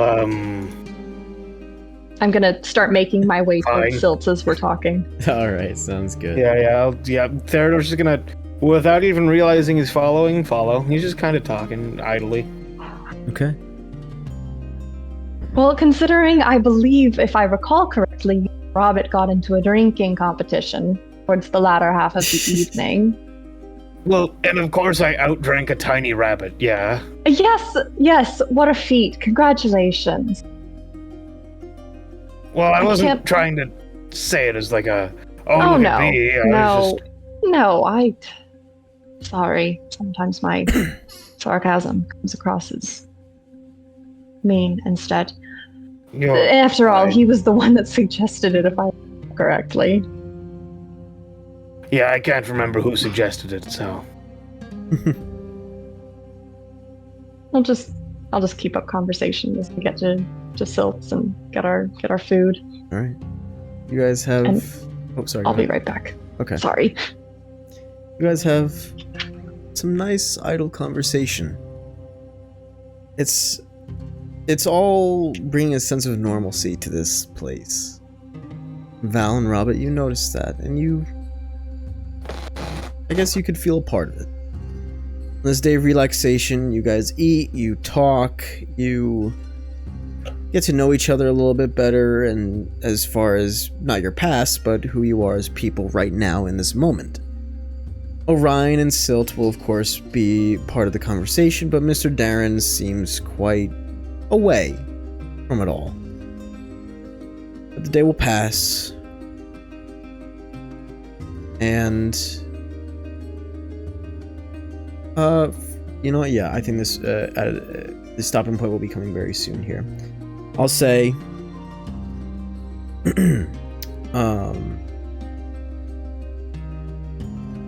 Is Darren completely absent? no, he's there. He's just not really communicative at all. Can I convince him to do a chore for him for the tiny mechanical crab that does not function since it's broken? It sounds really cute. I thought about getting that. Okay, a chore, sure, yeah. Honestly, roll a Hell persuasion check. DC's low. All right. Zoop. Now I am using. Nat one. Oh, hold on. I got lucky. I'm using lucky. Yeah, all right. Oh my god. What does Lucky do? Oh, what doesn't it do? You can Boy. re-roll any roll, and you can also force somebody else to re-roll. Okay. If it's 14. made against you, I can force something to re-roll. Yeah. Oh. Or maybe it's against me, rather. All right. So, yeah, 14. Go to Darren and ask him for, can I do a chore so I can get this little mechanical crab? And he looks at you with this cold face, but he nods and says, Well, here you go. and he picks up like the giant pile of books that have been beside him since you guys got here. He says, Oh no. Just do me a favor. Put them on the shelf by the fireplace. Please, make them look organized and preferably in alphabetical order. And that will suffice. Okay. you go over, you just start putting the books in, and it doesn't take you very long. 30 minutes maybe. Are the books or bookshelf dusty? A little bit, yeah. I'm gonna be as messy as possible doing this and just cast Gust to like blow the dust off of everything. Poof! Nice little plume of dust just collects around you. Everybody sees this and they're like, alright. Also, to speed things up before 30 minutes, since I can carry like one book at a time, I'll also use Mage Hand to carry a book with me. Sure, okay, yeah. That's really good. I love that. Hey, yeah. You save a little time, put it all in order, and Mr. Darren gives an approving nod and asks Emil behind the counter to give him the little mechanical crab, and he gives it to you. Yes. Oh, crap. Fuck yeah. All right. I'll say this is probably like the last thing that you guys do before Darren actually clears his throat and says, Everyone, if you could all please gather by the fireplace. It's time, I think. So, Mr. Darren announces to you all that he's actually kind of pushing you guys forward. It seems that he wants this over with more than you guys might. Stilton O'Ryan stand in front of one of the benches by the fireplace, and Mr. Darren stands in front of the fire, silhouetted by the light. You all just stand in front of him. And he says, This is going to be the hardest hole you all will have to be a part of. And for the several times that I have done this before, it never gets easier. he looks each of you in the eye. If you all survive, or for those who do survive, when you are finished with this hole, you will be allowed to leave. No more of this inn, no more of us. You will get to go. And by the gods, I hope you can. And he reaches into his coat and he pulls out a big skeleton key. Do what you must to survive. Do what you must to get the chance to learn who you all are. You see his face tense. Come with me. And he steps away and heads to this door right here. So Darren goes to the door right in the corner. He slowly puts the key into the door, gives it a turn, and this metal door scrapes along the wooden floor. And inside it is dark. So Darren steps inside and moves to the right and waves you all in. As each of you move forward, Silt and Orion pat you all on the shoulders and give you a nod. And ahead of you is like the pull gates of like the city elevators. if you know what I'm talking about. I think so, yeah. Like those crappy elevator doors that are just like chain link. Oh god. Mr. Darren Fun. reaches into a small like window and you hear him turning a crank and the door actually begins to open. Oh, why can even open? This is the hardest thing ever. Yeah. This is what he was talking about. There you go. Oops. And ahead of you is this platform. You see these just metal instruments that look to be fashioning to be a pulley system of some kind. And he waves you on and says, "Please step on." And it's a small, it's basically an elevator, more or less. And he says, We can't all fit. "Nah, that's just a space." He looks to you all and says, "This is where I leave you for now. When it is done, you will find the same type of portal as you've seen before. Simply walk through it to come back here. We will be waiting. And just make it to the end. It'll be clear when you get there." And the gate closes, and the elevator begins to bring you slowly down. And the further down you go, the darker it gets. You hear grinding of stone against the sides of the elevator, and you start to smell damp. You feel cold. And you smell death. When it finally reaches the bottom, you find yourselves in a stone room. Carved stone.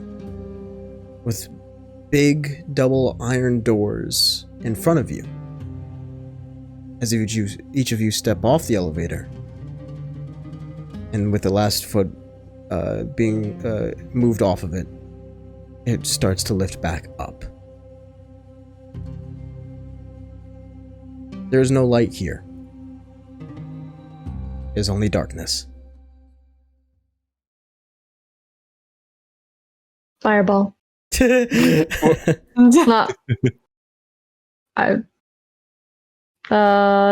What is it? It's the fire spell. It's a cantrip. I always get it confused. Firebolt? Dancing lights. Firebolt. Fuck. Or Thank you. firebolt. Firebolt.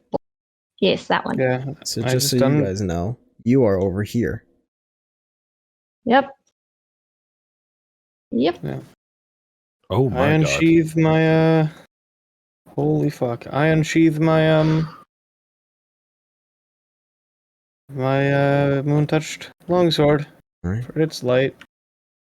And as you all pair spells and pull out weaponry,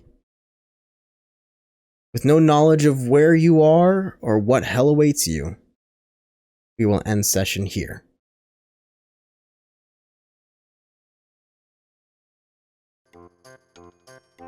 Okay. Live now?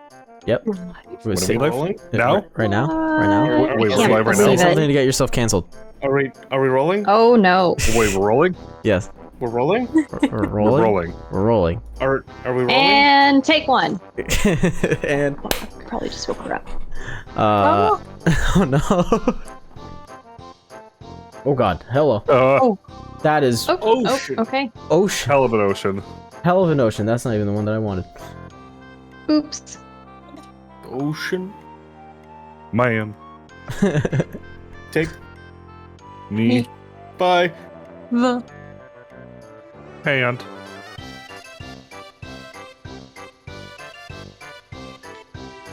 Okay. It shouldn't hurt you now. the ocean can't hurt you. The ocean can't hurt you. The ocean doesn't exist. Gray. Yeah? Say lead. Lead? Me.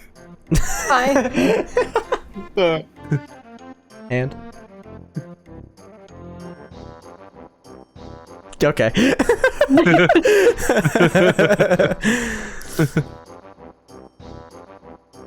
Can I lower it? I Beautiful. can't believe that.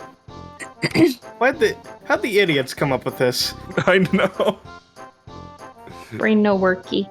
A collective of zero intelligence. I think it's just like the phrase "it's stupid enough to work." I know. This is amazing. Oh. Hell yeah. That's wonderful, Sam. Thanks. Should put. Now I gotta look at this. I can't believe I love that so much. we're gonna become ice pirates. Ice pirates. Oh my no. gosh. Ice pirate. Pirates? No, Iris. Yay! That's such a good gosh. doodle. I love it so much. Oh my gosh. It's amazing. That is amazing. I love the one above it, spider. Yeah. Stock photo guy. Hell yeah, there's Theodore. There. And you there go. he is. Gosh. So, DM, how did you expect us to get over here? I didn't know. I'm gonna be honest. I was, How did the other team do it? the other team, so they had another swimming dragon. And they were like, can we just do it one at a time where the dragon takes us over? I was like, sure, it's doable. And I had them do checks and also the dragon as well to, you know, actually do this exhausting work. And people who were holding on to the dragon, you know, they had to make sure that they could hold on. But that was pretty much how they did. They just kept ferrying. But they also had the robot, and the robot just walked across the bottom. And he made it just fine. He was like, I'm fucking 300 pounds. The water's not moving me. No, not at all. Yeah. Yeah, very different. Theirs sounds way more harrowing. Yeah. Maybe it's just the Wind Waker music in the background for me. Yeah, I think the Windmaker music made it a lot better and a lot easier because it made it sound triumphant. I know. And I think there's storm music in that. We could have been doing it to that. Yeah. I wasn't gonna say it. I wasn't either, and I thought about it again and was like, could have done it to that and it would have been terrifying. Yeah. I love it. You guys succeeded. You did a good job. We did it. Stupid enough to work. Stupid enough to work is our campaign's slogan, slogan at this point. Stupid enough to work. Yeah. Does what I posted in Shippo Station clear anything up for you, Jay? Thank you. Fucking loss. Always lots. I don't know. Loss is eternal. Yeah, no, I saw it. I saw it when I was making Theodore. More Theodore memes. Amazing. This is how like the entire adventure is chronicled through Theodore's eyes. Unfortunately, you made a shitpost channel, and well, you had me in the game. Okay. Oh my god, why is there another rabbit? Why do I have another rabbit? Ah, there's an imposter! What? Who are you? Oh my god. My god. Time to kill. By the way, Gray, mhm. since it never came up, I was doing the math of how far away we were. Let's see. Hold on. Mhm. Like I could fly. I could have rode Hema halfway through. Uh-huh. I could have used my vortex warp at 3rd level. Yeah. I could have used meta magic for distance spell. I could have teleported everybody over. Whoa! Oh my god. Really? Yeah, well, fuck that. We got to be ice pirates. I know. Yes. I'm looking at This is like so higher much better. levels. The range of the spell increased by 30. Oh, bitch! It would have been 240 feet, or 240 feet, and we determined that was a radius around me. So I Yeah, could have that been was a like, radius around you. Up. Yeah. Holy shit! Yeah. Wow. And Holy- then Theodore was like, said something about ice, and I'm like, this is a much better idea. Wow, that's amazing. Thank you for gifting us that, Spider. The ice raft adventure, because you could have easily said nah. Wait, I got it. No. Nah. I heard you say something about like vortex warp and at first, and then the ice thing came up, and you never said it again. I was like, all right, I guess he just didn't want it. I guess it wouldn't have worked. You sound like you're dying. I'm really sorry. Don't worry about it. I just wish that I was recording when that happened. Yeah. Put that at. Take out your eardrums. Mm-hmm. Oh, I know the editing I'm gonna do for this video.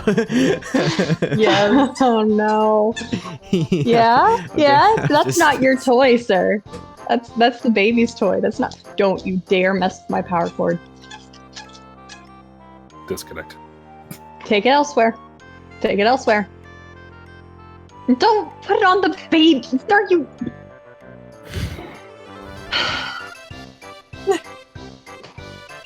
Dogs. You know, I don't know if it was a thing I did as a kid, but like, Nutball. was it? Nutball. Yeah, What? nutball. Nutball. What? Well, you take a ball, Uh-huh. and you sit, legs spread out, opposite from your opponent, Uh-huh. and you try and defend your nuts while also hitting the opponent's nuts. Yeah, I so rolling see. ball at them. Oh dear. You know, I think I've run out of words for the day. Yeah. Yeah. I don't think we're like full on playing nutball, but we're just kind of passing it. All right, you guys start passing the ball around. Can we take a couple minutes to adjust this while I also take care of the dogs because they're going batshit. Yeah, They want that's- like 30 different things I need to take care of. That's totally Mhm. fine. Problem. Yeah. Okay. Break. Sorry. No, don't Sorry. worry about it. You're good. Thank you. Yeah. I will return. I need to do some adjusting anyway, so. Does he mean his balls? Yes. Oh. Don't tell Jay I was talking about his balls while he wasn't here. Oh my god. He'll be flattered. Summaries, messages. Under comment, Gray, what the fuck? Who in the fuck are those people at the end? Are they fucking gods? Gray, are they gods? Gray. What the fuck? Someone. I love it. Oh, by the way, Gray, Mm-hmm. I will not forgive you for leveling me up enough to buy Fireball and not use it for like 3 sessions. Incredible. You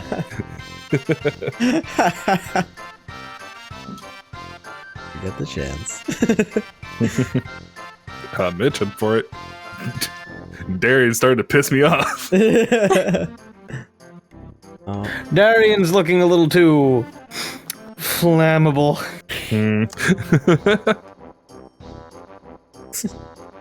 Woo! I came across the whole D&D concept of like starting out with no memory of what your character is. I'm like, this is a great, did it well. Yeah. I'm glad you guys think I'm doing this memory, first person amnesia, right. Oh yeah, also just a good DM. Yeah. Yeah. You also do it great because I gave you nothing. Yeah. Yeah, I gave him like 1 or 2 little things. I legitimately gave him a rabbit, said, I don't even know if he was a rabbit before. That's all I said. Oh my gosh. Yeah, I was just like, I got a weird little metal box that I don't have the key to. And, yeah. And I've See, gone I gave Gray several different baseball bats, and I know at some point he's winding up to hit me with them. and you don't know which one or where it's coming from. And I don't know if he added more after I handed him said, hey, use this in the I guess. Robot buddy, robot buddy. Robot. Rabbit will rub the little fur on his chin, take a look at it, be like, huh. This seems like a real puzzle box. Roll credits. Oh my god. Hey, thank you everybody for joining us for season 1 of Puzzle Box. Oh, fuck off.